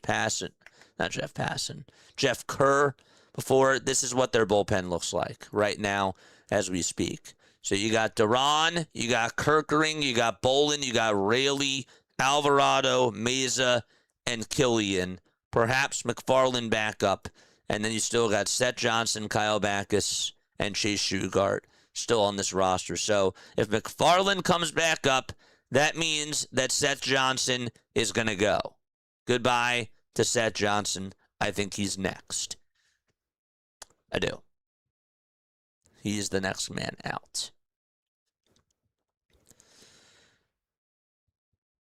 The Blue Jays hashtag buy and sell continues, says Mitch Banyan. Again, we have all the updates open right now as we speak. I can't believe that Bubic went to the Dodgers. Where are they even going to put him? Again, it's the bullpen. I don't know. They don't even need him. The Dodgers keep making trades. Ohtani's contract structure really making them able to go bonkers for a three-peat. It's like unneeded depth. They're going to put him in the bullpen. Obviously, yeah, they are.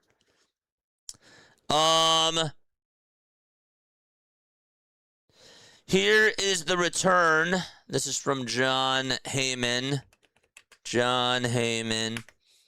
Trade summary for the Liam Hicks deal. So Liam Hicks, the return for Liam Hicks, Jacob Kisting, Adrian Santana, and Braden Taylor. I think that we said that before. So John, a little bit late on that. But yeah. So they do get prospects. Yes, these are trades. The players don't have a say. Yeah, they don't have a say at all. What else do we got? Dodgers may be doing this knowing that a tighter salary cap in 28 would devastate them for years. Now, this is a good point, Joe. So go for 3 and possibly a 4-peat ahead of 2028. By the way, the Phillies get crushed with a harder salary cap. Yes, they do. Yes, they do.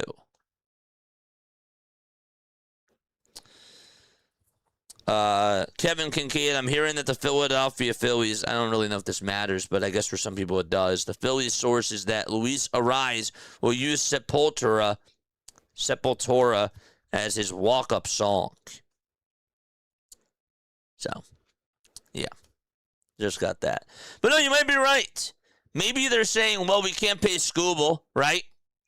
And maybe we can just, bring back Bubic and Emmett Sheehan and some of our other guys and just have them as, like the next starting pitchers, like Roki Sasaki and all that sort of stuff.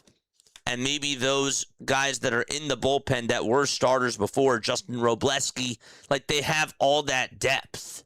They have all of that depth.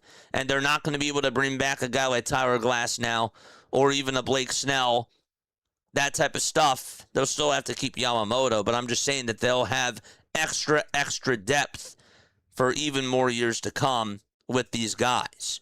Now, Bubic, his contract, and I wish that maybe I should just put Spot Track on here, but his contract is a 1-year, $6.1 million contract. It's $6,150,000. So, are they going to extend him beyond this year? Probably not. Probably not at this moment in time. Still got ourselves 3 hours and 33 minutes until trade deadline day is over. Casey Myers, Detroit record, 4-6, 2.7 ERA, 85 strikeouts, 19 walks allowed on the season as well. He'd be a great fit for this Philadelphia Phillies rotation. Sign me up for it. Get me Casey Mize to the starting rotation, and I'll be very happy. As long as it's not a hefty price. I was nervous about the Robbie Ray stuff. I was not hearing as much stuff from the Philadelphia Phillies after John Morosi said that there was high interest in Robbie Ray. And that definitely came to fruition.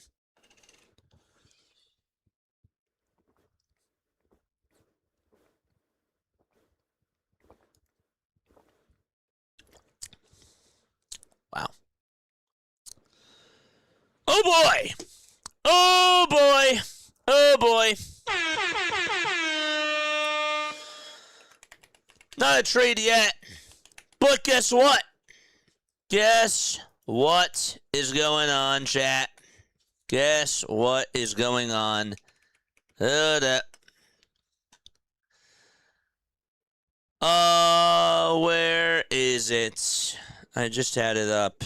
MLB Deadline News. MLB Deadline News. Here is what they just reported. Right here. The Mariners, people have said that Mason Miller is off the books. But the Mariners have checked in on Mason Miller. And that is according to Adam Jude. Adam Jude, who covers the Mariners for the Seattle Times, has said right now that the Mariners have checked in on Mason Miller. San Diego asked for Seattle top prospect Cade Anderson in return. People said that Mason Miller was not going to be dealt, but apparently the Mariners have checked in quotes, on Padres' Mason Miller, according to MLB Deadline News and also Adam Jude as well. Wow. That would be something. Imagine a bullpen with Miller and also Andres Munoz as your two closers. That's insane. I don't think the Phillies are done. At least I hope they aren't done, says Deja Vu. I hope that they're not done either. They still got work to do. They still got stuff that they got to get better at. They still have some roster spots that have holes on this team, and they got to fill those holes somehow, some way. Somehow, some way. This pitcher, Bubic, has not pitched since May and is on the 60-day IL with elbow soreness, says Herman Hertz.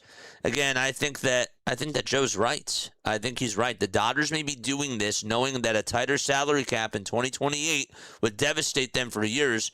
So they're trying to get guys, keep the Emmett Sheehans of the world, keep the Justin Robleskis of the world, and just suit them up to have them play in bigger roles when baseball returns because they're not going to be as expensive.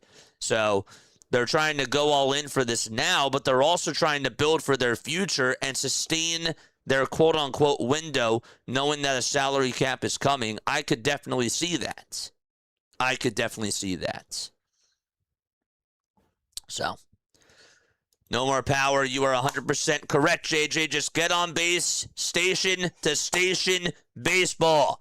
Bring back the old school baseball with batting average. Absolutely.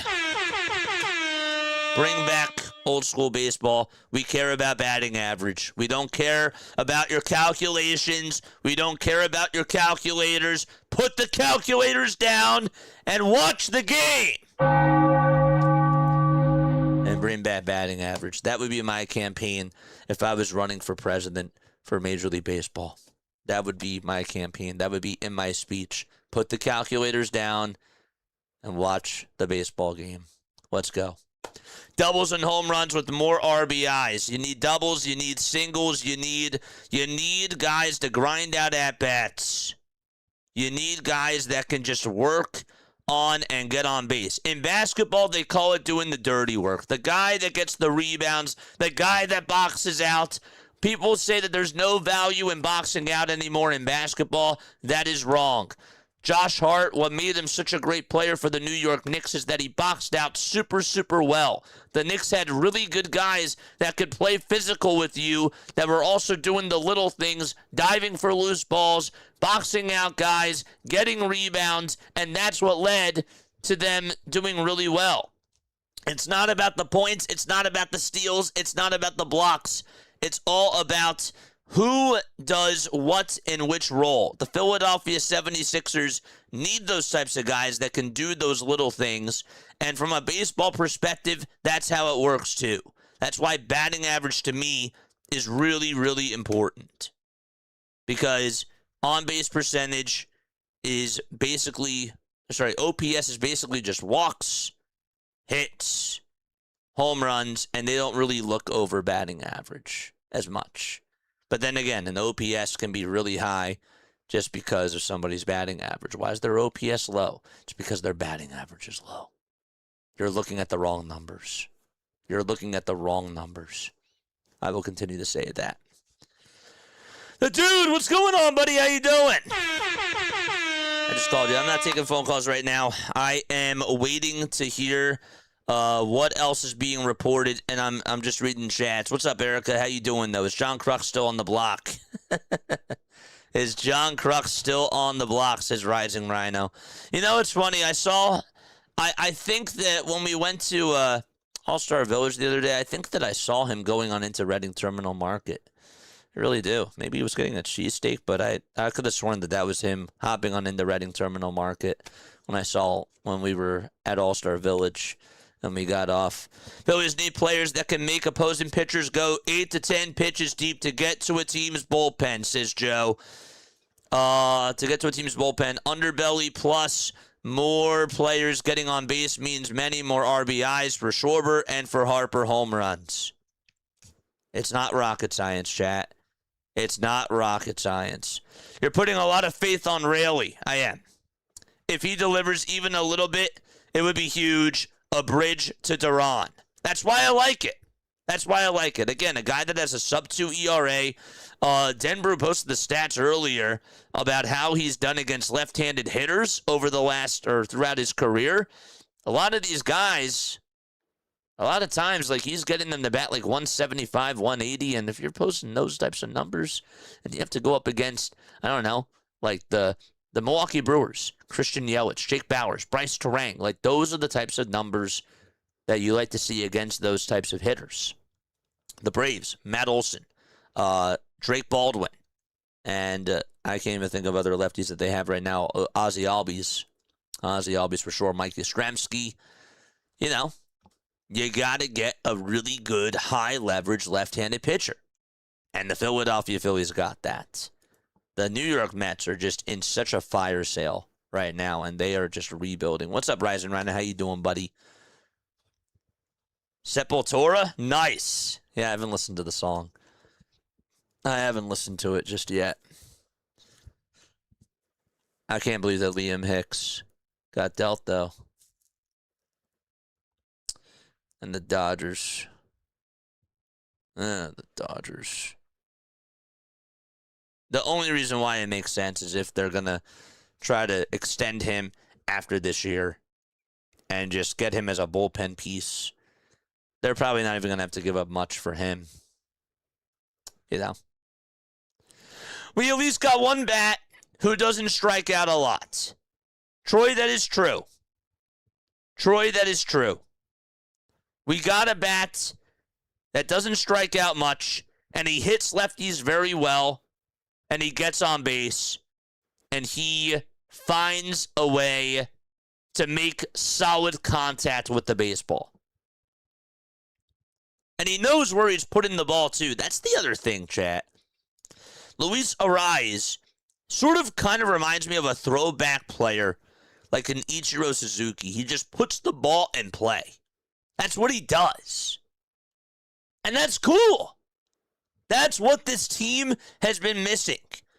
Yankees fans, I know, are jealous because a lot of Yankees players wanted Luis Ariz because they've been saying on their podcasting networks and even on their postgame shows after Yankees games, they need a guy that can obviously put the ball in play and set up the table for Aaron Judge and Cody Bellinger and Giancarlo Stanton when they're all healthy. They just don't have contact hitters. And the Philadelphia Phillies got him. Luis Garcia Jr., as soon as he went over to the Yankees last night, I said that there goes Luis Ariz. He's not going to the New York Yankees. Luis Garcia Jr. is doing this. Great job with this, JJ. You are on top of everything. I try. Great insight as well. Well, you guys are also providing really good insight, too. And I appreciate you guys for being on here. I really do. I thought about going live a little bit earlier, and then I said, you know what? Let's just wait for the first domino to fall. And the first domino was a big domino in Luis Ariz. And it's been great. It's been a really great day. And I expect that there's going to be more stuff that's going to be picked up in a little bit. There's still time. There's still plenty of time to go. And I want to make this clear, chat. I want to make this clear. Just because the trade deadline is at 6 o'clock doesn't mean that the final move is at 5:59 or at 6 o'clock. There will still be moves that will be announced after 6 o'clock. Probably up until 6:10, maybe 6:15 at the latest. But yes, there will still be moves that are announced after 6 o'clock. They just got to get the deals done and signed before 6 o'clock. That's how it works. They got to start. They really have to. The whole thing is that they have to start the conversations, and it has to be in writing that they started it right before 6 o'clock, right before the trade deadline is over. So that's why you do see a lot of times, that there are some late deals. I remember actually 2 years ago, it was the Brewers who got Jonathan Scope, and I believe that the deadline was at 4 o'clock that day, and it wasn't even announced until 4:30 that they got Jonathan Scope. It was something along those lines, but yes. Here's another report, another one coming on in. Not a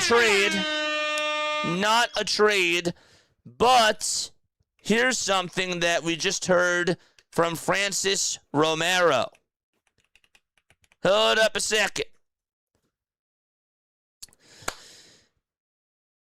So, first of all, the Padres have checked in on Jackson Holliday, according to Francis Romero. Jackson Holliday, the second baseman for the Baltimore Orioles. We also, right now, just heard, and this guy just got traded earlier today, Jose Soriano went to the Toronto Blue Jays, but guess what? Now, teams are calling the Blue Jays about starting pitcher Jose Soriano. Now, if you're the Philadelphia Phillies, you better be in on this call too. Why would they? I'm just curious, though, why would the Blue Jays trade for Jose Soriano and now all of a sudden be willing to trade him? We've seen crazy things happen, but this is from MLB Deadline News. So again, teams are calling the Blue Jays about Jose Soriano, who Toronto just acquired this morning from the Los Angeles Angels. Okay? Meanwhile, Jackson Holliday has been checked in on by the San Diego Padres. That's what Francis Romero just reported. Very trustable source. He does an incredible job. But those are two people to keep your eye on. Jackson Holliday. I don't think the Philadelphia Phillies would even need him. So the Padres getting Jackson Holliday, that is something. That's something very interesting. Trevor Larnach just got traded. Okay, so another piece of news just dropped. Wow. Oh my goodness.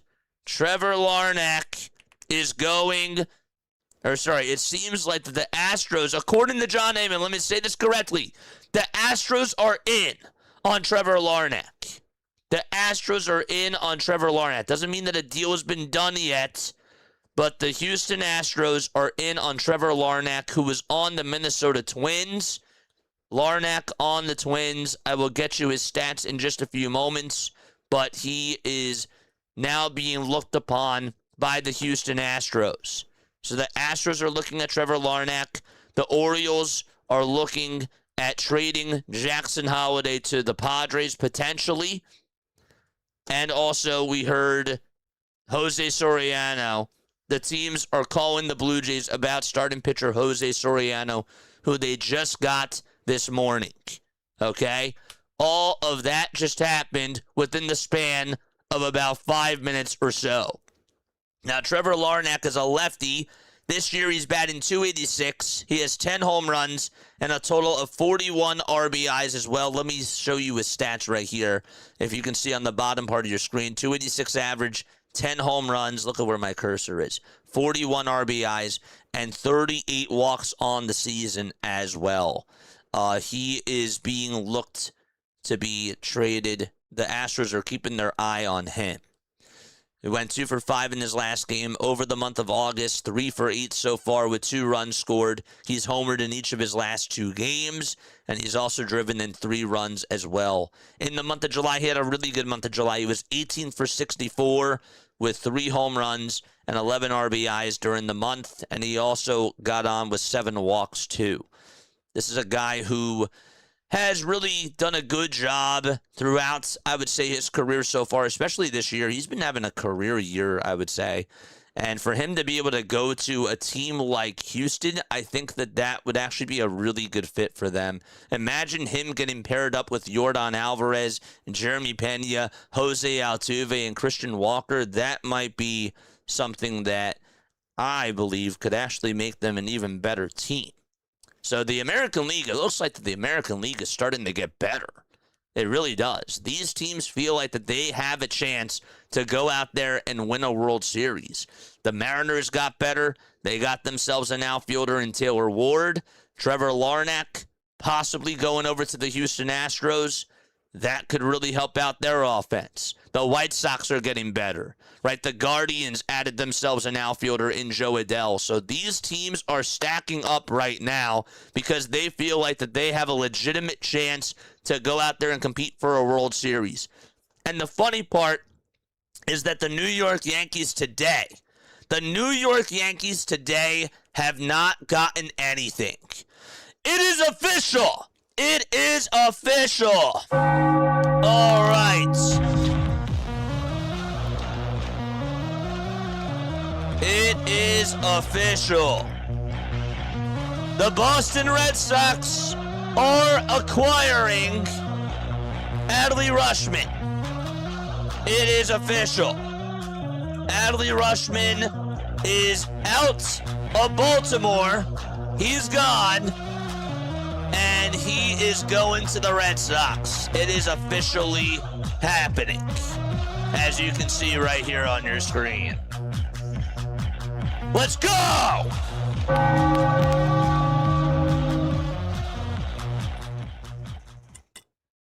Wow. Adley Rutschman, goodbye. Adios in Baltimore. Don't know when he's going to even be back, but him going to the Red Sox. Look at this lineup here. I mean, look at this depth chart with the Boston Red Sox, chat. I'm going to pull it up right now as we speak. Look at this depth chart. So now you don't have Connor Wong as your catcher anymore. You got Adley Rutschman, Wilson Contreras, right? Curtis Mead. I'm going to zoom out so that way you guys can see this. Hold up a second. Where are we? There we go. Adley Rutschman. There we go. Sonny Gray, Garrett Whitlock, Aroldis Chapman, and now you got Adley Rutschman as your catcher. William Contreras at first. You still got Curtis Mead at second. You got Caleb Durbin at third. Rafaela Abreu, Jarren Duran. This team, this offense actually looks pretty good with Adley Rutschman in the mix as the catcher. That sounds like that could be a pretty good offense. That sounds like that could be a very good offense. And another update right now. We just got another update. More breaking news. Hold up a second. I lost it.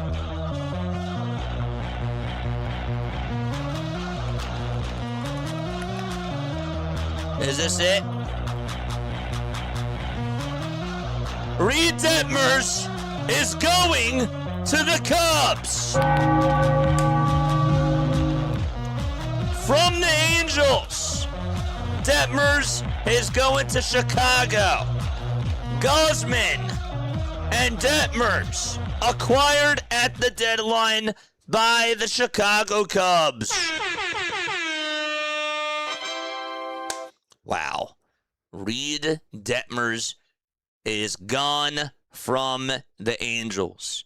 Remember, we said that Jose Soriano is being talked upon as another trading piece. The Blue Jays just got him today. I don't know why. They'd be willing to trade him. Maybe they could try to get a better offer for him. I don't know. But Detmers is gone.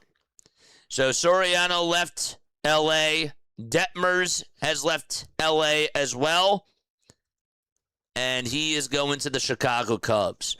Now, look at this rotation.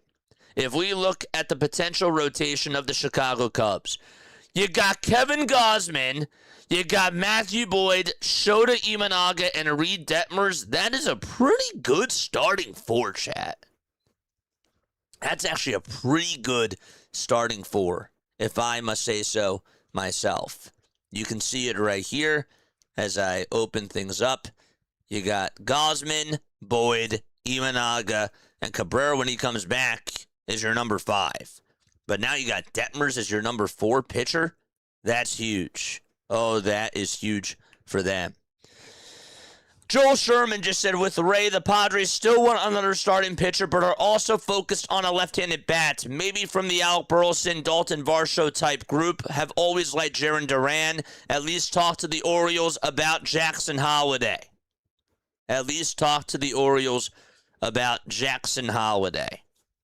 So, a lot of stuff to keep your eyes on. So much has happened just within the last 15 minutes or so. The latest thing is that Reed Detmers is going to the Cubs. So many trades today, it's so hard to keep up with everything that has been going on. And if we actually just take a look at Jeff Passan's feed, Adley Rutschman is official, all right? Adley Rutschman is going to the Boston Red Sox. The Dodgers just got Chris Bubich. That happened 33 minutes ago, all right? Before that, Robbie Ray was traded to the San Diego Padres. Josh Smith got traded to the Toronto Blue Jays from the Texas Rangers. The Mariners got Taylor Ward in the trade with the Baltimore Orioles. The Braves got Brent Suter, right? The Philadelphia Phillies got Luis Ariz in a trade with the Giants. Joe Adele is also now on the Cleveland Guardians. I mean, so much stuff to just be able to keep up with. Jose Soriano got traded to the Toronto Blue Jays. And yeah, that is all that's going on. It's been quite a day for Major League Baseball. Frank Yasak, thank you so much for the sub over on YouTube. I appreciate it very, very much. I do. The best of the Phillies was from 2007 to 2011 on offense was one monster home run bat, 3 to 4 guys with 15 to 25 and tons of doubles and 2 more high OBP and 10 homers. It was a great mix. It was a great mix of players for sure. Absolutely it was. If I was the Mets GM, I would dump literally everybody except for Juan Soto. Literally everybody, says Gilmer. And again, that Juan Soto contract is pretty bad. I mean, that's a lot of money to pay for just a good bat. That's a lot of money. It is. People are comparing Scooble to Thanos getting the final Infinity Stone, which is accurate because now they are pretty much stacked. And they were stacked before, Sam. They absolutely were.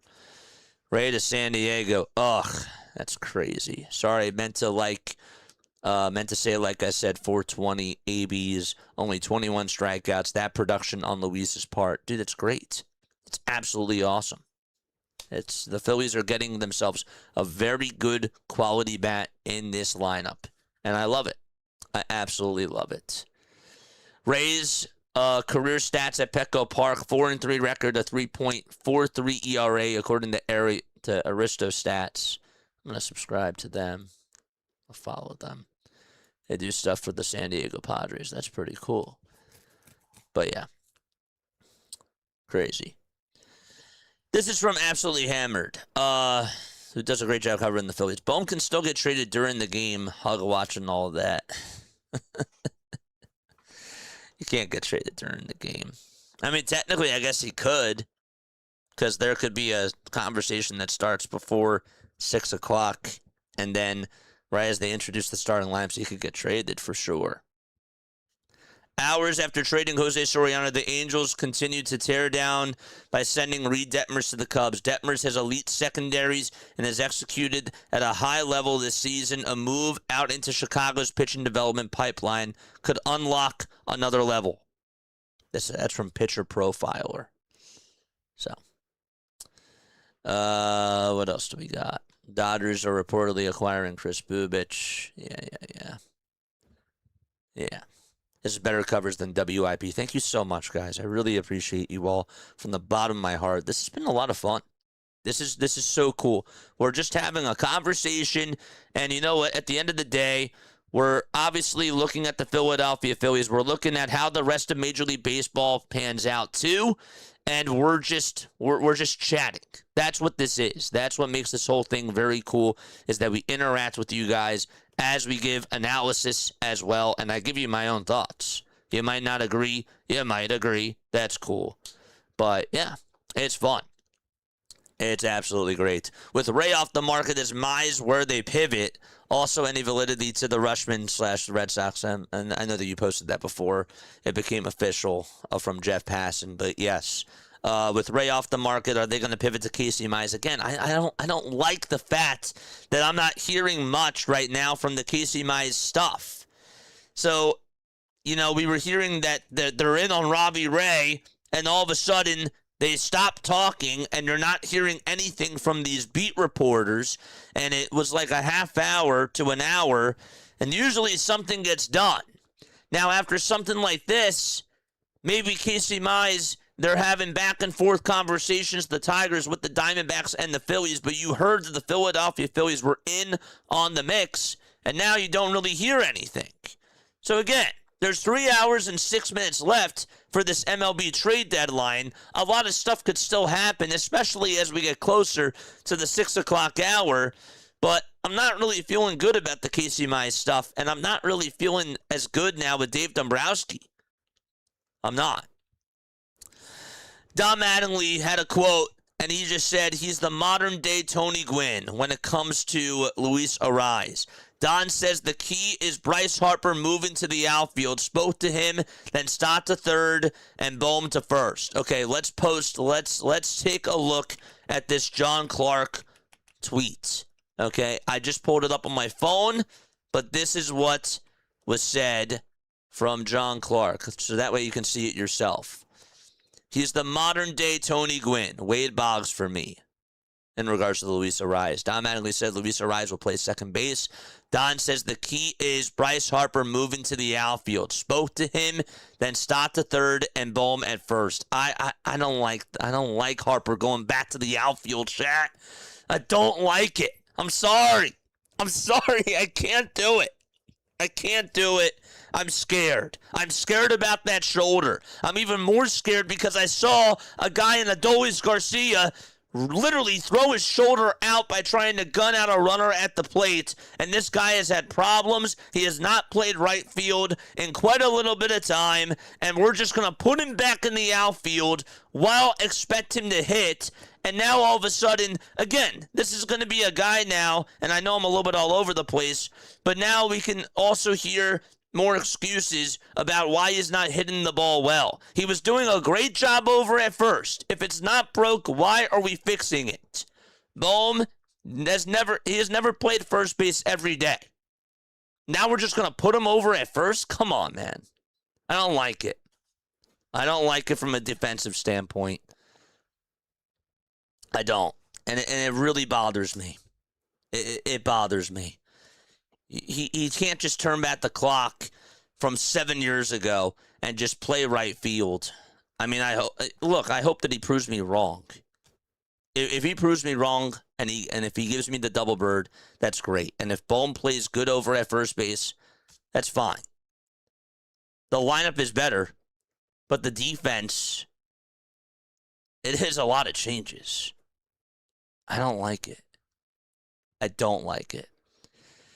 Here's what the lineup looks like tonight, by the way, for the Philadelphia Phillies. For now, and again, that's barring any more moves. Trey Turner is batting leadoff. Kyle Schwarber is batting second. Bryce Harper is batting third. Bohm is batting fourth. Then you got De La Cruz at the number 5 spot. Bryson Stott 6th. Edmundo Sosa 7th. And then it's Derek Hill batting in the 8th spot. And then number 9 is going to be Garrett Stubbs. He's the catcher. Joel Sherman, teams were calling the Angels on Jose Soriano, and I have heard that has not stopped as now. Some are calling the Blue Jays. The trade deadline might get weirder. Jose Soriano to the Phillies could be very, very interesting. If Larnach goes, maybe the Phillies have a shot again in Buxton. That's true. Anthony Evanson is going to be traded to the Orioles as part of the Adley Rutschman trade. So there's a prospect. We haven't heard anything about Byron Buxton today so far, says Ray. And I think that the Minnesota Twins are still wanting to keep him. I really do. But Trevor Larnach going might change things. That might change things. NL's playoff team chances to make it to the World Series outside of the Dodgers is for a team to snake bite the Dodgers like the Phils did versus the Braves in 1993, for sure. I would rather see them in Boston as far as Adley Rutschman goes than the Yankees, like first reported. Absolutely. And the Yankees were in on Adley Rutschman too. That was their guy that they wanted to try to target as their catcher because they clearly don't like Austin Wells. Austin Wells has not had a good season at all.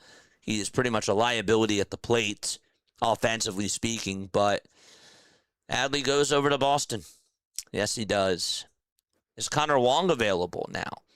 He's probably going to be the backup catcher, but whatchamacallit, Carlos Narvaez might be available.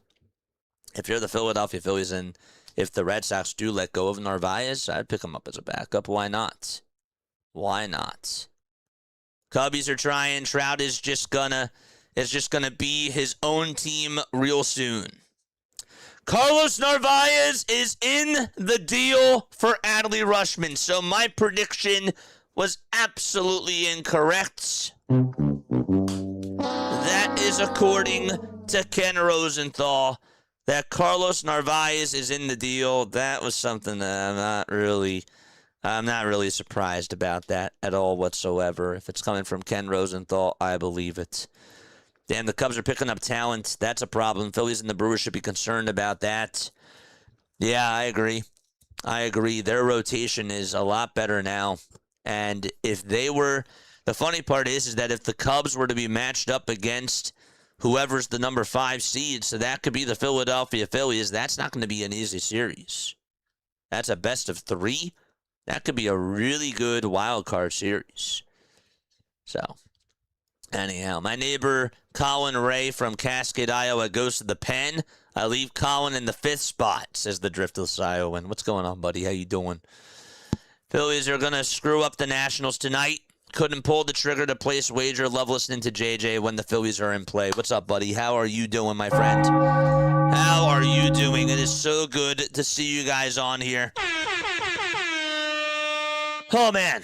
Oh, boy. George Springer is still on the table.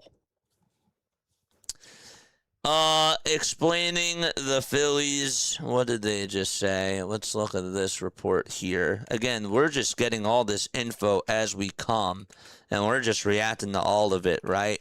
That's just all it is. Explaining the Phillies. What did they say? People. There they are.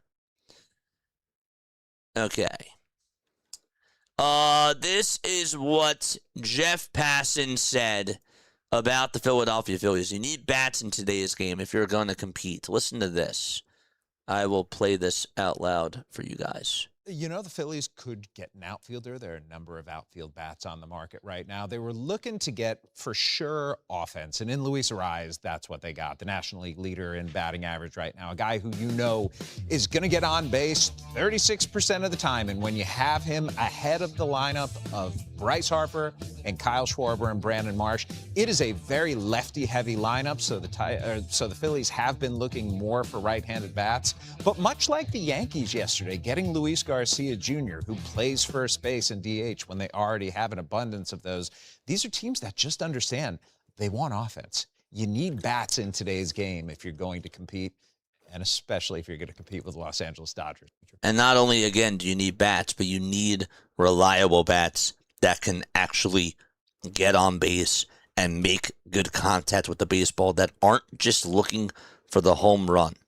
That's the key thing that Jeff Passan is missing. Yes, bats are still valuable, but it's the contact bats that are very valuable at this moment in time. I'm going to turn my audio back down, but I just wanted you to be able to hear that. That's what ultimately matters at the end of the day. It's the contact bats that really do matter. Underdog Major League Baseball just posted something else, that the Pirates are pushing hard to finalize a deal for Luke Weaver. The New York Mets are pretty much saying goodbye to everybody in that bullpen. Huascar Brazaban, see you later.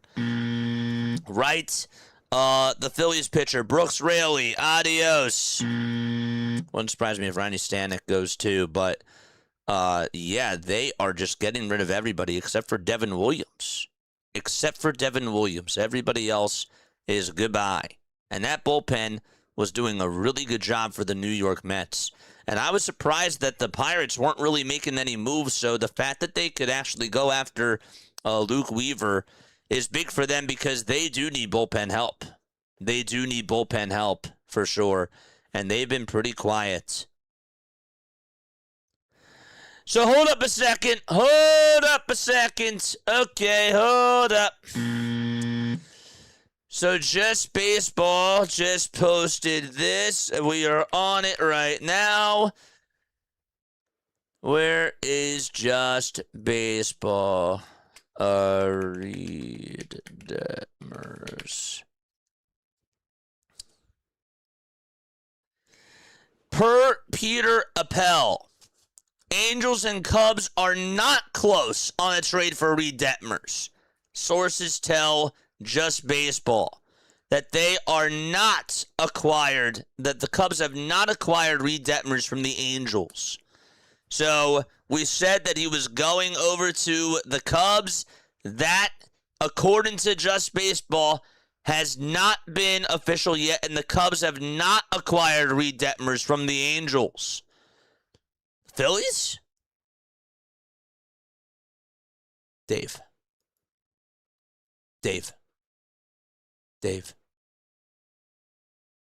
Are we getting Reed?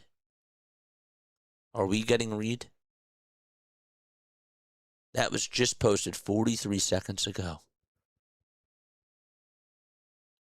So Reed Detmers is not being traded from the Angels to the Cubs, according to Just Baseball. They're saying, hold up a second. They're saying, wait up. So that could be a game changer. Ray says, I want Gunnar Henderson. I am expensive, says, let's get Scooble. JJ, another plus with Luis Arraez is he's been in the National League, proven success against familiar pitching. And we know, Morty, great point. Let me bite on that for a second. great point that you bring up there because the National League has always been stacked with really good pitching. Shohei Ohtani, Yoshinobu Yamamoto, Chris Sale, Zach Wheeler, Jesus Luzardo, Jacob Mizorowski, Paul Skeens. They are stacked with really, really good pitching. And you're talking about a guy who especially hits lefties really, really well. And that part to me is great. Now, your other point about why has he been moved for, why has he gone on all of these teams? It's a great question.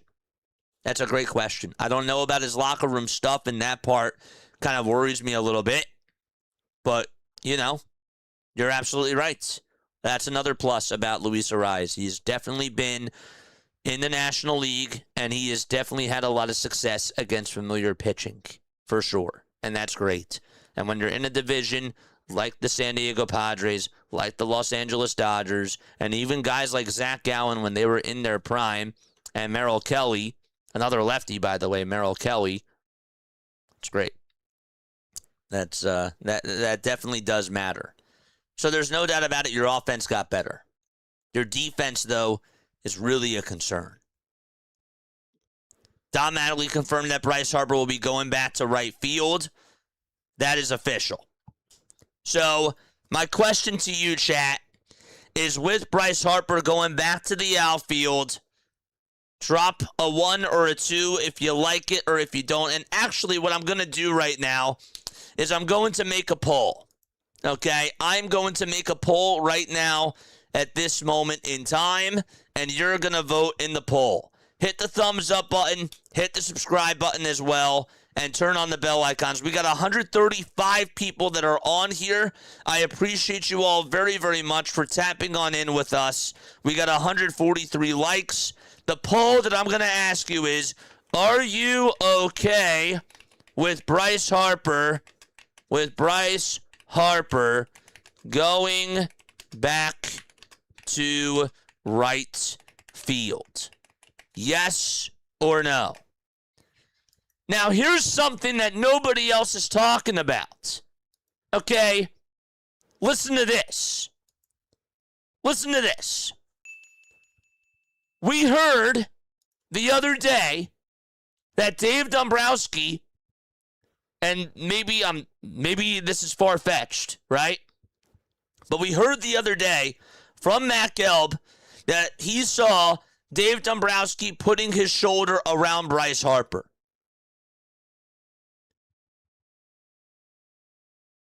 Was putting Bryce Harper back out in right field something that was discussed in that moment in time? And if so, did Bryce Harper want that? I would assume yes, that he wanted it and that he was totally okay with going back to right field. We also heard about the glove scenario.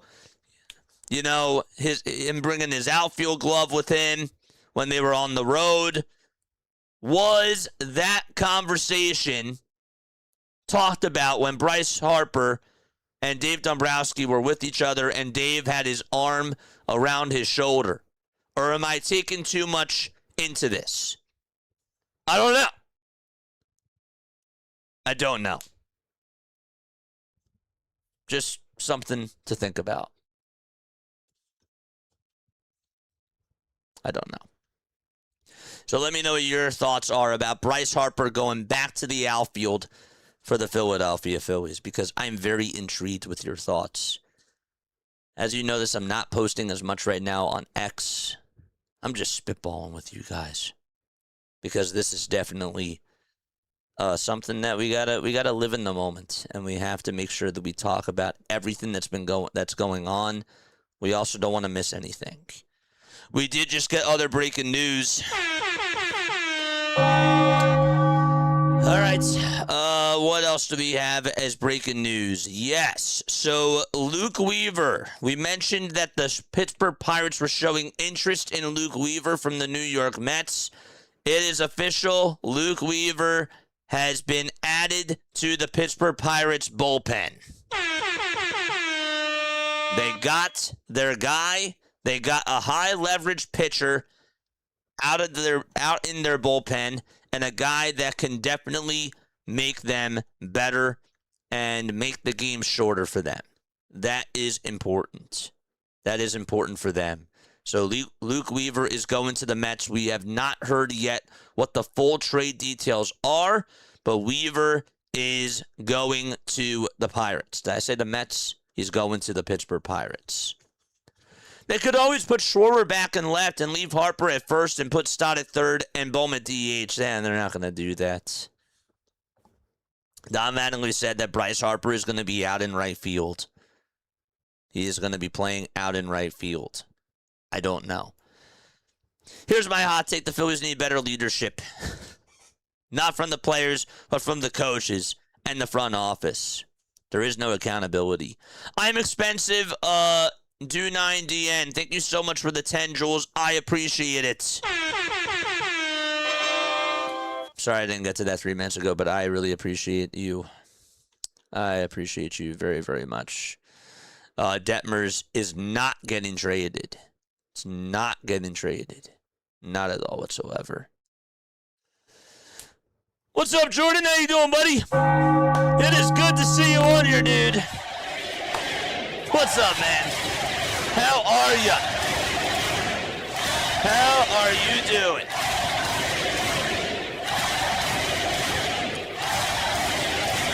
So again, in case you didn't hear it, in case you did not hear the news, and if you're living under a rock, Jeff Kerr says Bryce Harper is going to the outfield. Bohm is going to play first. Stott's playing second. Arias is playing third. Trey Turner's at short. Brandon Marsh will be a platoon. He'll be in platoon out in left field with Harper playing in right. They're also expected to platoon with Brian De La Cruz. That is the news that we have heard from Jeff Kerr and the Philadelphia Phillies. This was also coming from Don Mattingly as well, because he had his pregame press conference just a couple of minutes, not a couple of minutes, but about 20 minutes ago. So just wanted to make sure that I put that out there for you guys to be able to see, so that way you see that it's written in stone, and that's what's going on. I'm not hearing anything about Casey Mize. It's worrying. Which Philly starter do you get? Robbie Ray, Casey Mize, or Ranger Suarez? I am taking Ranger back any day of the week. Robbie Ray is obviously now a San Diego Padre. The Philadelphia Phillies were interested in Robbie Ray, but they could not get a deal done. And now Casey Mize is the next guy that they are targeting. It feels like that Casey Mize is the guy that they are trying to go after, and it would not make me mad at all whatsoever if they get him as a number 4 starter. I would not be mad about it at all whatsoever. So the Pirates go out there. They get one of the biggest difference makers on the market in regards to bullpen pitching, and they got themselves a very good pitcher. He's probably going to be their closer. I would assume that that's going to be the case. If not him, it's Gregory Soto. Time to get up, baby! It's time to wake up, Dombrowski! Put the alarm clocks in the chat! Tell them to wake up! It's only 3:14. Get the alarm clocks out. Let's go. More breaking news. We got more news.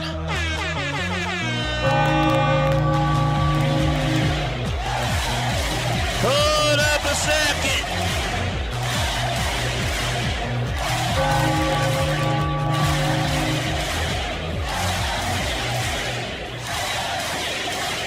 We got some more breaking news for you guys. Apparently, the Milwaukee Brewers are trading for Dustin May and left-handed reliever Jojo Romero from the St. Louis Cardinals. Dustin May, who the Philadelphia Phillies were also trying to eye, is now off the books. And the Brewers said, let's go out there and get Dustin May as a part of this rotation. And guess what? They got Kyle Harrison. They got Miz and Dustin May as a 1-2-3. Miz first, Harrison second, and May third. Not bad. And they ended up getting another bullpen arm in JoJo Romero. Another starting pitcher that the Philadelphia Phillies were eyeing is off the books. PJ with the 200 joules. Thank you so much. I appreciate it. And Shane with the 10 joules. Love you guys.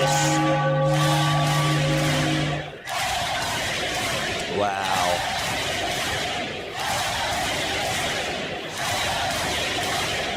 Also, by the way, we also just heard that Braxton Garrett, another New York Mets reliever, another one, Braxton Garrett is going to, actually, sorry, he was on the Marlins, sorry, not on the Mets, I'm sorry.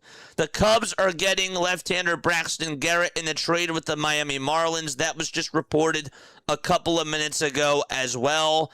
Braxton Garrett is going to the Chicago Cubs to boost up their bullpen. So let's look at the Milwaukee Brewers really quickly, because the Brewers, their team, when their rotation comes, when it comes to their rotation, it looks like this. So you got Miz 1. Kyle Harrison is on the IL. He's number 2. And then, of course, you get your new pitcher. He's your number 3. And Logan Henderson is now your number 4 starting pitcher. It's a better rotation, that's for sure. That's definitely for sure. But Dustin May is now your number 3 pitcher, and Logan Henderson is going to be your number 4. And you get JoJo Romero in that bullpen, and that bullpen has definitely had some injuries that they have been dealing with throughout the entire season. Still got Abner Uribe, still got Trevor McGill, still got Ashby and Grant Anderson, but you add him to the mix of that bullpen, that is pretty much something. Now, as far as things go with Braxton Garrett, again, Braxton is on the Chicago Cubs, and this is what Braxton Garrett provides for the Cubs as far as depth goes. So they got Caleb Thielbar, another team that just does not have any sort of pitching because they are just all hurt. Look at all these bullpen pieces that are hurt for them. Hobie Milner, Phil Maton, Riley Martin, Palencia is also hurt, so they desperately needed some pieces.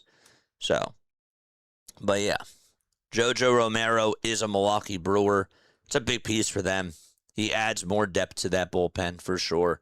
And he gives them more versatility, and that's a pretty good move for the Milwaukee Brewers. I don't know who they had to give up, and we'll see, of course, what the full breakdown is of that trade.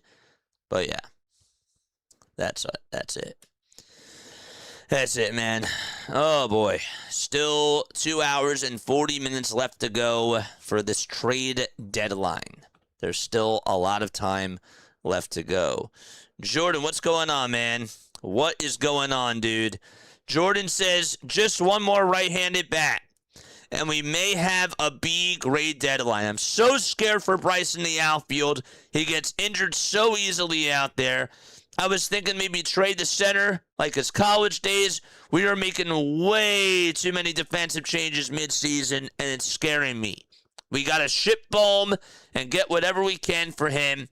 It's like the third year straight of maybe getting rid of him. They just have to bite the bullets. Jordan, you hit the nail on the head. You hit the nail on the head. I'm going to read this again. Just one more right-handed bat, and we may have a B-grade deadline. I'm so scared for Bryce in the outfield. He gets injured so easily out there. I was thinking that maybe trade the center field like his college days. We are making way too many defensive changes mid-season. It's scaring me. Gotta ship Bohm. We need to ship Bohm and get whatever we can for him. It's like the third year straight of maybe getting rid of him. It sucks. It sucks that we've been tied to this for that amount of time. It does. It stings. And you're absolutely right about putting Bryce Harper back in the outfield. It is a lot of defensive changes. See, and if you guys were on here earlier, when the Phillies first got Luis Ariz, I'm like, great. You know, have Stott over at third base, get Bohm away from third. Now play him over at first base. You should be okay. But the more I've let this marinate, the more of a bad taste I get. Okay, so sometimes when you go out and when you eat a certain food, okay, you're like, at first you like it. First you're like, okay, like this is kind of cool. And then you just get really tired of it. And it has that little sting to it afterwards. Like, has that like bad spice or that bad taste, that bad aftertaste that's left in your mouth. I feel like I'm getting that now when it comes to watching the whole Bryce Harper thing unfold with him going back to the outfield and putting Alec Bohm at first and sliding Stott over to third. That is a lot. That's a lot. It's a lot of stuff that's going on and a lot of things that shift in just the span of a day. Bobby Dickerson also has a lot to deal with putting Bohm over at first and now Stott over at third. There's a lot of new adjustments that have to be made. You know? So, it leaves that bad taste in my mouth. Okay. Bob Nightingale. What did Bob Nightingale say? What did Bob Nightingale say? We'll put that back up on here.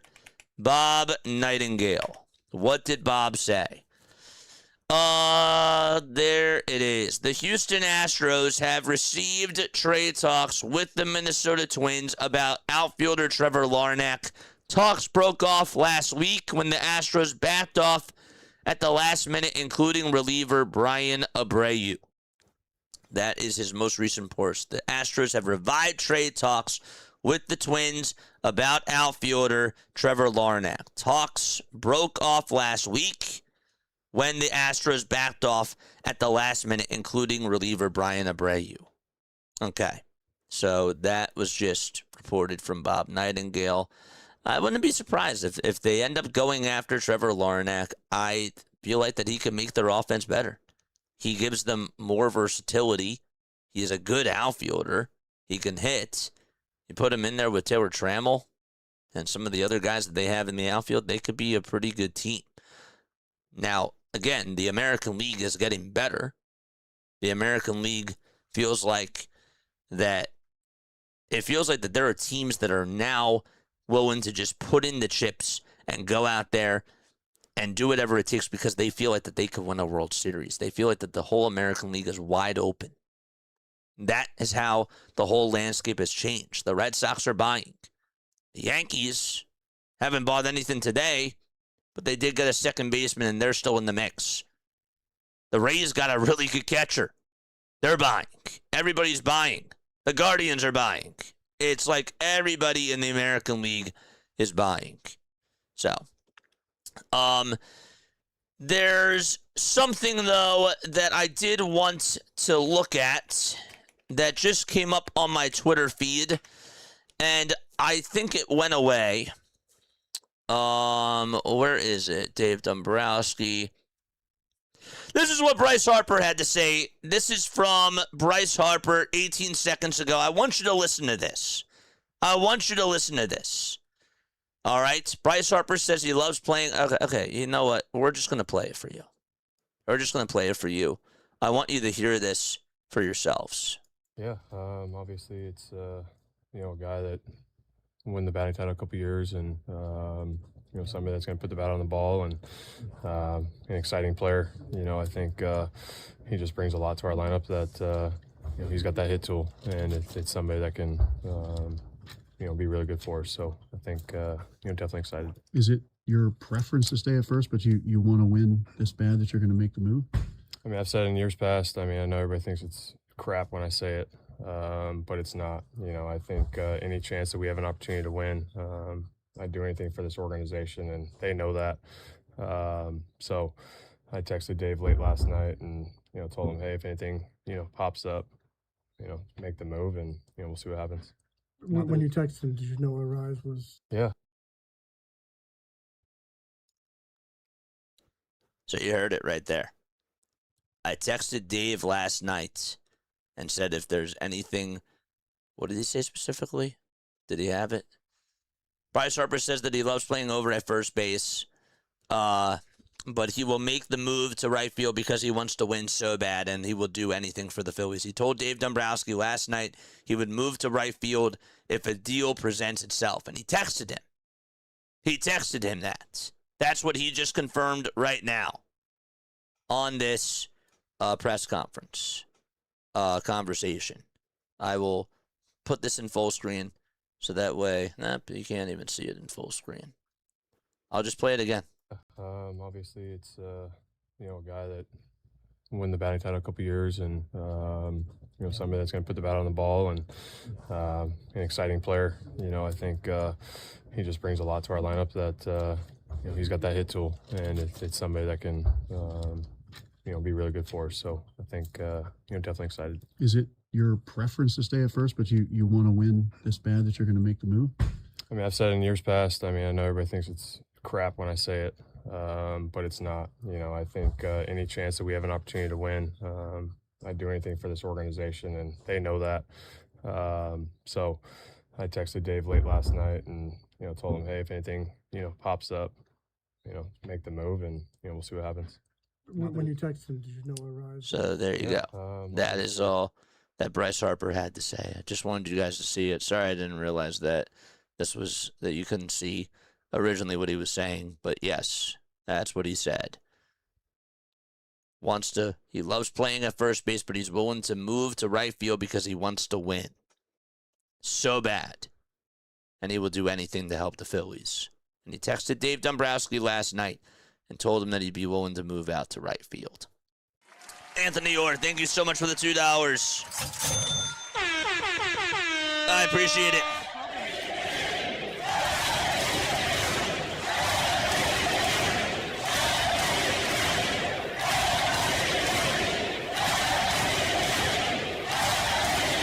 What a day it has been so far. What a day it has been so far. Anthony says the problem at shortstop with defense still remains. And not only that, but again, I can appreciate Bryce Harper saying what he said, but at the same time, I'm worried about Bryce in the outfield, and I'm worried about Alec Bohm over at first base. So there's more questions there. Your defense didn't have as many question marks. Still not saying that Bohm was great at third and Trey Turner was awful at shortstop. Trey Turner's still awful over at shortstop. And yet you still have problems with your outfield. Are they done making moves? It seems like, I guess that they are. If they were to go out there and make a move, it would probably be for Casey Mize at this point, but we haven't heard anything from either the Diamondbacks or the Philadelphia Phillies. Why is it taking so long? I don't know. But Anthony, thank you again for the $2. But that is coming from Bryce Harper. Wants to play out in right field because he wants to win so bad and will do anything for the Phillies. He actually said that he wants to win. That's really the quote. A key part in all of this is Bryson Stott being an everyday third baseman. Harper endorses commitment to win. He's one of the best fielders in the league. I applaud him for even showing that he has the ability to do it. I think it's going to be easy for him, says Bryce Harper, when it comes to putting Bryson Stott over at third base.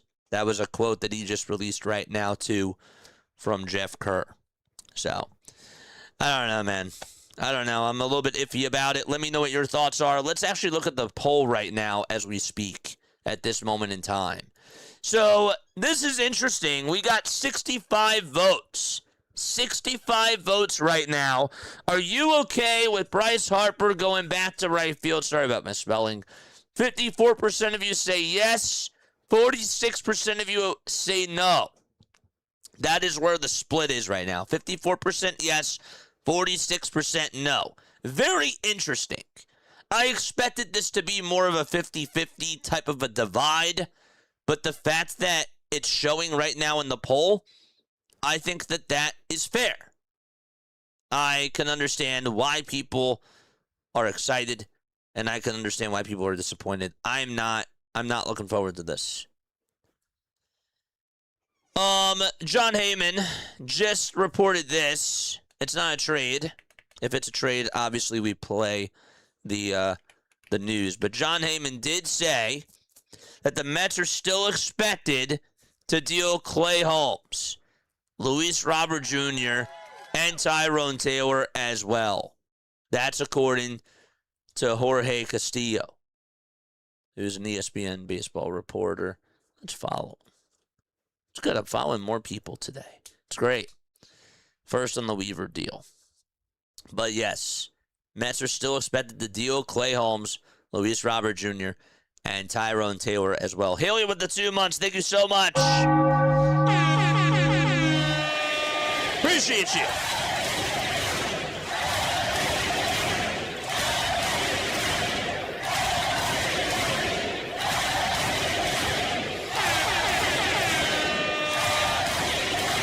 I'm worried that so many field position changes at once is going to make a sloppy August as everyone adjusts. And look, you know what? You know what, Joe? You're right to think that way. Like, it's all valid. It is so valid. So now it's like, sure, like the offense can be better, but now you're thinking to yourself, well, you know, what if we have these ground ball pitchers and all of a sudden we have a ground ball hit over to first and now Bowman's making a mistake? How much is that really going to impact this team? Obviously, you're going to make errors. You're going to make errors. Wait, hold up. Wait. Is this official? Is this official? The Superflex. Who's the Superflex? Hold up a sec, chat. Is this official?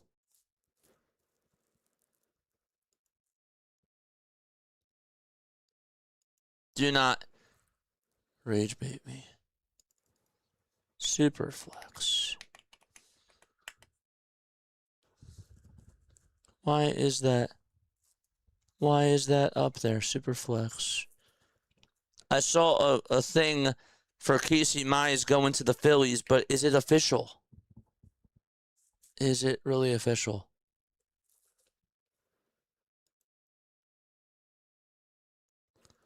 No. Okay.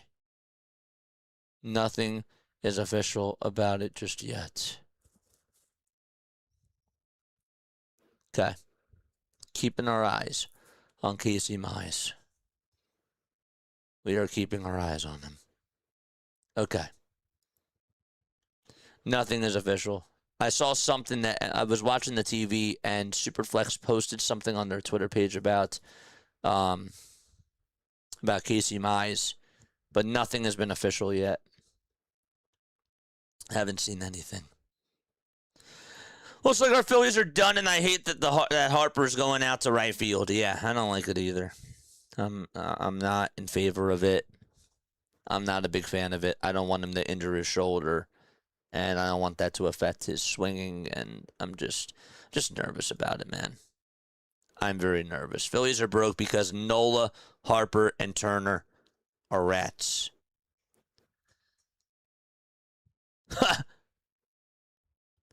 I got really confused. Destiny Lagarde just posted this. MLB Network is grading fake trade proposals less than 3 hours before the deadline. Not great considering they are on in a bunch of MLB clubhouses right now. That's what they did. They had a fake trade proposal.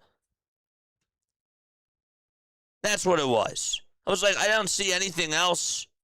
I was like, wait, what?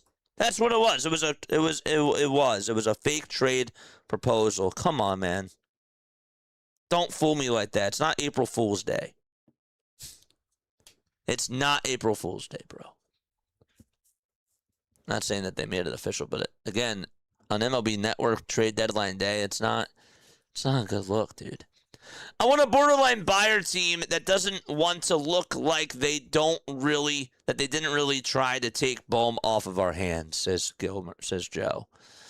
Matt Chapman for Bohm. Thoughts about that? Matt Chapman for Alec Bohm. Cool, but then who you putting over at first base? Stott? You putting Harper back over at first, and then what are you going to do with Stott? Can't do that. I'm not putting Stott over at first. I wouldn't do it. Now Chapman for Stott. Straight up. I don't like it either. I think defensively, I mean, yeah, you have a really good third baseman. And I think that your defense would be, I feel more comfortable with that because Stott doesn't have to play third base, and he doesn't really, and he hasn't played third base since he was in the minors, since it was like his rookie season. Like, it's been a while since that's happened. Stott's to go now because he can't even play over at third base. But I agree. They need like an 89-win team and 6 seed that gets swept into the playoff. They feel like an 89-win team. I can't speak today, sorry. And 6 seed that gets swept in the wild card round. AJP says, Stott has played third a decent amount of time. We always put Luis at third. Either way works. Bohm is half decent third baseman, but we need better than just decent. So I think that they should trade Bohm. I do too, but who is going to want to take on Al Bohm? I agree with that part. I don't think that Bryce Stott, he didn't play a decent amount of time over at third base. So he has played third a decent amount of time. No, he's a second baseman. He's played a decent amount of time over at second. So that part is just not a fact. That's just wrong. He's played second base. I love Bohm, though. He's slowly getting better and better, but he's 30, and he should have already been better at this moment in time, says AJP. He didn't say that part, but yeah, Bohm has been a disappointment. There's no doubt about it. And putting him over at first base, I just don't like it. I don't like it. I think that putting Bryce Harper back out in right field is not good either. Would it shock me if the Philadelphia Phillies are done at this moment in time? I think that they're done. If they were to make another move, it has to be for a starting pitcher, and that is Casey Mize at this moment in time. Padres have now reached out on Dalton Varsho. He has reached out to Dalton Varsho. The Padres have reached out to Dalton Varsho in regards to the Blue Jays. I want George Springer, dude. I really want George Springer as a Philadelphia Philly now. I'm starting to get impatient. Man. No, man, you're the GOAT. I appreciate you. I appreciate you, man. I really do. I see reports that the Phillies are done making moves, says Andrew. I hope not. I hope that they're not done. If so, Chad, if they're done, I want you to drop a letter grade down below. I heard Jordan's. I want to hear from the rest of you guys for sure. How would you grade this MLB trade deadline for Dave Dombrowski? If this is it, I'm going to go C-. If this is it, C-. Yes, Arise is a better bat. Yes, they got a better bullpen. But at the same time, you're not getting a starting pitcher. You're not getting a right-handed bat. And I know that heading on into this, it was going to be really tough for them to attack all cylinders with this. But they missed out on a right-handed bat. They missed out on another starting pitcher. And their defense has more question marks than it does exclamation points. So C- is where I would go. And I actually think I'm being nice with that. C-. Did they get better? Yes. In some areas. Did they get worse on the defensive side? I think that they did. I don't like it. Something just doesn't stick well with me. This can't be it. They have to. If they get Casey Mize, it bumps up to a C+. If they get Casey Mize, it jumps up to a C+. That's where it goes for me. Bryce wants what's best for this team. He'll spark fires where he has to and take his extinguisher to put it out. MV3, says Haley. Yes. Again, thank you so much for the $2 super chat, Anthony. I appreciate it. And Haley, thank you so much for the membership. I appreciate that too. Anything else? Is that confirmed? I find you either Dave will think we are done and just sitting there, or Dave will make a trade and it'll be some mediocre player. I'd even take that because we are good at developing half-decent players. So you're thinking about like the Derek Hills of the world. You're thinking about Edmundo Sosa's. You're thinking about the Brandon Marshes. That's what you're thinking of. We're good at developing half-decent players. Yeah. There's a lot. There's a lot, man. All right. I'll read a couple more. Chance for injuries increase, says Quan. What's up, Quan? How you doing, buddy? It's good to see you, dude. Really good to see you on here. Absolutely it is. And by the way, just wanted to make sure that I mentioned this. First and foremost, we got a lot of people here in the chat. Welcome aboard to Play by Play with JJ. I appreciate you guys so much for tuning on in. It means a lot. Hit the thumbs up button. Hit the subscribe button and turn on the notification bell icons too. I appreciate you all so much for everything that you've done on here. It really means the world to me. It is 3:42 p.m. Eastern time. Go follow us on all the social media platforms. Also, make sure that you guys go check us out on Facebook, on TikTok, over on Twitch as well. If you guys are tuning on in over on TikTok and on Twitch, we are live streaming on there too. You guys are absolutely incredible. You really are. You guys are insane. Chance for injuries increased for Bryce Harper, but Bryce is a player who wants to win so badly he will sacrifice everything for a chance to win a World Series. Yeah, I understand that. I understand that he is willing to do whatever it takes. I get that. I do totally understand. But is that what's best for the Philadelphia Phillies moving forward throughout the rest of the season? Or can they go out there and just get somebody else in the outfield and just put Bryce Harper back over at first? Is Bryce Harper... we don't even know. Here's the crazy thing, chat. We don't even know if Bryce Harper is even the best outfielder on this team. Is that fair to say? He hasn't played right field in a very long time. Who's to say that he's the best outfielder that they have defensively? You know? That's just something else to sort of think about, too. So defensively, is that even your best option? You're obviously trying to sacrifice more offense and worse defense. I hear you, and I understand that. Would I rather have Bryce Harper play right field rather than Kyle Schwarber play left? Yeah, I'd rather have Bryce Harper play right, but I still don't believe that that's what's best for the team this season, because then you're risking your franchise player getting hurt because of his shoulder, because of the UCL.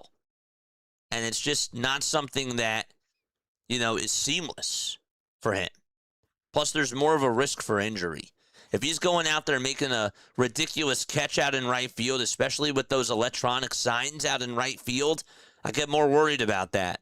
At first base, I don't have to worry about him getting hurt. I also like him more defensively over at first base than I do Alec Bohm. Does that make sense? Does that make sense? Our best defensive outfielder is hurt, says Haley. Yeah. It's just, there's a lot of question marks with that.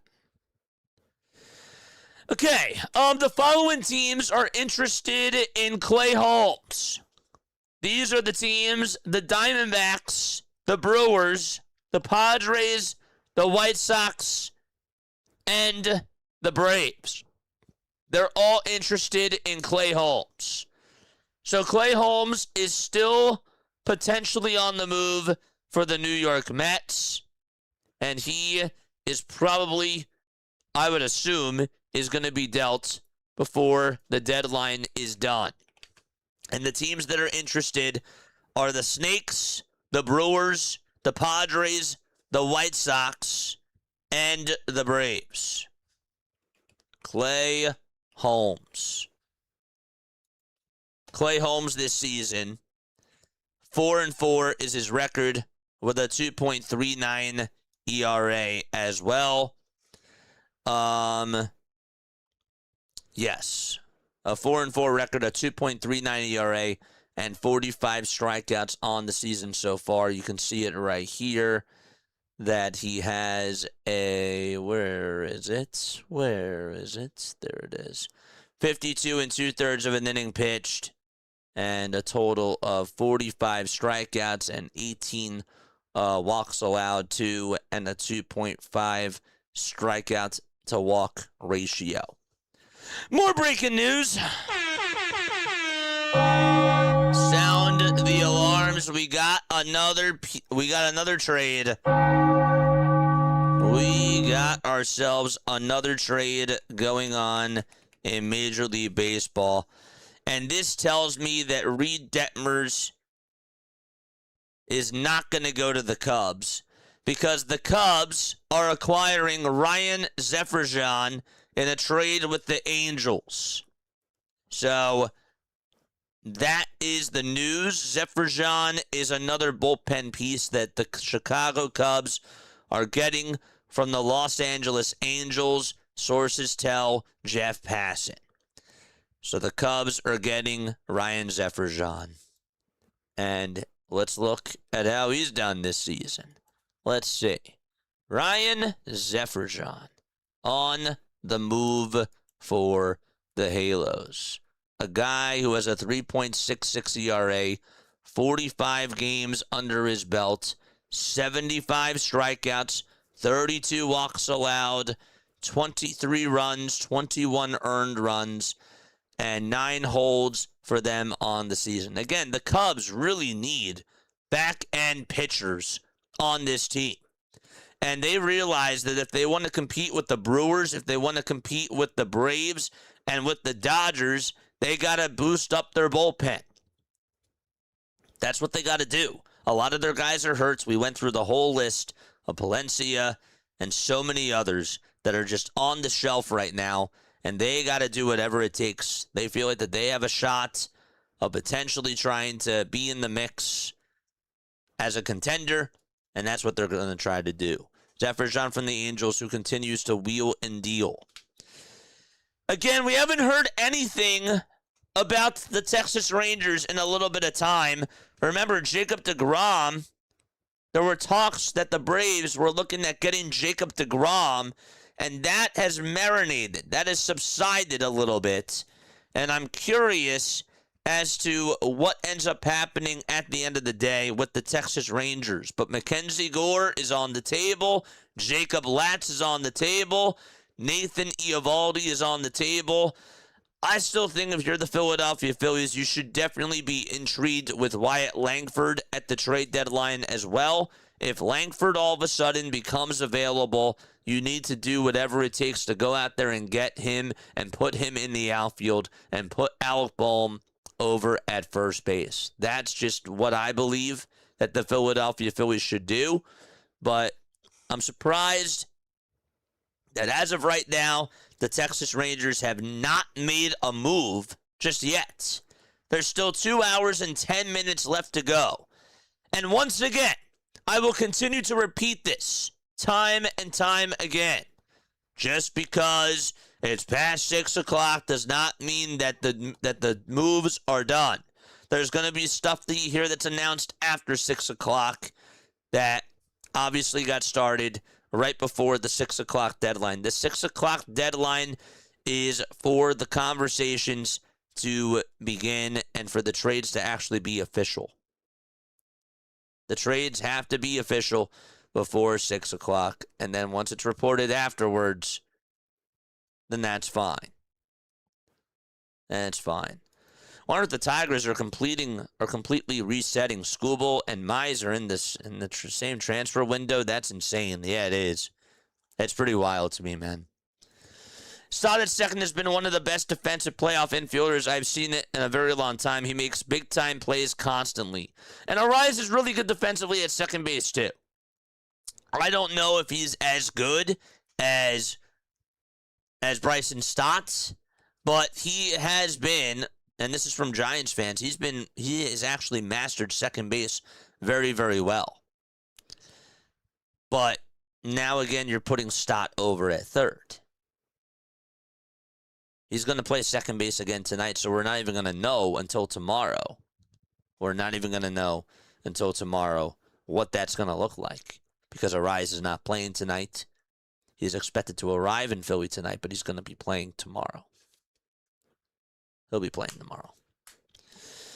Stott is the odd man out with the addition of Arise. Yeah, so you think that Stott's getting moved and that they're going to keep Bohm over at first. Now, honestly, what would actually be kind of intriguing is if Josh Young is on the move for the Texas Rangers. And here's a little hypothetical for you, chat. Josh Young is one of the only third basemen. For a little bit of time, he was one of the only third basemen that was batting over 300. He's hitting .294 this year. He has 9 home runs, and he has 35 RBIs. Now, he's coming off of a left calf strain injury, and they say that that's not trended in the right direction. Now, that part, I don't know if I like. I was going to ask, would you be willing to trade for Josh Young? And now I guess obviously I answered that for myself, because now that we're hearing stuff from the Dallas Morning News 4 days ago saying that he has a left calf strain and it's not tending in the right direction, I guess that you don't go after him, but that was just a food for thought. That was just a food for thought, so that's not going to happen now. You're not doing that. In my opinion, I just don't see Bohm. I just don't see Bohm a spit on this team, but I'm still willing to roll with him for another Phillies starting pitcher. Another Phillies starting pitcher guy. Here's the breakdown of the trade that the Brewers got for Dustin May and Jojo Romero. Jojo Romero. This is from Underdog MLB. Underdog MLB. And again, we're still waiting to hear which other dominoes are ready to fall during the Major League Baseball trade deadline. But this is what we got as far as a full official deal goes. So Adam McCalvey says that the Brewers are getting Dustin May and Jojo Romero for Alexander Frias and Josiah Ragsdale. So more prospects that the Cardinals are getting. They are getting those guys. Dustin May is off the books for the Philadelphia Phillies. They do not get Dustin May at the trade deadline. That was one guy that I was intrigued with. I was very intrigued. But it's not happening.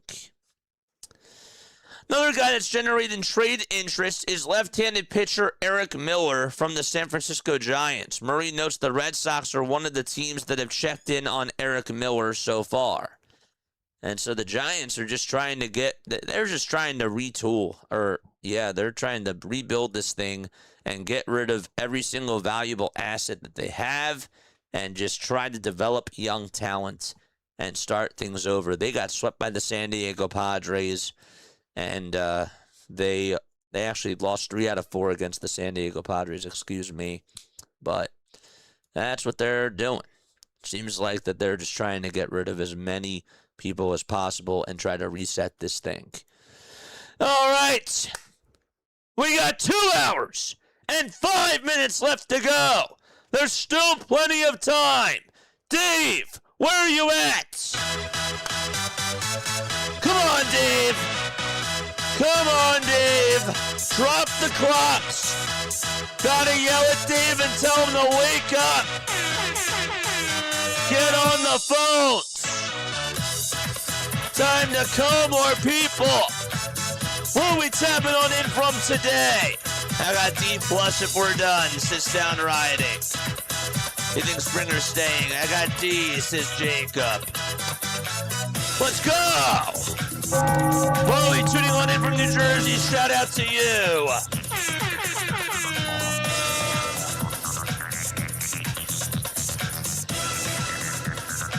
Who else is tapping on in? Drop the fires, drop the alarm clocks down below. Who else is tuning on in? Yeah. Mike, I hear you. I totally hear you. And I love Joe, but I disagree with him. Padres got Robbie Ray. Yeah, I know. Brutal. Absolutely brutal. For sure. I'm watching from work, says Ray. What's up, Ray? Haley tuning on in from Dogtown. We love it. Oh, we love it. Yes, sir. Gotta get some more starting pitching.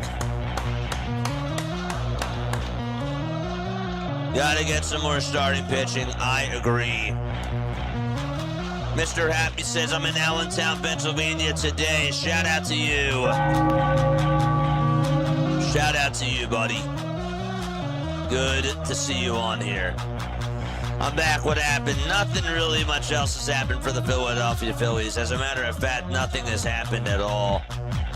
It's also weird since Brian De La Cruz has been very solid with a short sample size. His bat has been red hot. It has been hot, and he's been doing better. And I'm really hoping that the Philadelphia Phillies don't just look at him and say, well, that's our outfield upgrade. No, I'm sorry. That's just not good enough. It's not good enough. I want a right-handed bat. If you say that, fine, like he's your outfield upgrade, whatever, but I need another bat. I need another right-handed bat. And I want Bryce Harper back over at first. I just do. I don't want him in my outfield. Harper to third, Stott to short, Turner to right field. That would be something.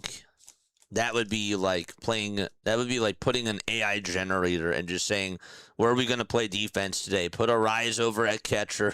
I'm kidding. I'm just catching. I'm just messing with you.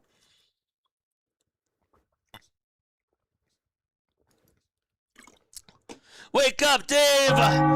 Wakey! Need another good bullpen piece. We need another starting pitcher. And what does Dave do? Gives away our number 4 prospect for a middle infielder. And it's a stupid Dave move. I disagree with that, my friend. I totally disagree with that. How many times have our prospects panned out? How many times have our prospects panned out from our minor league system that we have? We were told Andrew Painter was going to be great. We were told that Mick Abel was going to be great. I've heard so many times that these players are untouchable. Spencer Howard, another example.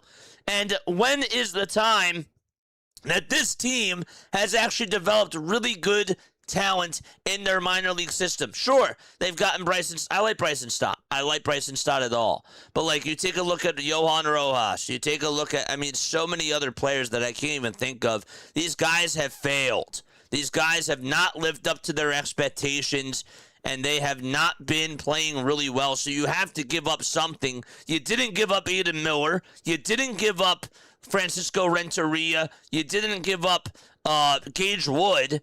You didn't give up any of those guys. So I think it's a win. I really do. I think that it's a win, and the Philadelphia Phillies had to get something in return. And guess what? They got themselves a really good bat. I know that he is probably going to be, I don't even know if he's going to be a rental or not. It sounds like the Philadelphia Phillies would be interested in trying to extend him, but he's a very good contact hitter. The problem is, I understand that the defense is an issue because now you have Bone playing over at first and you have Harper out in right. But he's a really good bat. He's a very good bat. He's the best contact hitter in the game right now. And how many times have we even asked for this lineup to be able to have guys that can just get on base and work up at bats? That's what Luis Arias does. That's what he does. The offense got so much better with Arise. It's not going to be the best thing in the entire world, and I still think that they need another right-handed bat. But to give up one of your pitchers in the system and to be upset about that, I just disagree. I disagree 1,000%. They're prospects. At the end of the day, they're prospects. You got to give up something. If this team feels like that they can compete for a World Series now, something has to give. What are we saving our prospects for? I don't know. 2 hours left until the trade deadline is done. 2 hours left. And it's starting to get a little bit slow right now as we're speaking. It's starting to get a little bit slower. Bryce Harper was throwing out in the outfield. According to John Clark, 30 minutes ago, he says he's making the switch to right field because he would do anything for the Phillies and wants to win. Obviously. That's what he was saying.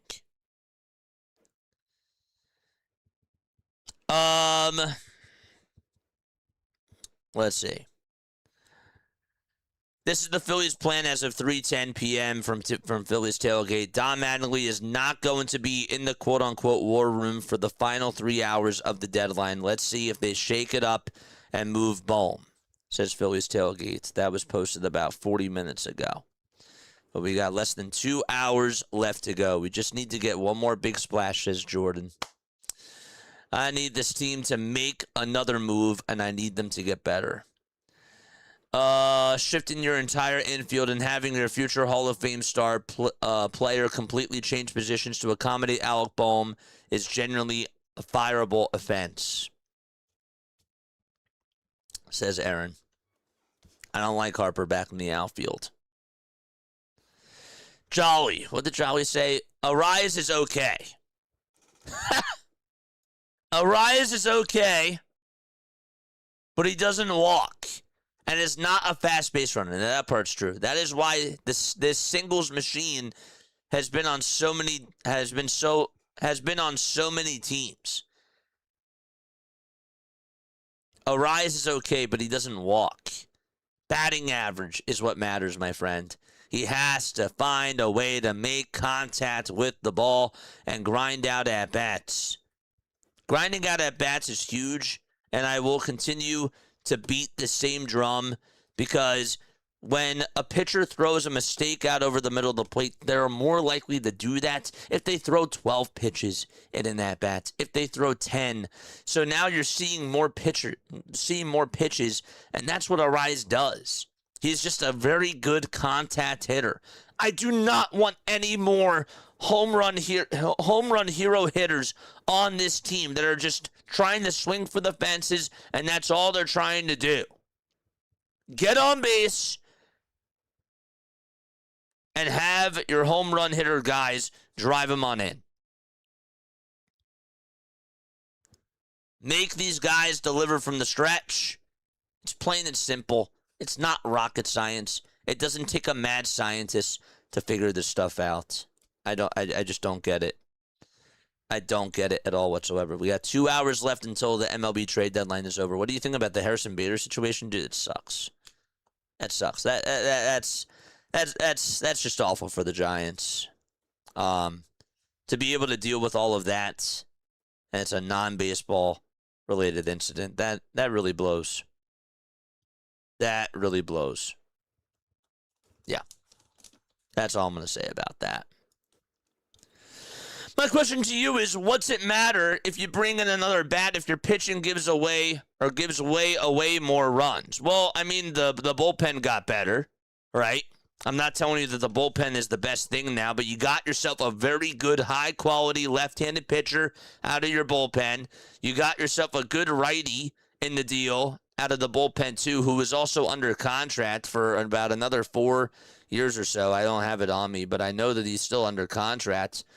So your bullpen, you don't have to see Seth Johnson and Chase Shugart in high-leverage spots anymore.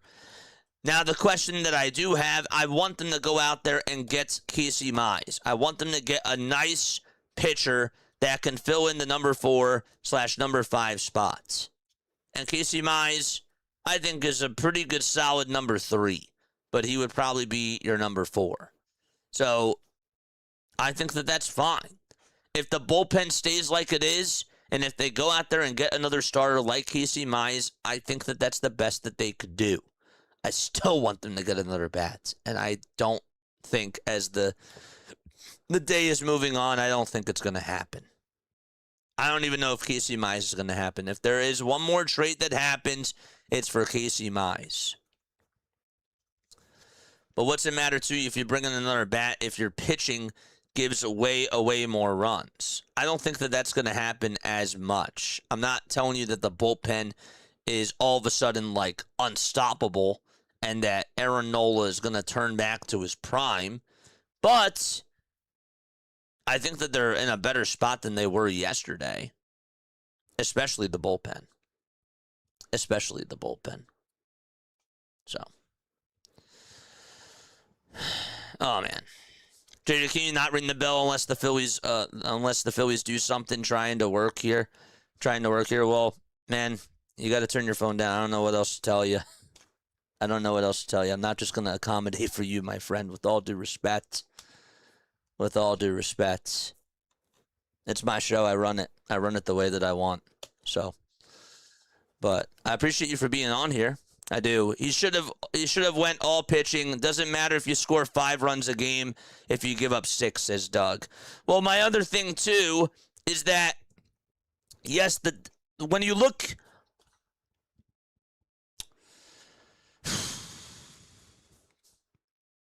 See, this is one of my weaknesses. I got to be really good at arguing for the other side. That's something that I'm trying to work on. But let me read this again. He should have went all pitching. Doesn't matter if you score 5 runs a game if you give up 6. Last year, though, let's look at last year. Let's look at the playoffs last year against the Los Angeles Dodgers. Okay? Let's do that.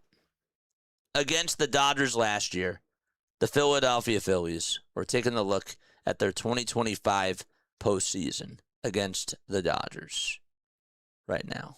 Where is the postseason? There it is. Phillies lost 5-3. They lost 4-3. They lost 8-2. They won 8-2, and then they gave up 2 runs on Thursday's game. They gave up a total of 13 runs in those 4 games. Right? Right. Sanchez gave up 2 earned runs as a starting pitcher in 5 2/3, and he struck out 8 batters. Okay? I'm just gonna go through this. Luzardo gave up 2 earned runs in 6 innings. Zeus is still here. And then in Game 3, you had Aaron Nola and Ranger Suarez going 7 innings combined, only giving up 1 earned run. So you're starting pitching in that series, and then, again, this is without Zach Wheeler. And then Sanchez again went 6 1/3, and he allowed 1 earned run.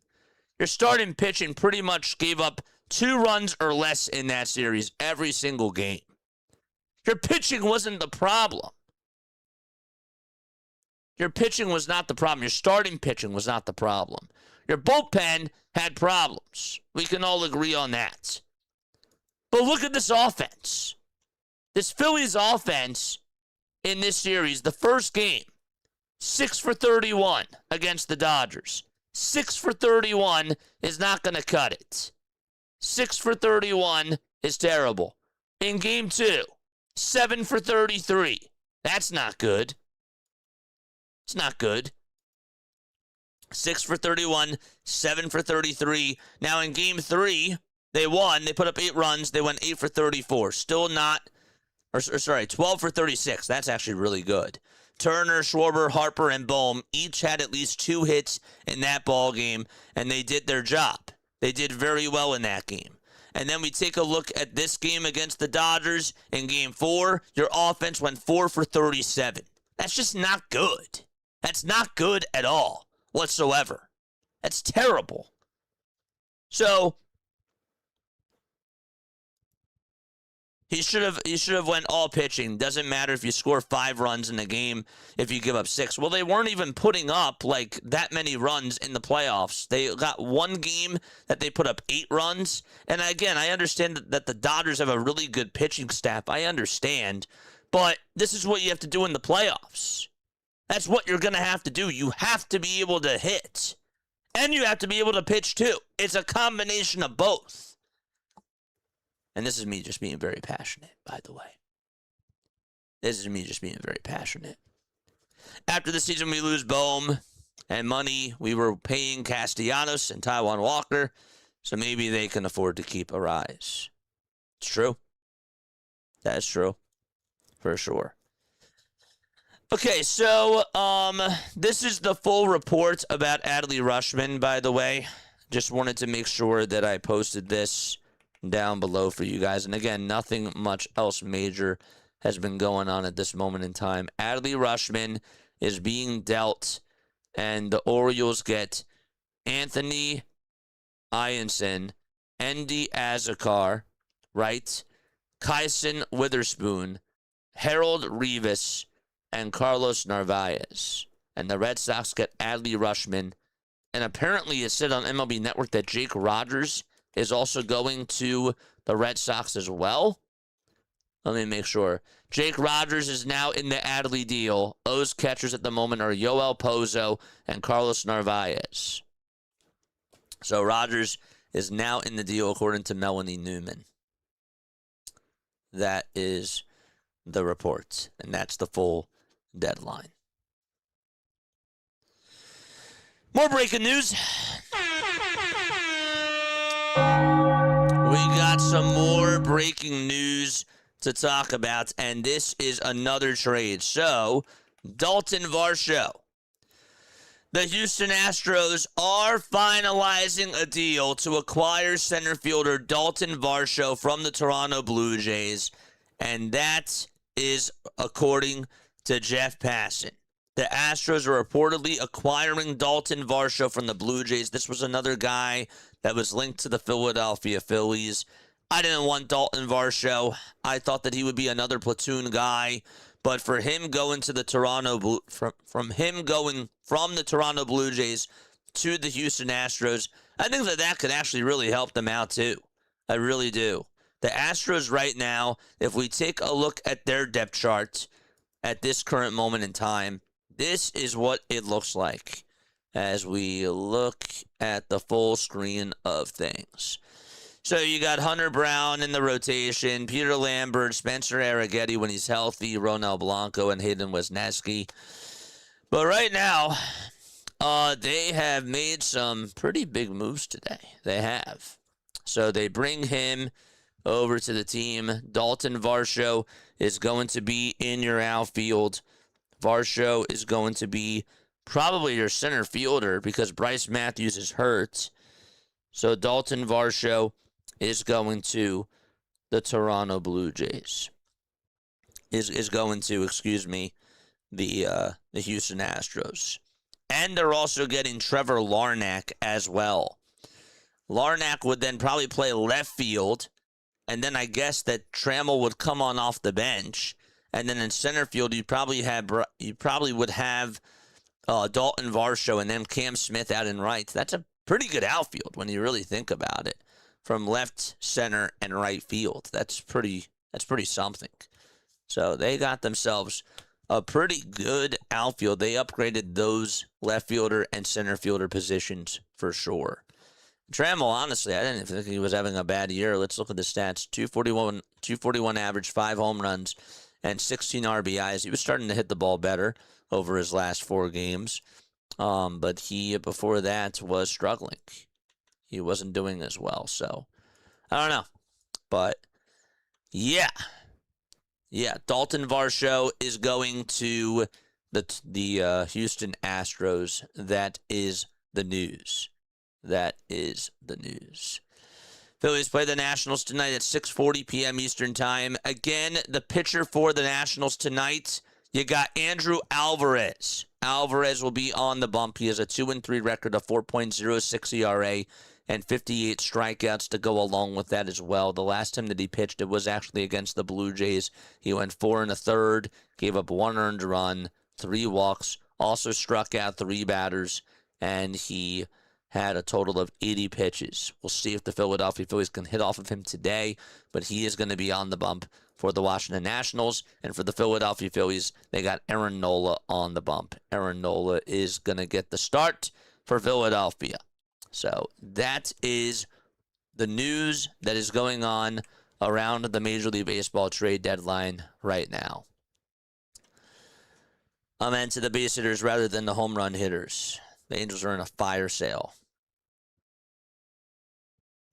Dalton Varsho is going to the Astros. I just saw that. Yes.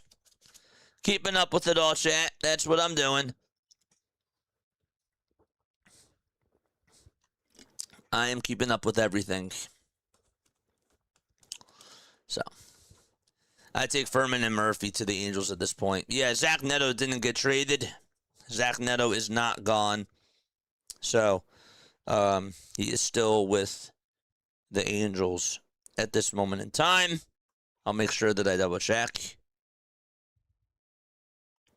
Foul territory said an hour ago. The Angels moving Zach Neto would be stunning. That was reported an hour ago. Gatsby said that the Angels are expected to keep Zach Neto, per Bob Nightingale. The Angels are expected to hold on to shortstop Zach Neto for now. But we have not heard anything in regards to the news for Zach Neto just yet. In terms of the Phillies, I think we are done making trades, says David. Yeah. Jackson, please do not spam the chats. And also, it's not accurate. That's not accurate. He is not getting traded. He is not getting traded. Jeff Kerr posted out a quote. This had to do with Bryson Stott moving over to third base. He said, I'm going where they tell me to play. I'll just do that. That was his quotes that he said. I'm going where they tell me to play. I'll just do that. That's it.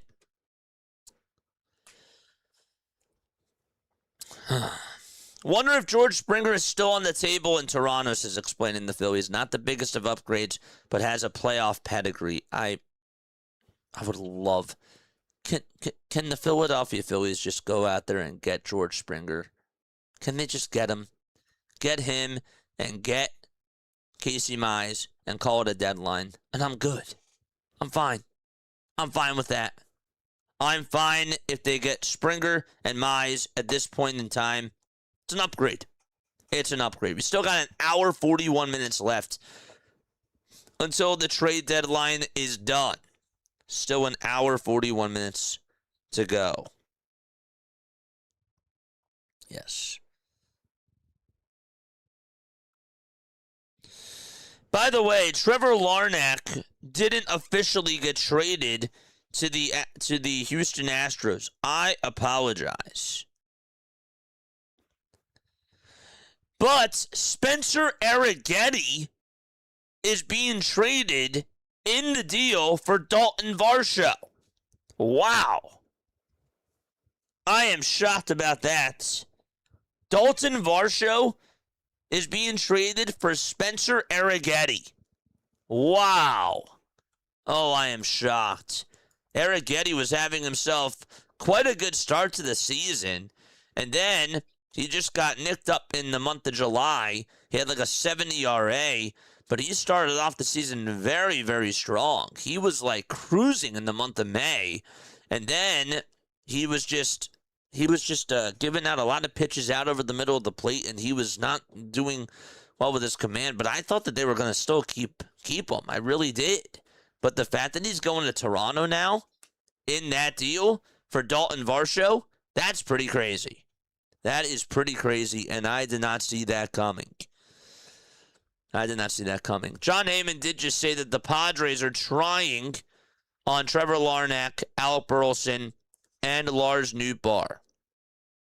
So now they are in the mix to try to get Trevor Larnach, which means that Dalton Varsho is going over to the Astros, and Trevor Larnach is not.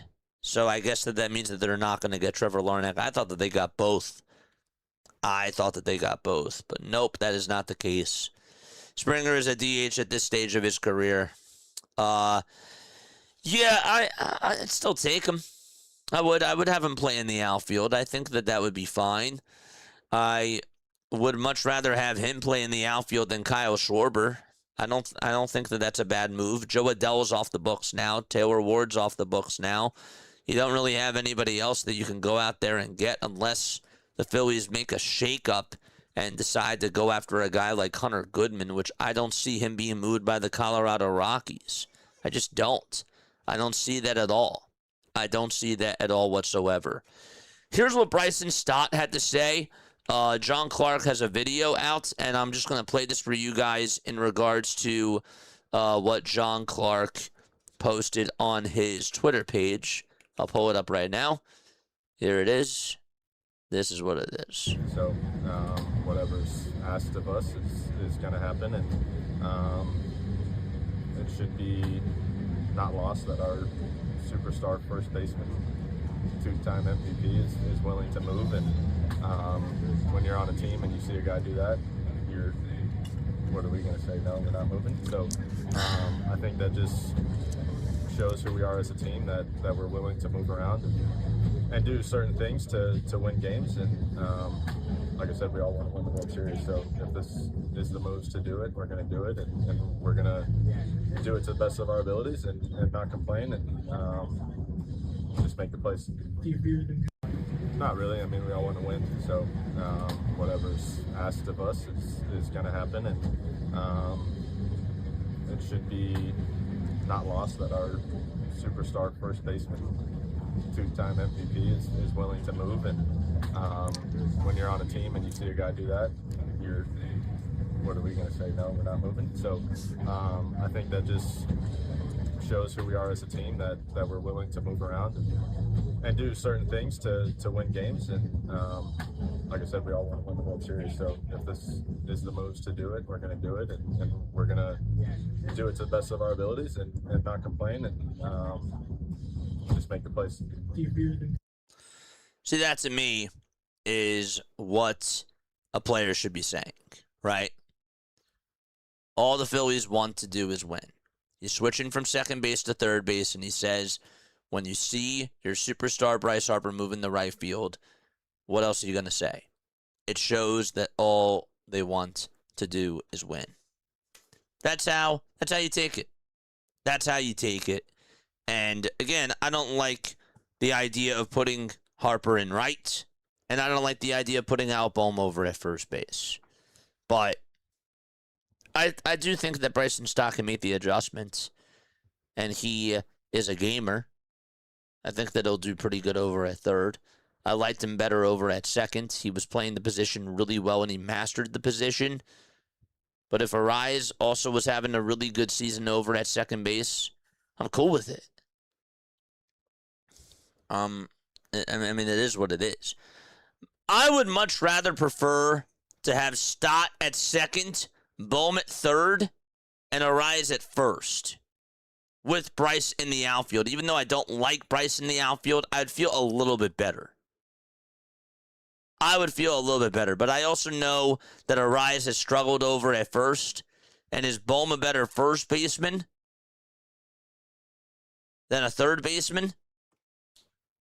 We're not used to it. We're not used to it. We'll have to wait and see how that all plays out. But yeah. Give me Mize. Springer is an outfielder. At this moment in his career, if he's on a contender, he's fine. He's fine in the outfield. He is fine in the outfield. So, Bryson Stott was taking grounders over at third base today. If you guys want to see what that looks like, I can pull up that video from Luke Arcani. I can pull that up for you guys. Let's see. Luke Arcani. Bryson Stott, ground balls over at third. Where is it? There it is. Here, let's mute this. You can see him, though, taking ground balls over at third base, though. There you go. Attaboy, Bryson.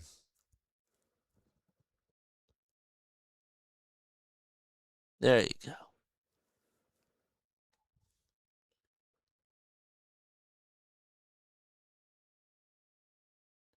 There we go. All right, cool.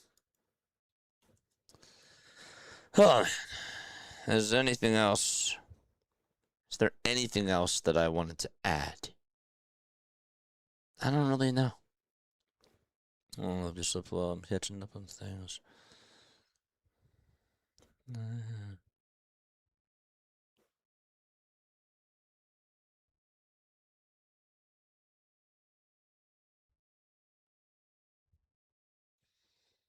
Yeah. Yeah. I don't know. There's still a lot to go over and talk about. I do actually have to make the thumbnail for tonight. Maybe I should try to work on that. I should make that thumbnail for tonight's Philadelphia Phillies game as they take on the Washington Nationals. I should do that. I absolutely should. So I could do that. I could work on that now. It is 4:27 p.m. Eastern Time? It is 4:27 p.m. Eastern Time. There's still 1 hour and 33 minutes left to go for this MLB trade deadline. That is crazy. There's still a lot that can happen, chat. Like, there's still a lot that can absolutely occur within the next hour and a half plus. We just don't know what else is going to be done. We have no clue. We have no clue.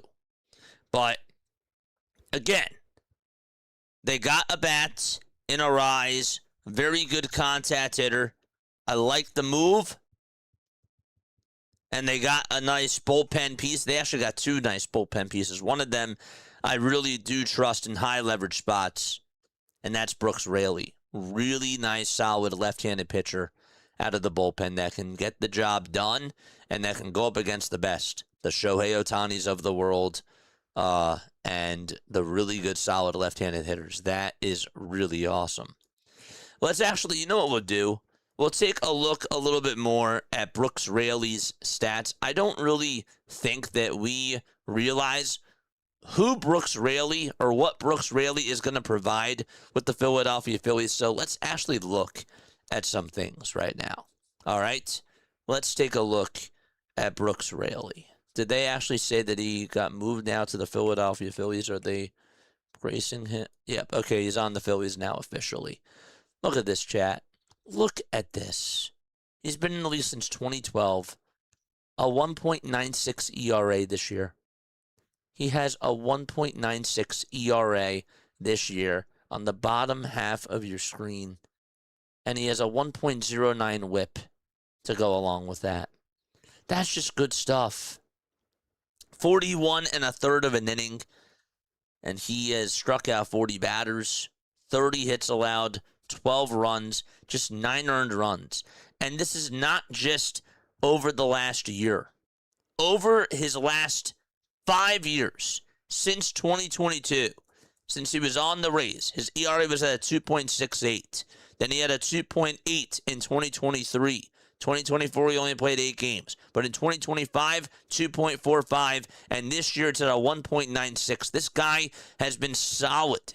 He's been absolutely solid. And again, he's 38 years old now.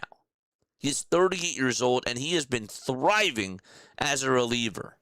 He's been so good. I want to see how he's done numbers-wise against teams like the Dodgers. So, lefties. Tommy Edman 0 for 3. Freddie Freeman 1 for 8.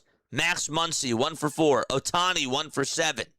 These are the things that matters. Now, Kyle Tucker's 3 for 3 against him. Dalton Rushing 0 for 1. But the Dodgers against him are 7 for 39. They are 7 for 39 against Brooks Raley. And let's see if you guys can see that. There it is. It doesn't show up at the very bottom of the screen. And that's because it's this. There we go. But yeah, it's good stuff. Let's look against the Brewers. Let's go against the Brewers and all their lefties. Okay, so first of all, against the Brewers hitters are 4 for 17 against them. Bauer's 0 for 2, lefty. Garrett Mitchell, 1 for 1, lefty. Bryce Terang, 0 for 1, lefty. Christian Yelich, 1 for 4, lefty. This is what matters when you have to face these high leverage hitters. You need a guy that can shut the door and that can get the job done, and that's what Brooks is coming on here to do, and I love it. Let's go against the Braves. Let's look at their lefties. Ozzie Albies, switch hitter, 1 for 5 against them. Michael Harris, 2 for 3. Okay, that's not good. Matt Olson, 3 for 8. Mike Yastrzemski, 0 for 2. So, and they are 8 for 35 against him. And the OPS, the average against him against the Atlanta Braves is 229. So, yeah, he's very, very solid, and I'm super excited to see what he's able to do. I really am. I would like to see if MLB Film Room can give us some footage of what he has provided as well, so that way we can watch maybe a little bit of film, even though, again, I'm a little bit nervous about this. But let's see. Let's see if we can maybe put this up. Brooks Raley. Can we put this up? Mute the tab. We're going to get rid of the audio. There we go. MLB Film Room. Nope, that's not what we want. You guys see this? Look at that pitch. Look at that pitch.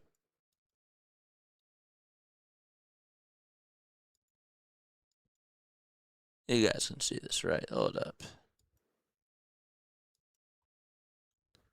Lines up. Boom.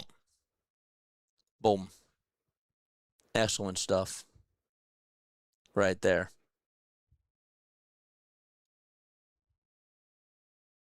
Give him a really good pitch. 85.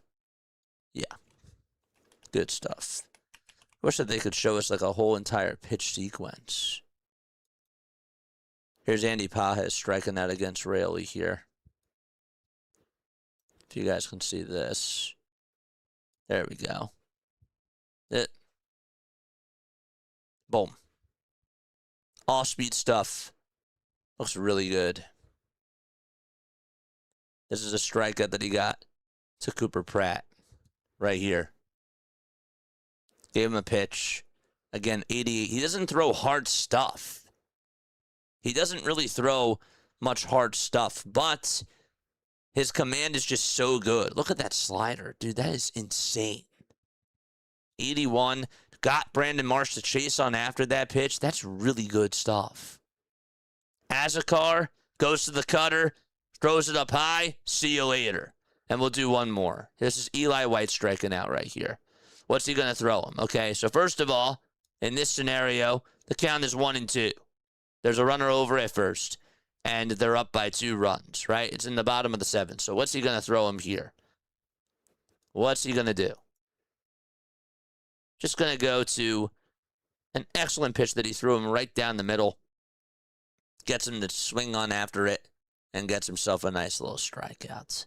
Not hard throwing stuff. This is George Springer. 2-0 Mets. Throws him a fastball. Again, 88. Just so deceptive out of the arm. So deceptive. Wasn't even a fastball there. That was just another slider that he threw. Another cutter, excuse me. His cutter, look at this. Look at this at the bottom right here. You can't even see it. I'm sorry. 88 on the cutter. That cutter looks really, really good. And that's who the Philadelphia Phillies are getting as a high leverage guy out of the bullpen. That's great. That is absolutely awesome. And we love to see it. I'm really happy with this. I'm very happy with the Brooks Raley move. I really am. I think that that'll definitely help out this bullpen for sure. That's what they got. Now, Killian, we can look at his stats too, and we can look at some more numbers. But I do want to say hello to more people in the chat. Is everybody in the MLB a lefty now, says Anthony? Well, that's why, again, he's really valuable too.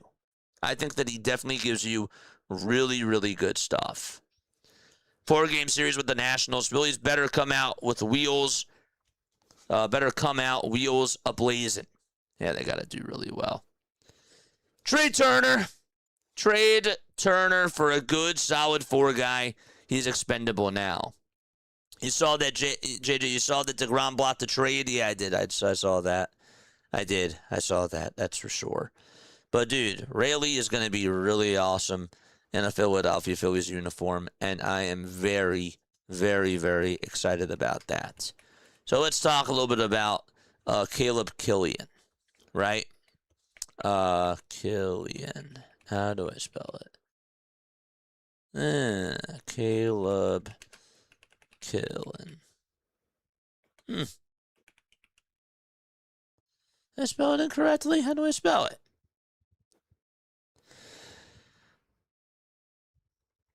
The Phillies actually did just make a trade, but it wasn't for anything special. Nolan Hoffman got traded to the Royals. It's a minor league trade for minor league right-hander Manuel Colon and cash considerations. Manuel Colon for the Kansas City Royals. That is what that just happened right now.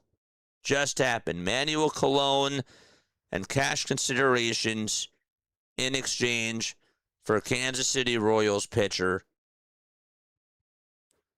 Nolan Hoffman in exchange for Nolan Hoffman. So Hoffman gets traded from the Phillies, and Manuel Colon is now going to the Philadelphia Phillies in the deal. And cash considerations. Phillies do get some extra cash. Colon, I'll give you his stats in just a couple of seconds. I want to make sure that I get Killian's name correct. Caleb Giants pitcher. Oh, it's spelled with 1 L. That's why I was like, what the heck? Caleb Killian, again, a guy who has a 4.26 ERA, 53 strikeouts on the season, a 4.26 ERA, 45 games, 3 wins, 6 losses. If we look at his game log, he had overall, besides the outing against the Rockies where he gave up 3 earned runs and that one bad outing against the Athletics and the other bad outing against the Rockies, he's actually been doing really, really well. So those are like 3 outlier performances. In the last month in July, he went 8 1/3 of an inning. Again, allowed 5 earned runs. 3 of them were against the Rockies. And he gave up 10 hits, and he did strike out 10. I think that he can definitely give this team a little bit of versatility out of the bullpen, too. He throws a lot of hard stuff. And he's 29 years old. The Philadelphia Phillies have him not just for a season, but he can actually come on into the bullpen, and he can give them even more flexibility, which is awesome. But yeah. So I am excited to see what he can do out there on the bump for the Philadelphia Phillies. 6 feet 4 inches tall, 206 pounds, 29 years old, from Anaheim, California. He's been in the league since 2022. He was with the Cubs. His ERA was, really, this is the first year that he has been pitching as a full-time reliever. He started off his career technically as a starter, couldn't really find a role there, but as a bullpen piece, he has been able to really find himself a home and give himself a lot of value. 53 strikeouts in 44 1/3 of an inning. He throws really hard, gets hitters off balance, and I like him too. I do. I really like where the bullpen is compared to where it was just yesterday. I like it so much better. So much better. It's not perfect. There's still a lot of stuff that I don't like, but it's definitely better. So, that's all I got. I'm glad that Luis Garcia Jr. isn't on the Nats anymore. Great timing for us as Bilbo. Yeah, he's out of the division. That's true. That is definitely true. So, Edward says it's been an awesome day, JJ. It's been a great day so far. Today has been a great day. A lot of nice moves. It's been a little bit quiet over the last hour or so, but who knows? Things could actually start picking back up yet again in just a little bit of time. There's still plenty of time to go, an hour, 20 minutes left to be exact. And don't forget, I will continue to say this, but after 6 o'clock, there could still be moves that are being announced after the trade deadline is quote-unquote over. It means that there hasn't been, it means that there's a move that's announced after 6 o'clock. So if the deal gets done before 6 and it's announced after 6, then that happens. They got to start the phone calls, and it has to be in writing by 6 o'clock. That's what the deadline is all about. Are the Phillies doing anything, says Marley? Nothing else is new. Nothing else is new. They did just trade Nolan Hoffman, but it was for a minor league pitcher.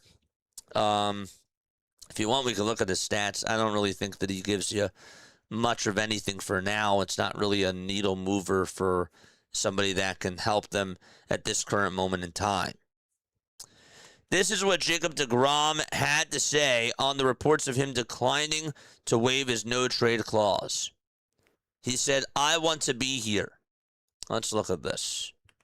Mark Feisend. Here it is.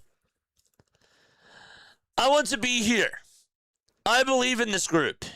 Obviously, the last road trip didn't go well, but I believe we can win. I signed here to help this team win a World Series.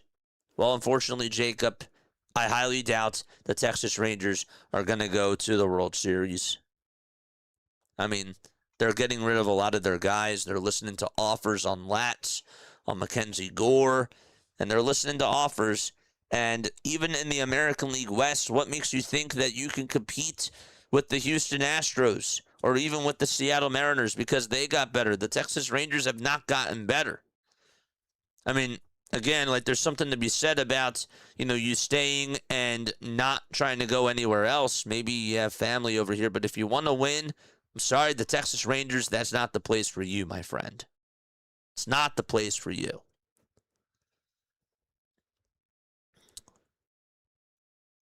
So, that's all I got.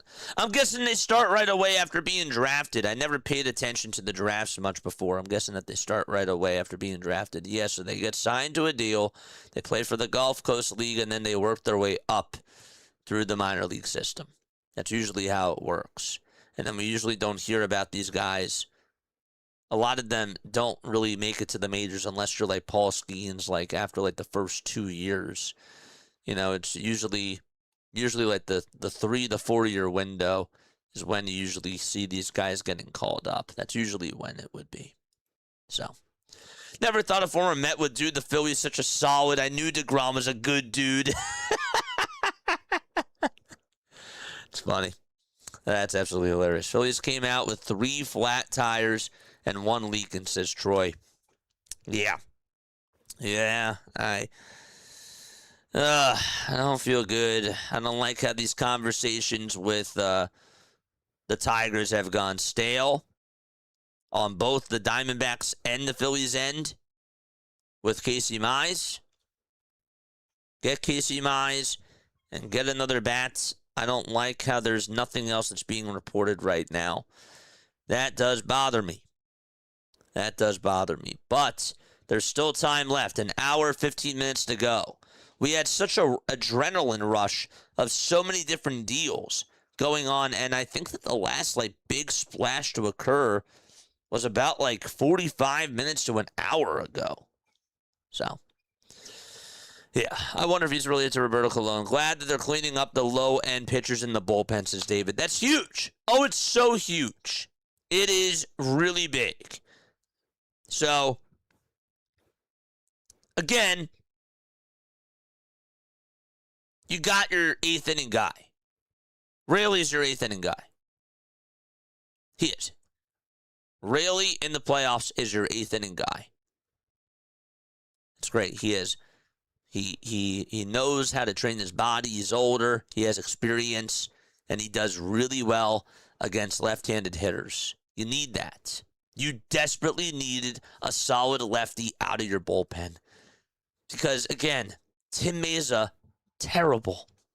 Jose Alvarado, unreliable. And not the same guy that he once was. And on top of that, Kyle Backus, terrible. Now you got yourself a very good, high-leverage lefty out of your bullpen, and a guy who has upside. A guy who has upside in Caleb Killian and can give you some hard stuff. And McFarland's going to get called back up. The bullpen got better. The bullpen got better. So the Phillies have officially acquired minor league right-handed pitcher Manuel Colon. Let's look at Manuel Colon's stats. We'll do that next. Manuel Colon, as I pull this up. We got a report. Hold up. Before we do anything else, a report being thrown out by the Chicago Cubs, who strike again with another trade. Another trade in the books for the Chicago Cubs. They are acquiring Clay Holmes and Tyrone Taylor from the New York Mets. It is a fire sale for those Mets. Clay Holmes and Tyrone Taylor are going to Wrigley. The deal is pending on the physicals, but it seems like that they are going to Chicago. The south side of Chicago. Wow. The Mets trade away Clay Holmes and Tyrone Taylor. They are getting rid of everybody. Everybody not named Bo Bichette, Francisco Lindor, and Juan Soto. Mets yard sale, baby. Discounts galore in New York. Oh, it's great. That's great. Yeah. Next, the Mets Stadium will sell all their seats from the stadium. Dude, this is crazy. The Mets are collapsing. They're saying, I'm done. Where are the Phillies? Clay Holmes off the books. Another starting pitcher off the books. He wasn't going to go to the Phillies anyways, but Tyrone Taylor, and that's for infielder Jefferson Rojas, according to Jeff Passan. This is what the breakdown of the trade looks like. Jeff Passan says that the Chicago Cubs are acquiring right-handed pitcher Clay Holmes and outfielder Tyrone Taylor from the New York Mets for infielder Jefferson Rojas. And so they go out there and they get themselves a starting pitcher who, when healthy, can give them some sort of versatility, and an outfielder who gives them really good defense and some extra depth. That defense in the outfield is going to be really, really something. Imagine having an outfield in the ninth inning where you have Tyrone Taylor, Pete Crow Armstrong, and Seiya Suzuki. That's a really good defensive outfield. I mean, you also have Ian Happ out there too, but I'm just saying. You got more versatility, and you have a depth piece that's coming off of your bench. So they got themselves two people that can help them. And they, I think, are now, on paper, in the mix with the Milwaukee Brewers and also the Atlanta Braves. They have themselves quite a crew when they are all healthy. There's still problems with their bullpen, but they're going to be a tough team. They're going to be a tough team. If the Phillies get matched up with them for a wild card series, watch out. Another report. We got another update from Jeff Passan. The Tampa Bay Rays are acquiring right-handed reliever Tyler Wells from the Baltimore Orioles. Oh, I wanted Tyler Wells. That sucks. I did. I wanted him. Darn it. Tyler Wells was one of those guys that I thought that maybe the Philadelphia Phillies would pull off if the Orioles were going to sell somebody. But the Tampa Bay Rays got him. I can't believe that they actually traded him to a contender. That is kind of shocking to me. Tyler Wells is going from Baltimore all the way over to Tampa. That is crazy. Man, come on, Phillies. Come on, man. I want us to get another pitcher. Please. Please, come on, man. Tyler Wells is going to the Atlanta Braves. He's going to the Tampa Bay Rays. Yeah. I see. Yeah. Just got the report on my phone. David, you're getting these notifications quicker than me, man. You must be solidly refreshing all the pages over on Twitter. Solidly just refreshing them. I'm getting them, but not as fast as that. I'm getting them. I think I'm getting them pretty quick. I'm looking out for all my notifications on X, but wow. Tyler Wells is going to the Tampa Bay Rays. That's a big move for them. The Rays are getting better.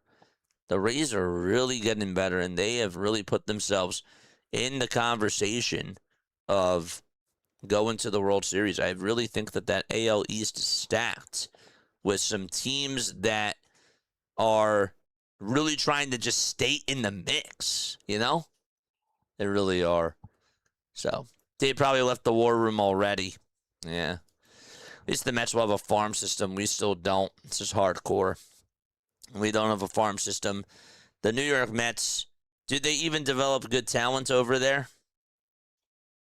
I mean, yeah, maybe they developed Pete, but, they've been having issues with developing talent, it seems. Brandon Sproat hasn't panned out. Joey Bart is going to be dealt to the Chicago White Sox. So that is in the mix as well.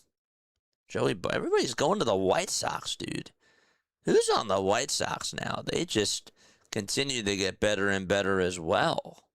I don't know, man. The American League, after today, might be more stacked than I thought. Than before. They got Drew Romo as their catcher. Look at this. I mean, the White Sox can make noise. With Braden Montgomery, Tristan Peters, Sam Antonacci, Colson Montgomery, they have themselves quite a crew. And they could make noise in the playoffs. Benintendi is still there. Randall Grichuk is off the bench. You got Montgomery, Sean Burke, Davis Martin, Luis Castillo. They got him before. Anthony Kay. Now they got Brazaban in their bullpen, along with Grant Taylor as their closer. They got a pretty good team. They really do. They got themselves a team that can make noise in the playoffs as well. The playoffs this year are going to be really wild. They're going to be really, really interesting. So, but yeah, they are continuing to try to add and add and add. They really are. As long as they stay healthy, then they can certainly make more and more noise. And then you have Luis Angel Acuna coming off the bench. Brenton Doyle, they got him today for more versatility in the outfield off the bench because Austin Hayes is hurt. But wow, what a team for the Chicago White Sox. That's pretty something.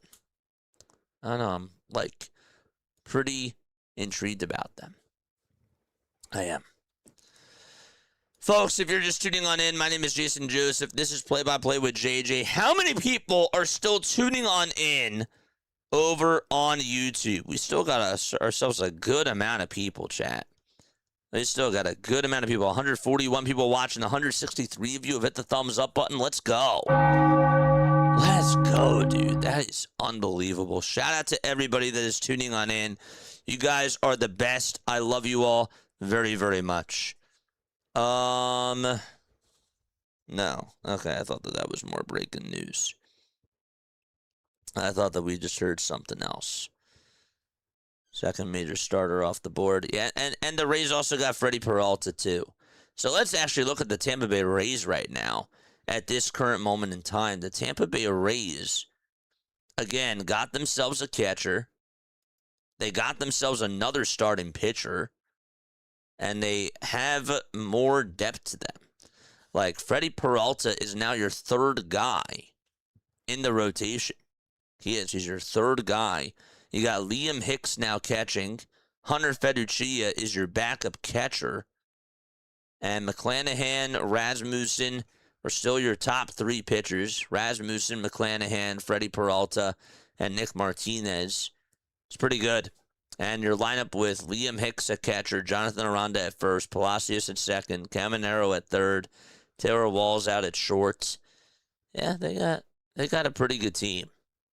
They got a pretty good team. And they can, I wouldn't be shocked if they go far too. I don't know. The American League is wide open. The standings right now in the American League are like this. So you got the Tampa Bay Rays 1, right? And then you got number 2 is the Chicago White Sox, and number 3 is the Astros. And then it's the Yankees, the Red Sox, and the Guardians as the wild card teams. Those are your wild card teams right there. The Twins are 1 game in back of the Guardians. The Rangers are 1.5 games in back of the Guardians. And the Mariners are 2. The Mariners think that they have a chance to really go, to make it to the playoffs. They think that they can make some noise. So they're trying to be buyers at the deadline. They got Taylor Ward. And the Orioles look like that they're taking steps back. It looks like that they're taking some steps back, for sure. The Yankees have not been loud. The New York Yankees have not been loud at this trade deadline. And these other teams are getting better. Red Sox got better. Guardians got better. And the Rays, the White Sox, and the Astros have all gotten better. It's just crazy to think about. Absolutely wild. Oh, boy. We are 51 subscribers away from getting to 11,900 over on YouTube. Will Dombrowski go crazy with an hour left? An hour and 2 minutes to go. Come on, Dave. Come on, man. Ken Rosenthal. Yankees are working on a trade for Elliot Ramos. Come on, man. Another guy that I wanted in the outfield. Another right-handed bat. And they are working to try to get a trade done for Elliot Ramos. Come on, Dave. Get him. Get him. Get him. Get him. Yankees are working on the trade with the San Francisco Giants for outfielder Elliot Ramos. That is being reported by Major League Baseball, the MLB Deadline News, and Underdog MLB from Ken Rosenthal. That would really make me mad. Elliot Ramos, right here from Underdog Baseball. Yankees are working on a trade for Elliot Ramos right now at this current moment in time. That is Ken Rosenthal from The Athletic 2 minutes ago. Sources do confirm that Tyler Wells is going to the Tampa Bay Rays. That is confirmed. 1 hour left to go. Come on, man. I want a right-handed outfielder. And I'd like another starter. At least something. At least something. Rays are really going for it. Never thought I'd see the day. What's up, JS? How you doing, buddy? Phillies are looking for cheap. They don't want to go into the lockout with added payroll, says Anthony. Mets have good outfielders who panned out A.J. Ewing and Carson Bench. That's true. That is true. They've been doing pretty good. You're absolutely right. I can't disagree with that. Castillo, yes. The White Sox got Castillo. Yeah, they're doing whatever they can to get better. Who did Atlanta get today? It's hard for me to keep track with all of it. It really is. But on MLB depth charts, I can try to look at it right now. They traded away Nacho Alvarez Jr. Remember that. It's so hard for me to keep up with all the teams, though, because there's just so many moving pieces. Who else did they get? Who did they get today? Oh, they got Lane Thomas. That's right. They got Lane Thomas from Kansas City. Lane Thomas is on their baseball team. And Joey Bart is now on. Joey Bart got traded, though. Didn't Joey Bart get traded? Last game was the 3rd. Yeah. Then they got Didier Fuentes as well, right? I know Fuentes was with no. Didier Fuentes. He was with the Braves. I know that they got Lane Thomas, though, today. I know that they got Lane Thomas. Chad, if you can help me out. Great. Been here all day. Atlantic City, what's going on, buddy? What is going on, dude? Nice. I've been here since this morning.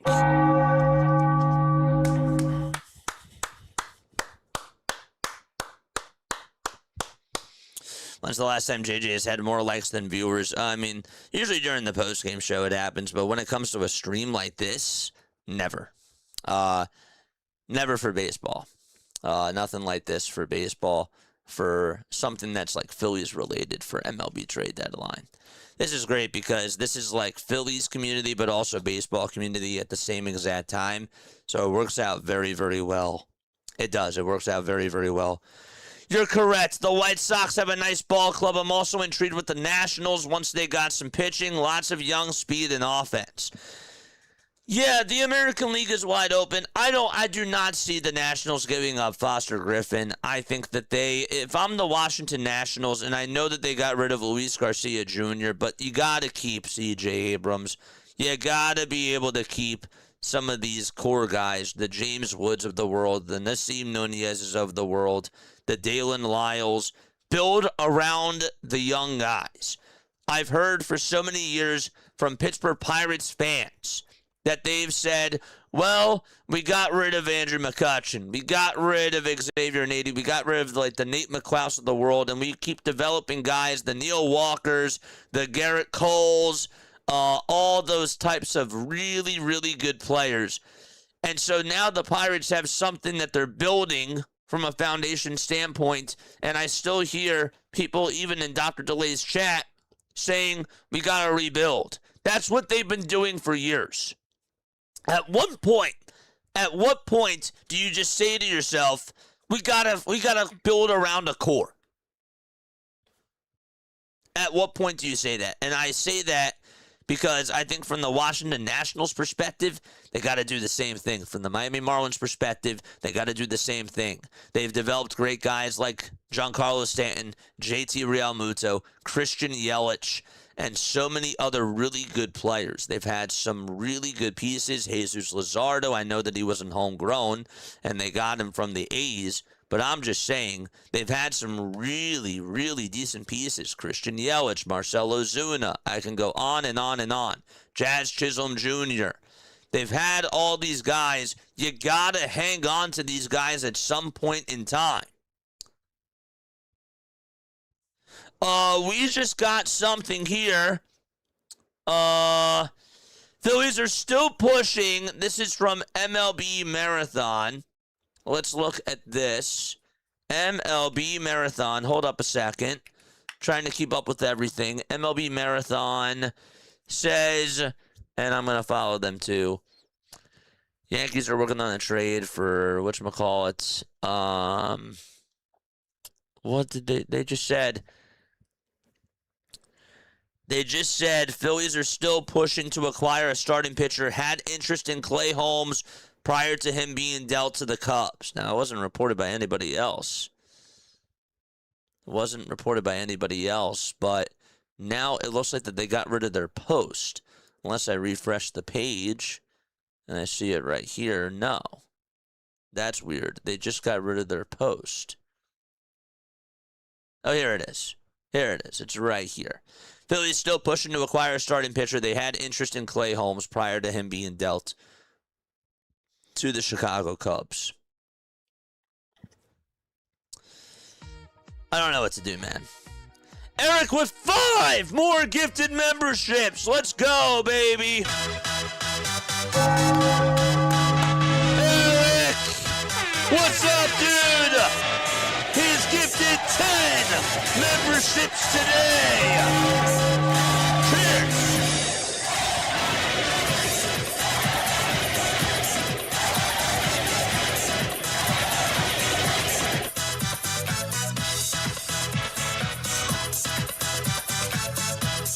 Nice. Done. Congratulations to you. William, congratulations to you. Cisco, congratulations to you. DFN, congratulations to you. NorCal Sports Resort, congratulations to you. Welcome in new members. I appreciate you guys. It's great. Nice. This is a failure of a trade deadline, says Callie. Started off good, and now it's been getting stale for the Philadelphia Phillies. The Adley Rutschman trade is official.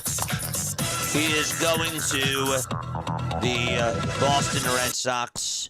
He is going over to Boston. Eric, thank you so much. Drop the goats in the chat for Eric. I appreciate you, buddy. It is always good to see you on here, dude. Thank you again for the 10 gifted memberships. We got ourselves another trade. Another one to announce. Alrighty.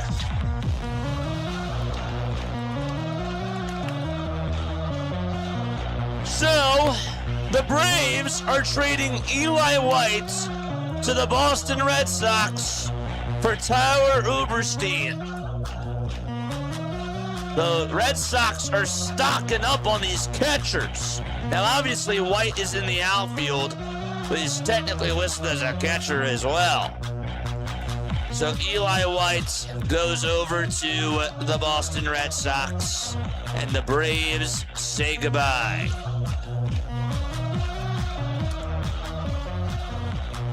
Wow.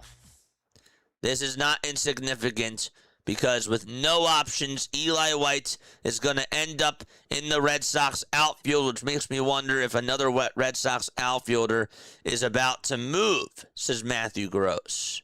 And Matthew, of course, is a writer for the Boston Red Sox. So that, to me, is also very, very interesting. Notice how a lot of these guys, a lot of the national reporters are relying heavily on the local reporters. I'm not saying that that's shocking, but I find it very interesting how it doesn't become official until like the national media pretty much says something, but from the local reporters, that's how they're breaking these news. It's interesting to me. But Eli White is going over to the Boston Red Sox. That is another one. But yeah, anyhow, that is where we stand right now. It's basically all of MLB versus the Dodgers at this point, says Callie. Anything else happening? This is what we're doing. This is what's been going on. This is what's been going on. Again, Don, congratulations to you, NorCal Sports Resort, William, and everybody that got a membership. Congratulations to everybody. The W's. Man, this community is absolutely incredible. I love my Philly Phreaks so much. I do. You guys are insane. You guys are absolutely awesome. It's great. Joel Sherman, the Yankees are moving toward a deal for Giants outfielder Heliot Ramos, but it's pending on a medical review at least. It's pending on a medical review. At least. Okay. But Heliot Ramos is most likely going to go to the New York Yankees. And we got 50 minutes. We got 50 minutes still left to go with this MLB trade deadline. Are we going to see another splash from Dave Dombrowski? Comment a 1 if you feel like he's going to make another move, and comment a 2 if he's done. If he's done. Sayonara. Sayonara. Good night. Is he done? Is he done? Francis Romero did just tweet out about 6 minutes ago, and this is fascinating to me as well. Let's look. The Angels continue to explore a trade involving Jorge Soler, with 2 teams closely monitoring the veteran slugger per sources. Right here. Explore a trade involving Jorge Soler, with 2 teams closely monitoring the veteran slugger per sources. Are the Philadelphia Phillies in on Jorge Soler? Is my question. Are they trying to go after Jorge Soler and get him over to the white and red pinstripes? I don't know. I have no clue. I have no clue. Is Duran gone? Why would Duran be gone? Why would Duran be gone? Cisco says, thank you for the membership. I appreciate it. Nice. I'm so happy. 1 says Eagles. 1 says Leonard. 1 says David. I feel like something big is going to drop soon. So you guys feel 1. 1, you got to think he's looking to get a pitcher. Jackson says 1. Atlantic City says 2. Doug says 2. Phillies better pick up a starting pitcher and more bullpen help. 1 bullpen pitcher being all we got so far. Yeah, you got 2. You got 2. It's gross negligence. You got 2. But 1 very high, reliable, high leverage guy. Yes, I agree.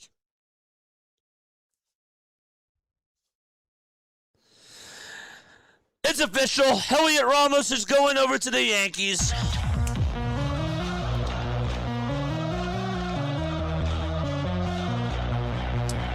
He's going. Jeff Passan just reported it. He is a Yankee. So they got another right-handed bat. They got another outfielder.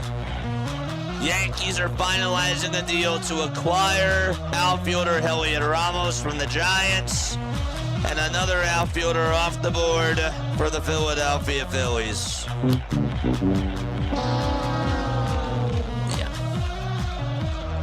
Yankees have been seeking right-handed bats, and if the deal clears medicals, Ramos will provide it. Ken Rosenthal first linked Ramos to New York. Just waiting for the medicals, but because this is from Jeff Passan, it's happening unless something happens with the medical report. So, Heliot Ramos is definitely doing that. Now, here's something interesting. So, from Ken Rosenthal, this is something else that's new, that's stirring right now. The Milwaukee Brewers, in quotes, are working to acquire reliever Antonio Senzatella from the Colorado Rockies. Now, if you guys remember Senzatella, right? Senzatella was a starter for them, and now he's in their bullpen, and the Brewers are looking to try to get him, and they think that he might be able to be like a Swiss Army knife type of a guy, which I think would be really intriguing if they could maybe try to get him in that pen. Maybe a middle relief type of a guy who could pitch in high leverage spots too. I don't know. But he's going obviously to a better ballpark if they were to get a guy like him. And maybe he does well with the Milwaukee Brewers. They have some really good coaches over there that could help him work on his command. That could be a move. In my opinion, that could be a dark horse of a move for them to add him to that bullpen. He could be pretty deadly. He could be pretty good. And I don't know what they would use him for, but they have options. They do need more pitching. And having him coming out of the pen, again, he has a 3.61 ERA and 46 strikeouts on the season in a total of 52 and a third of an inning. He's not starting anymore. They have him just coming on out of the bullpen, but he can give you some flexibility and go at least a couple of innings if you have to use him in that sort of a spot. He's only given up a couple of earned runs over the last month or so, so he has been very solid for the Colorado Rockies. He's now 31 years old. Could be a good spot for him. It could be a very good spot for him coming on over to the Colorado Rockies. Coming on over to the Milwaukee Brewers. Yeah, I don't know. But we're keeping our eye on that as well. It's 5:16 p.m. We still got 44 more minutes until the trade deadline is over. And again, I will continue to say it, just because it hits 6 o'clock does not mean the deadline is technically over. I mean, the deadline is over, but obviously there could be moves that are announced after the deadline is done at 6 o'clock p.m. Eastern Time. Bam says 2. Dave is done. Edward says 1. Callie's at a 2. Callie says, I hope I'm wrong. Who was the second? They got the guy from the Giants in the Luis Ariz trade. My gosh. Caleb Killian. Killian is the right-hander that they got, who throws really hard. He does.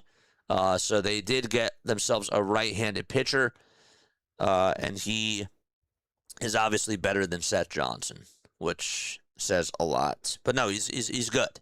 He's good. I am excited to see what he does. I'm very excited. The Brewers are working to acquire Antonio Senzatella from the Rockies. Senzatella has a 3.61 ERA in 52 1/3 of an inning this season with Colorado, and has a $14 million club option for 2027. I think he's been too quiet to be done. I think he's working on something, says Eagles. I hope that you're right.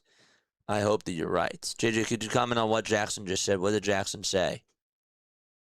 I don't even know what Jackson said. Zach Netto's not coming on over to the Phillies. He's not coming on over. Zach Netto's not even being moved right now. I didn't see any sort of report about that. So I'm guessing we're waiting until the end to see who's left, says Kayla. Well, yeah. Marcelo Mayer.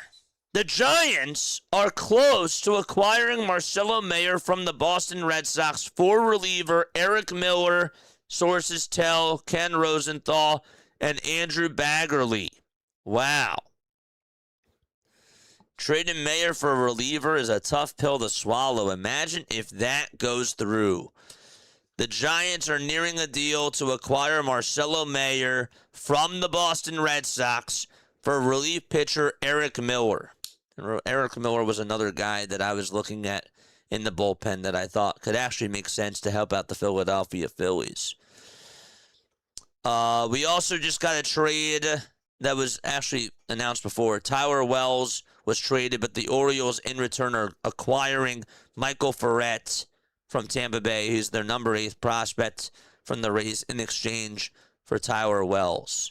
So the Giants are nearing a deal to go out there and get Marcelo Mayer from the Boston Red Sox, and that's in exchange for one of their best arms, Eric Miller, out of their bullpen. Eric Miller has a 2.76 ERA, 45 strikeouts, 22 walks, and 33 2/3 of an inning this year. According to Tim Healy, lefties have a 600 OPS against him this year. Righties have a 642 OPS against him.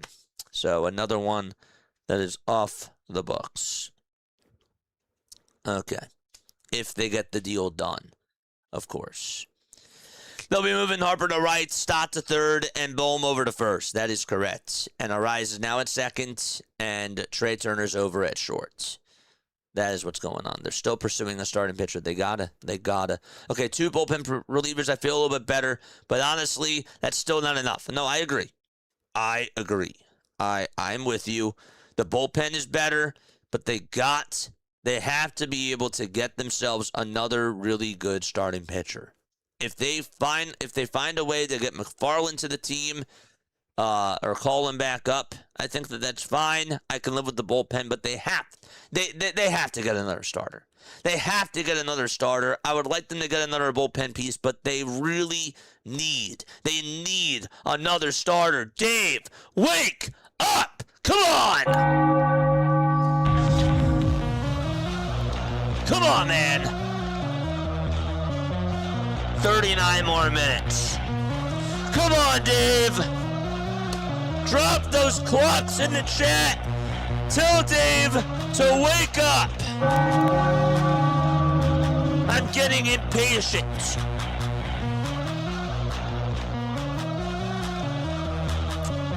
Slam a bat on this desk.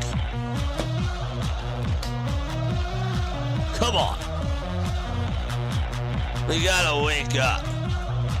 Haven't had a good move in 7 hours. It's been a while, Marley. It's been a while. If they don't get another starter, I'm not watching them anymore, says Marley. We gotta get Dave to wake the heck up. Now. Hope position is Garcia Jr. going to play with the Yankees. They already have 2 first basemen. Rays and Red Sox are going for it. So, according to the depth chart of the Yankees, I will look at that right now. They have Garcia Jr. listed as their first baseman, and Paul Goldschmidt is their backup first baseman. So, they got Bellinger out in left, of course, Trent Grisham in center, and Dominguez in right. Goldschmidt is going to be a backup for them. He probably would actually platoon, I would assume, with Paul Goldschmidt at first base. Even though Garcia has a .283 average and 23 homers and 76 RBIs as well. I don't know, though, man. Because if you take a look at his splits against lefties, he is batting .218. He's 12 for 55. So, yeah, he's going to platoon. It seems like that Garcia Jr. is going to platoon with Paul Goldschmidt because Garcia is hitting very well against righties, not so well against lefties. He's only had 55 at-bats against lefties, and they play him a lot against righties. That's what I think that they're going to do.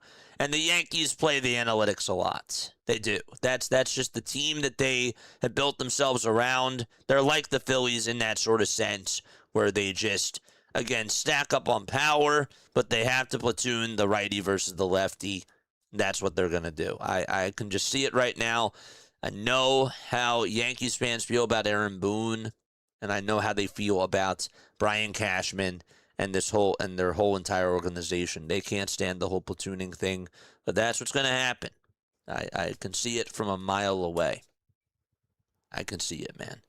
What about Ben Rice? Ben Rice is their DH. Ben Rice is their DH. And Judge is going to play out in right. But, yeah, Ben Rice is their DH. So you got Garcia at first platooning with Paul Goldschmidt. And Ben Rice is your DH. That's the way it goes.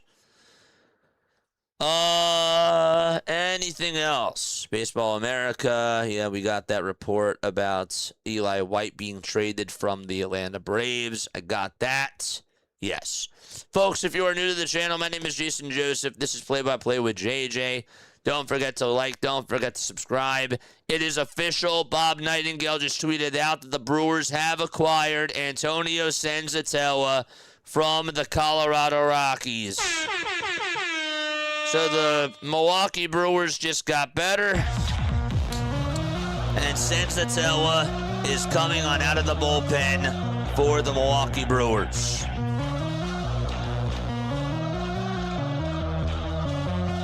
Okay.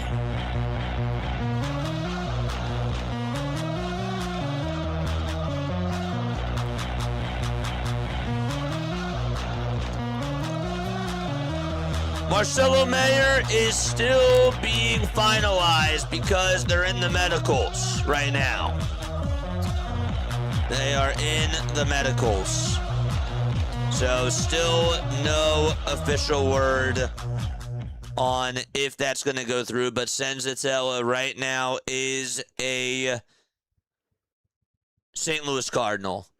Bob Nightingale on the post. The Brewers have acquired Colorado Rockies prized right-handed pitcher. See how he calls it prized right-handed pitcher reliever, Antonio Senzatella from the Colorado Rockies.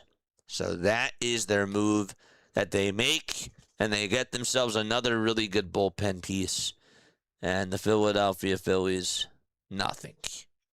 Nothing else. Nothing else, man. Come on, man. 525. Come on, Dave. Please just get another starter. If anything, just get another starter at this point. I don't like the fact that Harper has to play in the outfield. I've come to accept that the Philadelphia Phillies are not going to get themselves another right-handed bat. Everything is off the books. George Springer's not going to get moved. There's just no way. Heliot Ramos is moved. Bryce going to have a 950 OPS. I don't think Wyatt Langford's going to get moved. I will say, though, oh my gosh, Casey Schmidt, does he get moved from the Giants? Does he get moved? Yankees are expected to include Caden Kent, that's the son of Hall of Famer Jeff Kent, in the Giants trade. This means that Kent and Bonds are back together once again in San Francisco. The Giants drafted Peyton Bonds, that's Barry Bonds' nephew, in this year's draft. That is pretty something. That, I think, is really funny. Caden Kent is expected to be in the deal for the Yankees trade for Heliot Ramos. That is funny. I think that is absolutely hilarious. Joel Sherman says the Giants are obtaining Marcelo Mayer from the Red Sox when the trade is finalized for the Heliot Ramos deal. Henry Lillane and Caden Kent will be the return. Kent is the son of Jeff Kent, who played with the Giants and was just inducted into the Baseball Hall of Fame. Wow. That's pretty absurd. We are 49 subs away from 11,900. Deadline day is here. It's not over. It's not over. There's still time left. Still over a half hour to go until trades are due. Until trades are due. So, yeah. Oh, boy. What else do we got in chat? Haven't made a good move in 7 hours. They're still not doing anything. I wanted Springer and Mize. I still want Mize. I still want Springer. I want them all. Get them all here. Tired. This team. This bleeping team. An eagle just flew over my house. That's going to mean something, says Steven. I don't know, dude. I don't know. I'm getting very antsy. I'm getting super, super antsy. Phillies have acquired minor leaguer Manuel Colon. This was 53 minutes and cash considerations from the Kansas City Royals. We never even got to look at Manuel Colon's stats. I'm afraid to do that now because I'm afraid now that we're going to get another move. And I don't know. I was going to look at his stats, and then I just keep getting distracted because all these things just keep happening at the same exact time because that's what trade deadline day is all about. Orioles are making the move to get Christian Franklin. I don't even know who that is. Christian Franklin. He's an outfielder from the Nationals. First reported by Andy Koska for the Baltimore Banner. They're sending righty Joe Glassy back to Washington. That's the deal.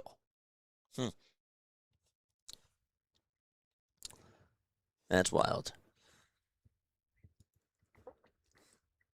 There's a starter that they can get. They could go out there and get Casey Mize. That seems like the only one that they're eyeing on at this moment in time.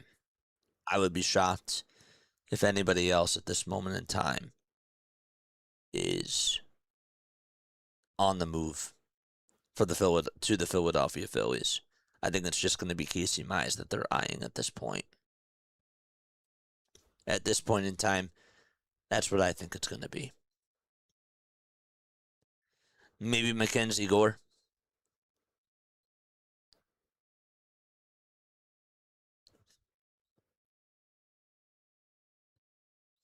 But I don't know. Just constantly looking chat.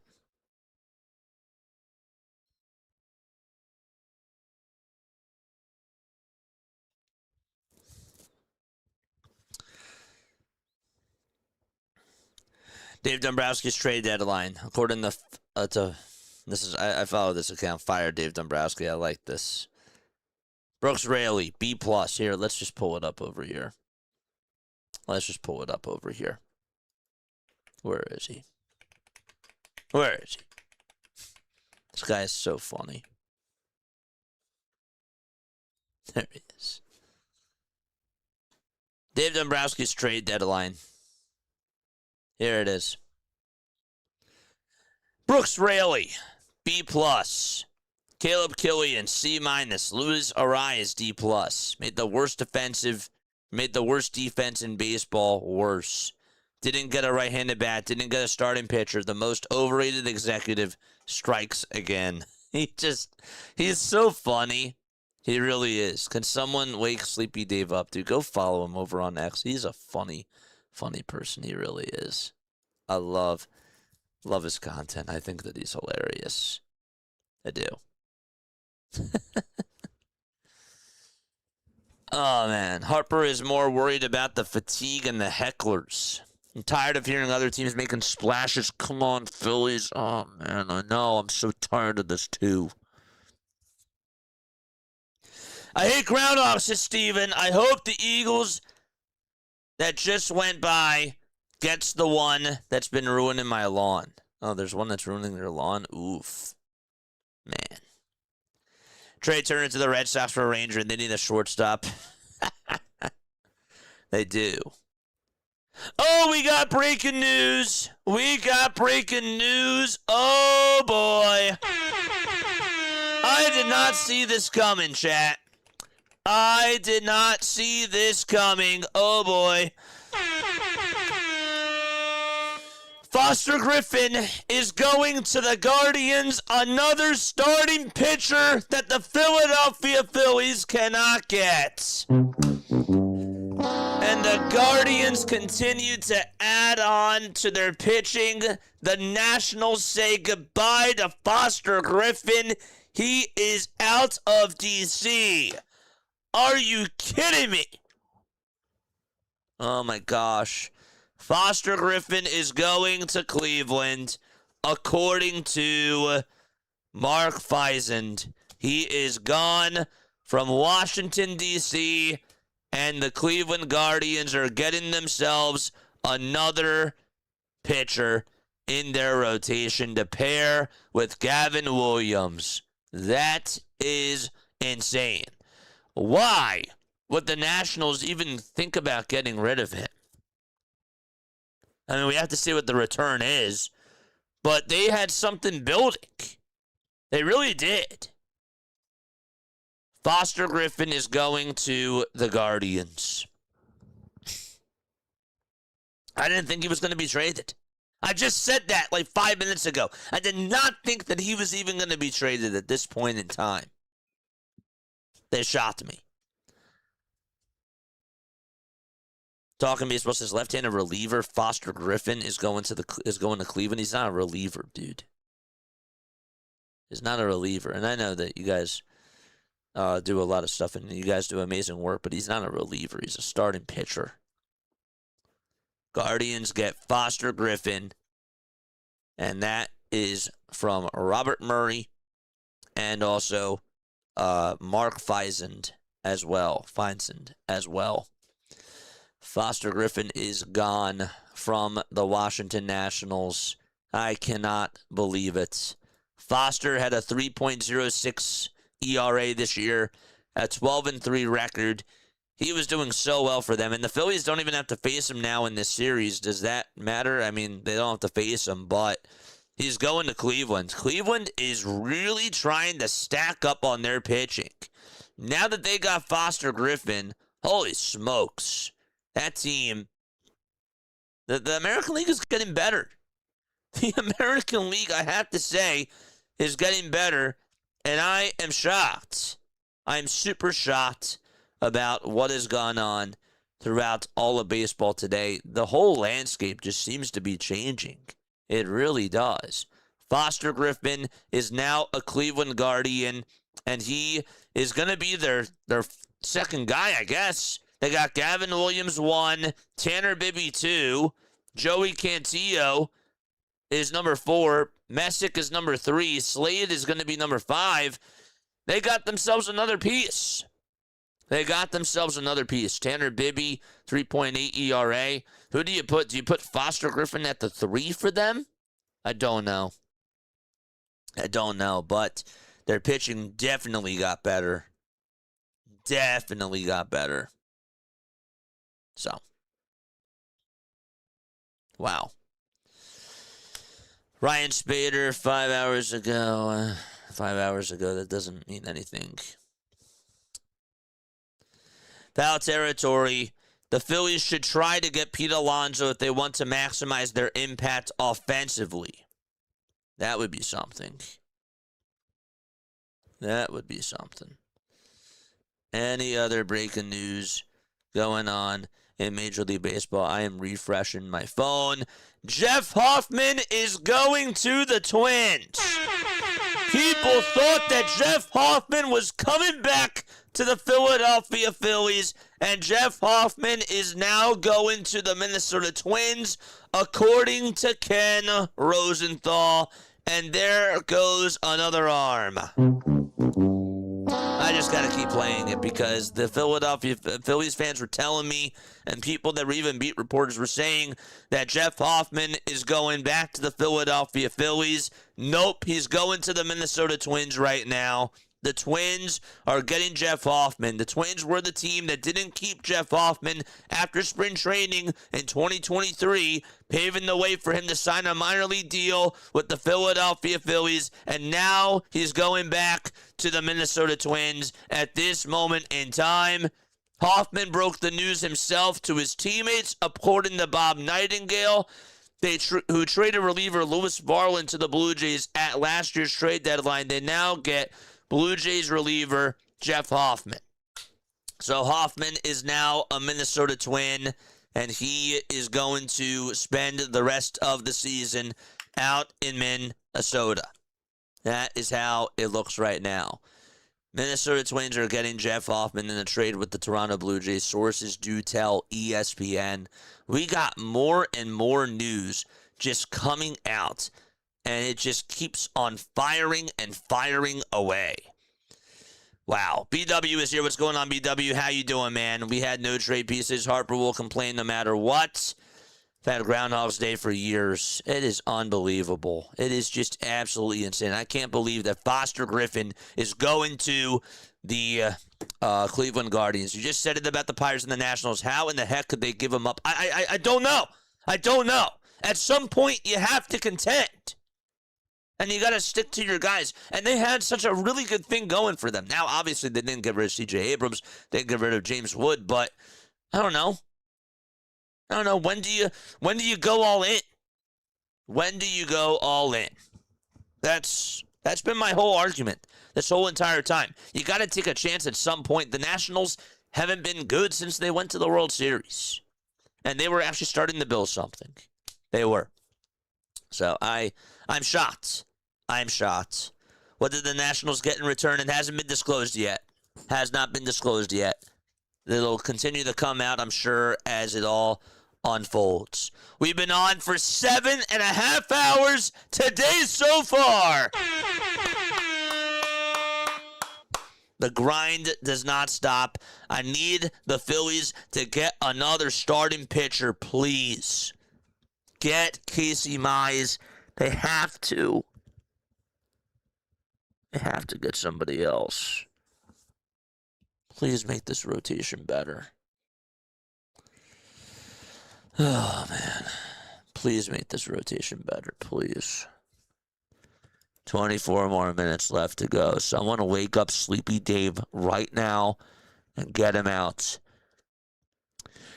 John Morosi did just say that Nathan Eovaldi with a full trade clause won't be traded today. He will not be traded, and he will stay with the Texas Rangers. I thought that the Rangers were going to make some moves and they had DeGrom on possibly the table. Mackenzie Gore, people were listening to offers on them. I'm shocked that the Texas Rangers did not sell. Have not sold so far. Again, there's still 20 minutes left to go. Still a little bit of time. But yeah. Yankees did make moves. They got Heliot Ramos and they got Luis Garcia Jr. They added to their offense, and now they're in the mix of putting themselves as a World Series team too in the American League. It is wide the heck open. Guardians got better. The Rays got better. The Yankees have gotten better. The Red Sox have gotten better. Wow. Unreal. Unreal. I appreciate you, my friend. I do. We're just having a blast. We're having so much fun. It's been great. I haven't even made my thumbnail yet, and I probably should do that. The game starts at 6:40. I will get that done right now as we speak. I'm hoping that there's no other breaking news that happens as I do this, and I will multitask. I couldn't do it last night. Who are they playing? The Nationals, and it's out in Philadelphia, right? Yeah, right. Okay, so make a copy of this. Open design. And we will make a copy of this. Who's pitching today for the Phillies? Aaron Nola. Aaron Nola is pitching for the Philadelphia Phillies. Bear with me for a second, chat. Aaron Nola is pitching for the Philadelphia Phillies. That is what it's going to be. Okay. There we go. Make the font size a little bit bigger. Today's date is August 3rd. August 3rd, 2026. And pitching today for the Washington Nationals is Alvarez. Andrew Alvarez. Got to save his picture. Andrew Alvarez. I can't believe that the Twins got Jeff Hoffman, and he did not go to the Philadelphia Phillies. I actually thought that he was going to come back. I did think that he was going to come back. There were people that were reporting that said that he's going to come on back to the Philadelphia Phillies, and it ended up not being a factor. Nope, he didn't come back. Didn't do it. Andrew Alvarez is pitching for Washington. Good. This is game number 62, 112, 113. 113. Okay. 113. And today is August 3rd. Okay. All right. Phillies versus Nationals. Game 1. And the date is August 3rd. Okay. Share. Download this page. Boom.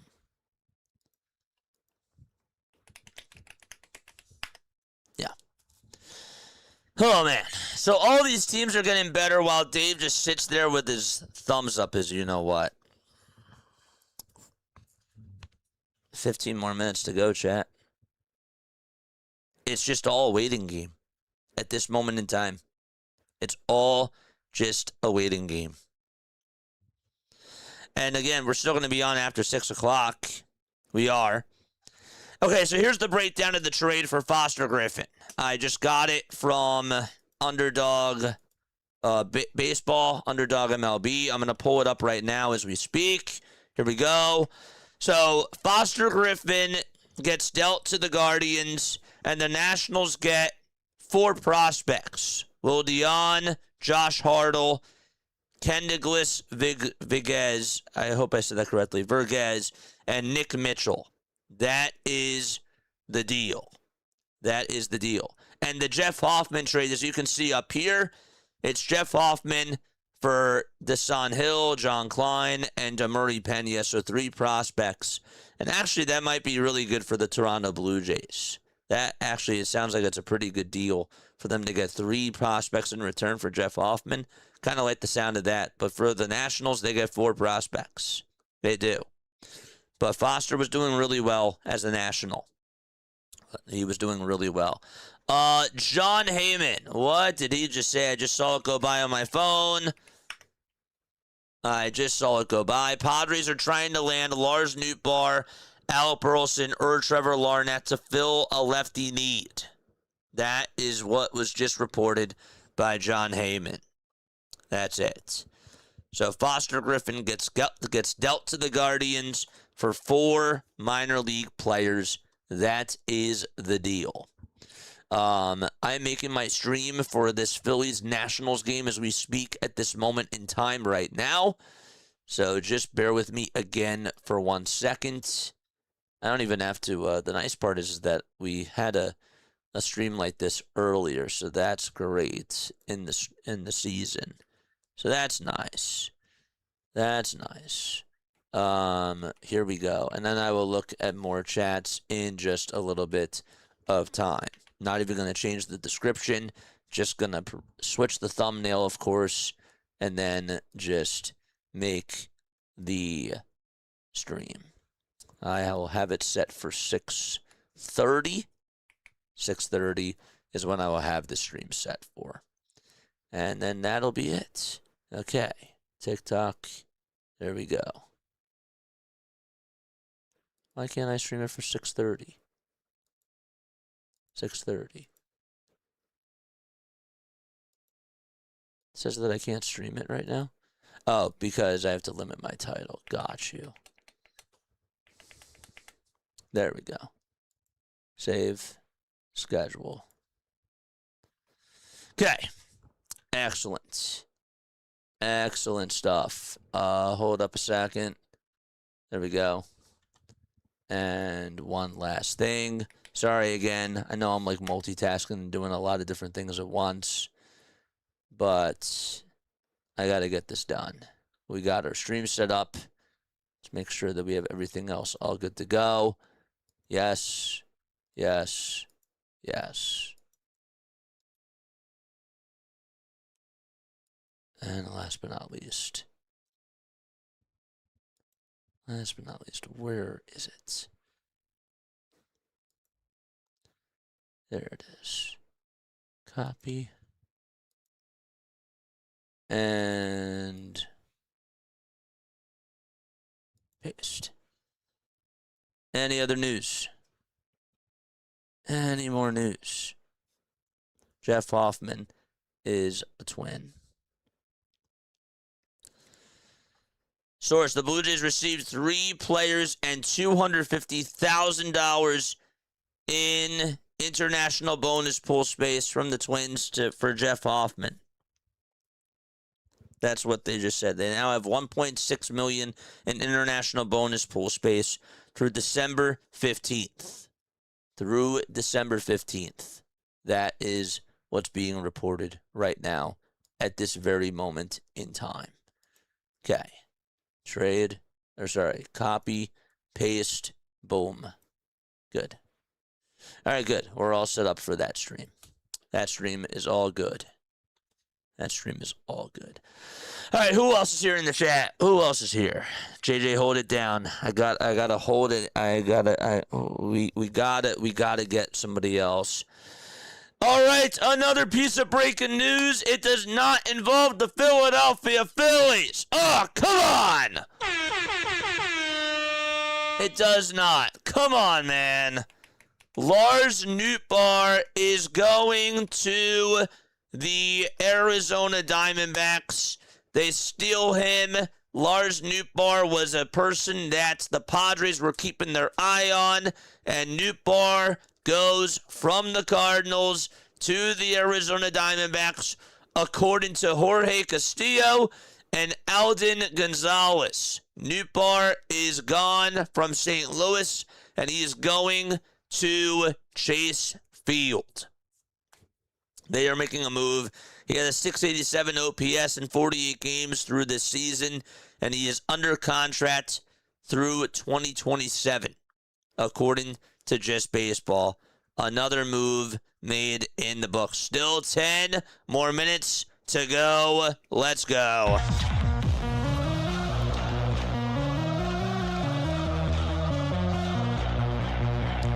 1 second.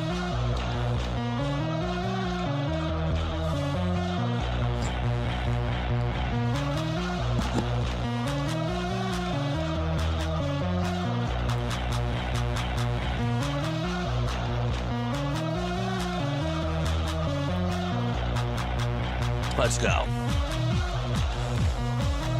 Okay. Lou with a 2! Sorry, Lou. Lou with a $2 super chat. Thank you very, very much, buddy. I appreciate it.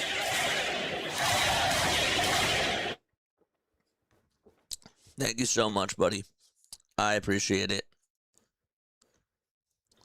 So Foster Griffin is not pitching for the Nationals on Thursday. Obviously, he just got dealt. 5:51 p.m. Eastern Time. Doesn't feel like the Phillies are making any more moves, does it, says John Stolness. That was 5 minutes ago. We still got 9 minutes left.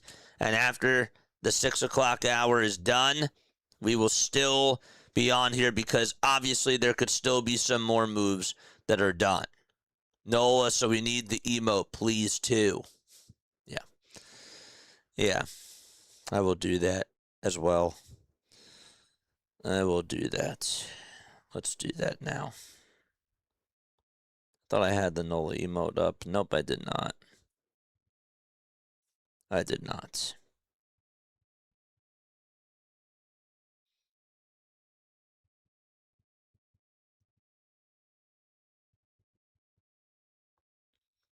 There you go.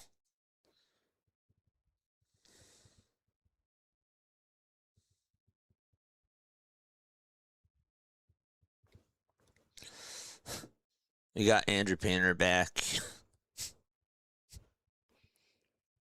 Aaron Nola's going to be better. Bryce Harper is now out in right field. That's our trade deadline. That's our trade deadline.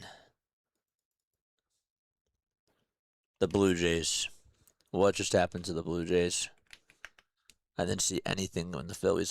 The Blue Jays land one of the most volatile left-handed pitching prospects in all of baseball. Desan Hill was the biggest faller on my most recent top 100 update, dropping over 50 spots to number 95.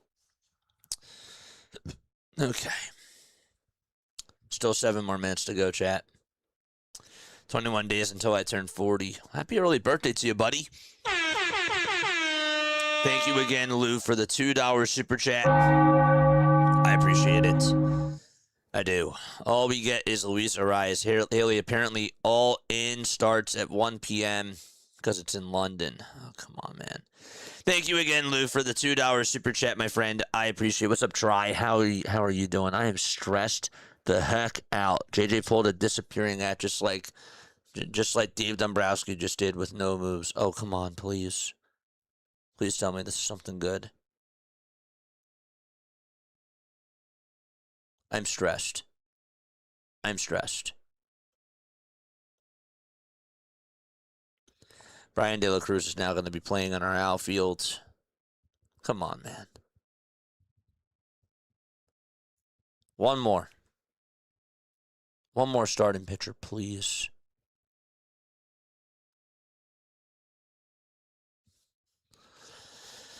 Oh, man. I'm glad I didn't stay on here the whole time because I kind of expected this outcome to happen, says Callie. You expected them to get Luis Arias? That I didn't expect. I actually did not expect them to get Luis Arias. I did not expect that. Mets aren't expecting any more deals for Anthony DeComo. I do like Brooks Raley. I do think that he is great. Jason Stark reposted something, but that has nothing to do with the Philadelphia Phillies. Nothing to do with them right now. Yeah. I was really hoping that they would trade Bohm, says Crawley. Yeah, it wasn't going to happen, but I was hoping that too. But now you sit back and you say to yourself, it just wasn't going to happen. Wasn't going to happen. Luis Robert getting DFA'd is our only hope at this point, says Philly Nation. If you're reading this, you have been a more valuable player to the Phillies than the starting first baseman. Jim Salisbury says, no matter what the Phillies do at the deadline, the team's success will be determined by the stars that are already here. No. Come on, man. 4 more minutes. 4 more minutes to go. And again, there could still be a move that occurs after 6 o'clock. I understand that. But I am losing patience. I'm sure that all of you guys are losing your patience. But shout out to the chat. You guys are filled with MVPs.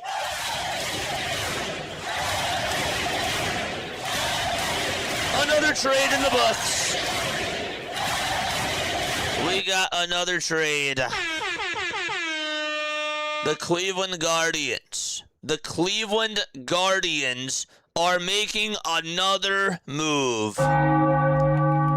They are making another move right now at this moment in time. Jeff Passan just posted that the Guardians are acquiring Nathaniel Lowe in a trade with the Cincinnati Reds. Another left-handed power bat in that lineup for the Cleveland Guardians. Their lineup just continues to improve and get better and better and better.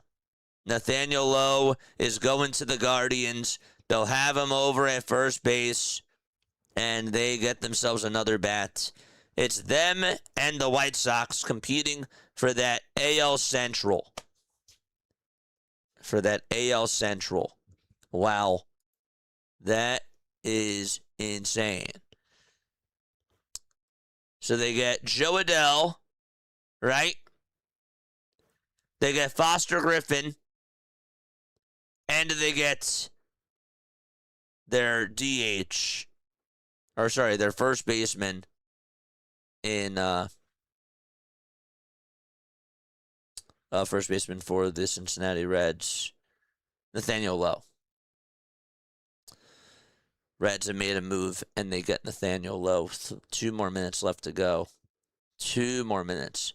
We got the reliever too, right? Yeah, I wish that they would have done more. Yeah, they got 2 relievers, and they got 2 nice relievers. One of them is really good in high leverage spots as a lefty. That's Brooks Raley. I like the move.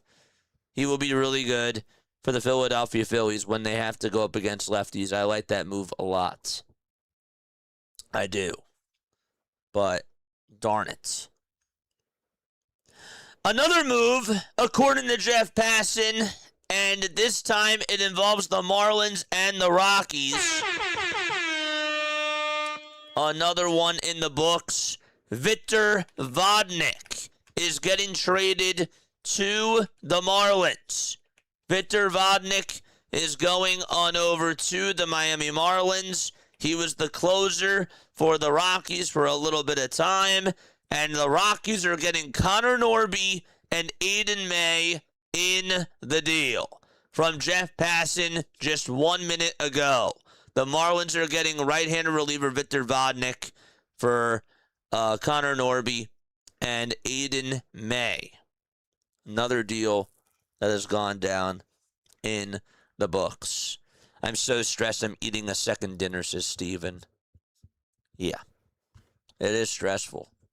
It is so stressful. 5 in a row. Oh, man. David's probably not even on the phone. He probably went for a Wawa run. He's getting himself a Schwar-bomb. That's what he's doing. He has 1 more minute. He has to start the conversation right now. Casey Mize, I guess, is not getting done. There still will be trades that come out for another 30 to 45 minutes as they clear the MLB commissioner's office. But obviously they had to have started right before 6 o'clock. The Pirates made another move. They just made another move, and they just got Kirby Yates. Wow. Former closer Kirby Yates from the San Diego Padres. Look at all these teams that are making moves, and guess who's just staying put right now? It's Dave Dombrowski.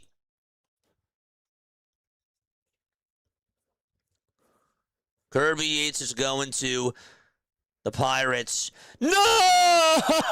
No!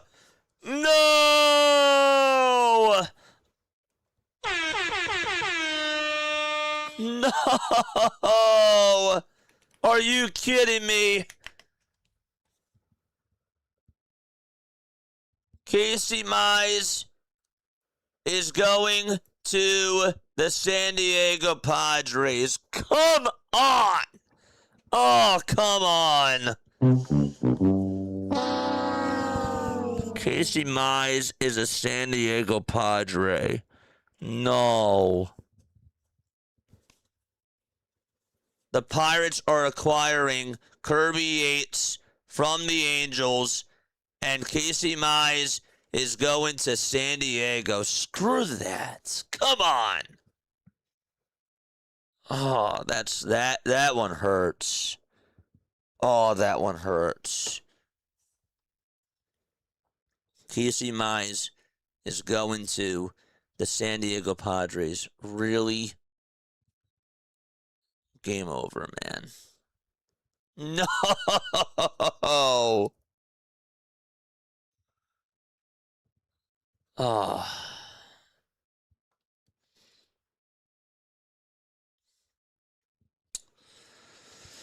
I can't believe it, dude.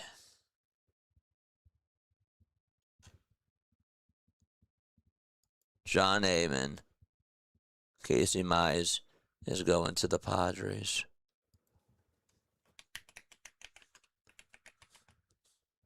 Dave, this was mediocre, says Ray. The Padres are acquiring Casey Mize from the Tigers. San Diego also adds Mize and Robbie Ray to their rotation. Wow. Wow. Oh, that's so disappointing. That's so deflating, chat. There's always the Mexican leak. Oh, my heart. That one hurts.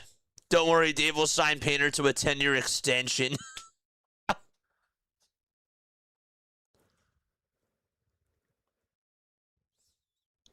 Dude, look at this.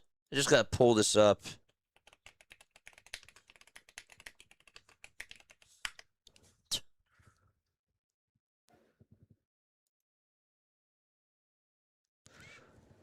Look at this. You see this? Dombrowski, when asked about his trade deadline performance. And the caption says, I thought it was tomorrow. Oh my gosh. It's crazy. That's a bummer, dude. Casey Mize is going to the Padres. The San Diego Padres. That blows. Cole Hamels is around.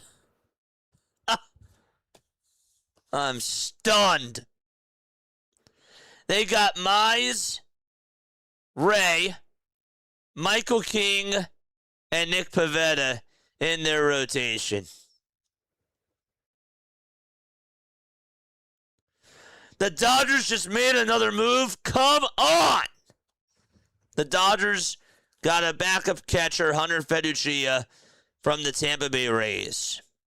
That's what happened to them.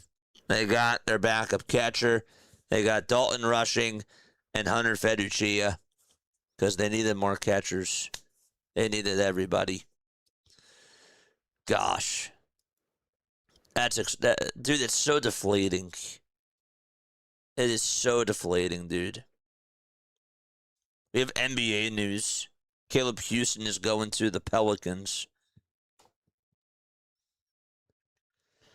Alcantara not moving from the Marlins just goes to show that they may try and sneak in the wild card, as they should. As they absolutely should. They have something that they're building, and it could be really beneficial, you know? And I I like that. I like how they're taking a chance. They have something going right now. They're not trying to mess up with it, and they're taking their chances because this is who the Marlins have been for years. They've been a team that has been really trying to develop players, and once they develop players, they go through this whole cycle of developing talent and then getting rid of them. So, that's crazy.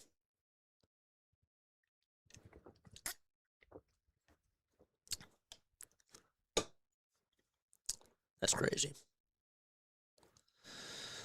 Normally, Dave will come out and say, we're content when they are. The only thing that's keeping me clinging to some semblance of hope is that nothing of this sort has come out yet. Chat, I got a little bit scared. Because Ken Rosenthal just posted this. And it's from the Casey Mize deal. But they got Gage Workman. As soon as I saw Gage W, I was like, Gage Wood? That's what I was thinking of. I actually really thought that the Philadelphia Phillies gave up Gage Wood in that deal for Casey Mize. Padres are acquiring Gage Workman, and Casey Mize from the Tigers for Cash Mayfield. That's a cool name. Cash Mayfield and Jackson Wolf. I don't really know much about them, but that is the deal. Mize and Workman for Cash Mayfield and Jackson Wolf as well. Don't forget, you also traded Nolan Hoffman away, too. You did. You traded away Nolan Hoffman.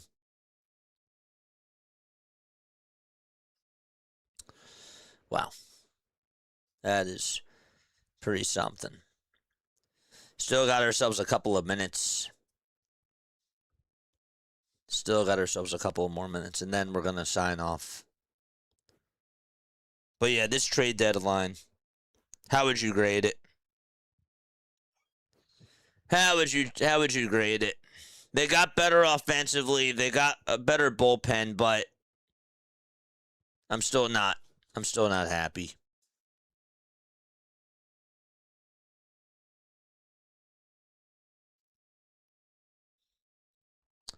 I don't know. Sleepy Dave. Boycott the Phillies until Dave is fired, says Robin Hood. Marley says, I'm going to go with an F-. Dave ruined my night. Can we trade Nola and Turner to the Dodgers for some cash and a pack of 1970 baseball card gum? The Pirates are just making another move. Lake Bakar is now going to the Pirates. Wow. We're still getting reports like right after the deadline is over. Right after 6 o'clock, we're still getting reports. So again, not saying that anything can't happen. For the Lars Nootbaar trade, the Cardinals got Daniel Egan and Ruben Santana and a player to be named later as well. So, again, the Cardinals get back prospects for Lars Nootbaar. I think that worked out really well for them, too. I got a C. Graded F, says Wayne. I hate Harper moving to the outfield. It's a C- for me. Grade for me is the toilet. So I think that we're all pretty much on the same page that we are very underwhelmed with what happened at this year's deadline. I don't like the shakeup of the infield. That's my biggest takeaway, says Boots. I don't like the shakeup of the outfield either, of putting Bryce Harper out in right. I don't like it at all. They couldn't get the Casey Mize trade done. They couldn't get a deal done for that other pitcher, Robbie Ray. They wanted Robbie Ray. They couldn't do it. They could not do it. Well, for the people that said that they didn't want to give up Gage Wood and Francisco Renteria, well, guess what? You didn't have to give them up. So I'm sure that you guys are very happy about that.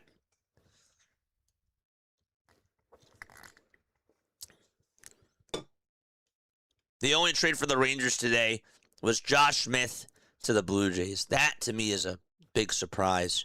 They didn't shop anybody else, not Mackenzie Gore. They tried to shop Jacob deGrom, It ended up not working out. But that is crazy to me.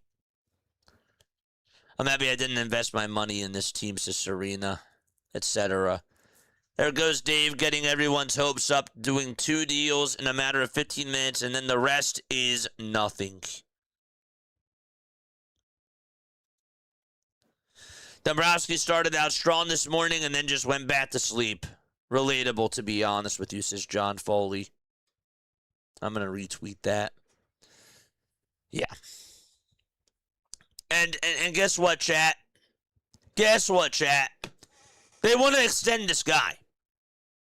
They think it's cool to extend Dave Dombrowski.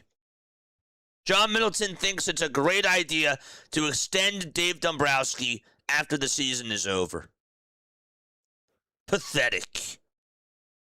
Just what a disgrace. We all knew that he wasn't going to be able to attack everything. But the main thing that he had to do was go out there and get another starting pitcher. Yes, he made the bullpen better, but the defense is worse. The offense is a little bit better, but they also didn't get a right-handed bat. They weren't going to be able to attack every single hole, but I really wish that they could have done better today. And in some ways, I think that they got worse. I do. But they want to extend this guy after 2026. Just think about that, chat. John Middleton says, we want to extend you. Alcantara staying with the Marlins. They didn't have any interest in trading away their ace, which means that he's probably going to resign with the Marlins. And you know what? Good for them. Good for them. They should keep everybody together. The Nationals didn't do that. They didn't do that. And the Marlins were smart. They said, you know what? Screw that. I'm done giving away our prospects. Let's try to go out there and see what we can do building up our foundation. A C- is what I'll say. The only reason why it isn't a little bit lower is because we have Luis Ariz and Brooks Raley. I don't like Harper to the outfield. I don't like that we don't have a starting pitcher number 4 or number 5. Oh, no, we do. We got Andrew Painter. And we got Aaron Nola.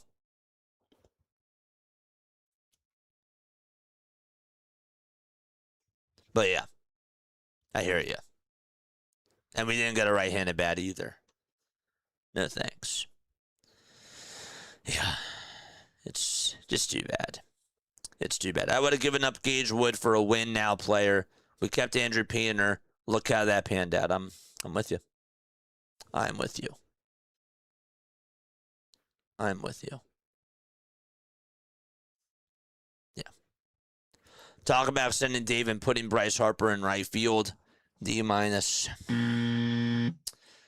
bad. How many years is Middleton going to put up with Dave doing nothing to make this team an actual contender? He wants to extend him. He thinks he's great. He thinks he's a great president of baseball operations. And he wants to extend him. Oh, the Phillies did make a move. Hold up a second. Oh my gosh, the Philadelphia Phillies made a move. It was a minor league trade at the buzzer, but Seth Johnson is gone. Seth Johnson is gone, and Jason Stark is the first one to put it out there. The Phillies made a minor league trade at the buzzer. Seth Johnson for outfielder Colby Thomas. Colby Thomas is on the Philadelphia Phillies. Colby Thomas, another outfielder, another guy that's going to be one of those platoon players that Dave Dombrowski loves to get. Colby Thomas is a Philadelphia Philly, and the Philadelphia Phillies end up getting rid of Seth Johnson. Now, this tells me that Alex McFarland is going to be called up. He is going to be called up. That is what it tells me, but still underwhelming. Still underwhelming. Seth Johnson is gone. He is going to the A's for Kobe Thomas. Now, Kobe Thomas this year, I don't think that he's played in the big leagues this year. I remember he's 25 years old. This year, a 202 average with 4 homers and 11 RBIs and 23 hits. This means that McFarland's coming on up, right? This has to mean that. Jimmy, thank you so much for the sub. I appreciate it. I do. I appreciate it. I do. Anything else? The Cardinals got Caleb Ferguson in the trade with the Cincinnati Reds. That just happened too. But Seth Johnson is gone. That kind of makes me a little bit happier. Seth Johnson is gone. McFarland should have stayed up after his Yankees outing. Absolutely. That's it. World Series locked, says Chris. We got our right-handed bat. What a joke. Brian De La Cruz, Kobe Thomas. That's it. That's it, man. That's pretty wild. That is pretty insane. But guess what? They got rid of Seth Johnson. And Seth Johnson is now off the books. Ran out of time shopping for one more starter or reliever. Ran out of time. So, I don't know, man. All right, your right-handed power bat, Kobe Thomas. Phillies tailgate. The Phillies just didn't do enough. Incredibly disappointing, says Phillies tailgate.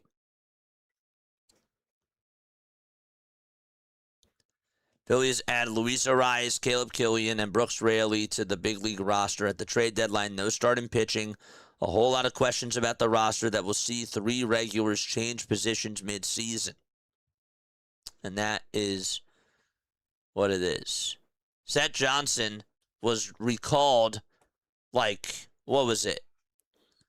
He's been on the 26-man roster now ever since July 16th.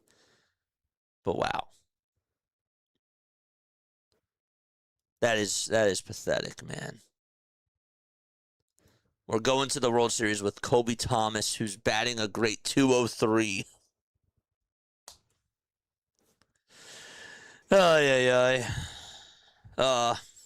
Unbelievable. Unbelievable. All right, what time is it, chat? It is 6:20 right now. All right, I am going to end this stream. However, do not go anywhere because I will start our next stream. I will. The game begins at 6:40.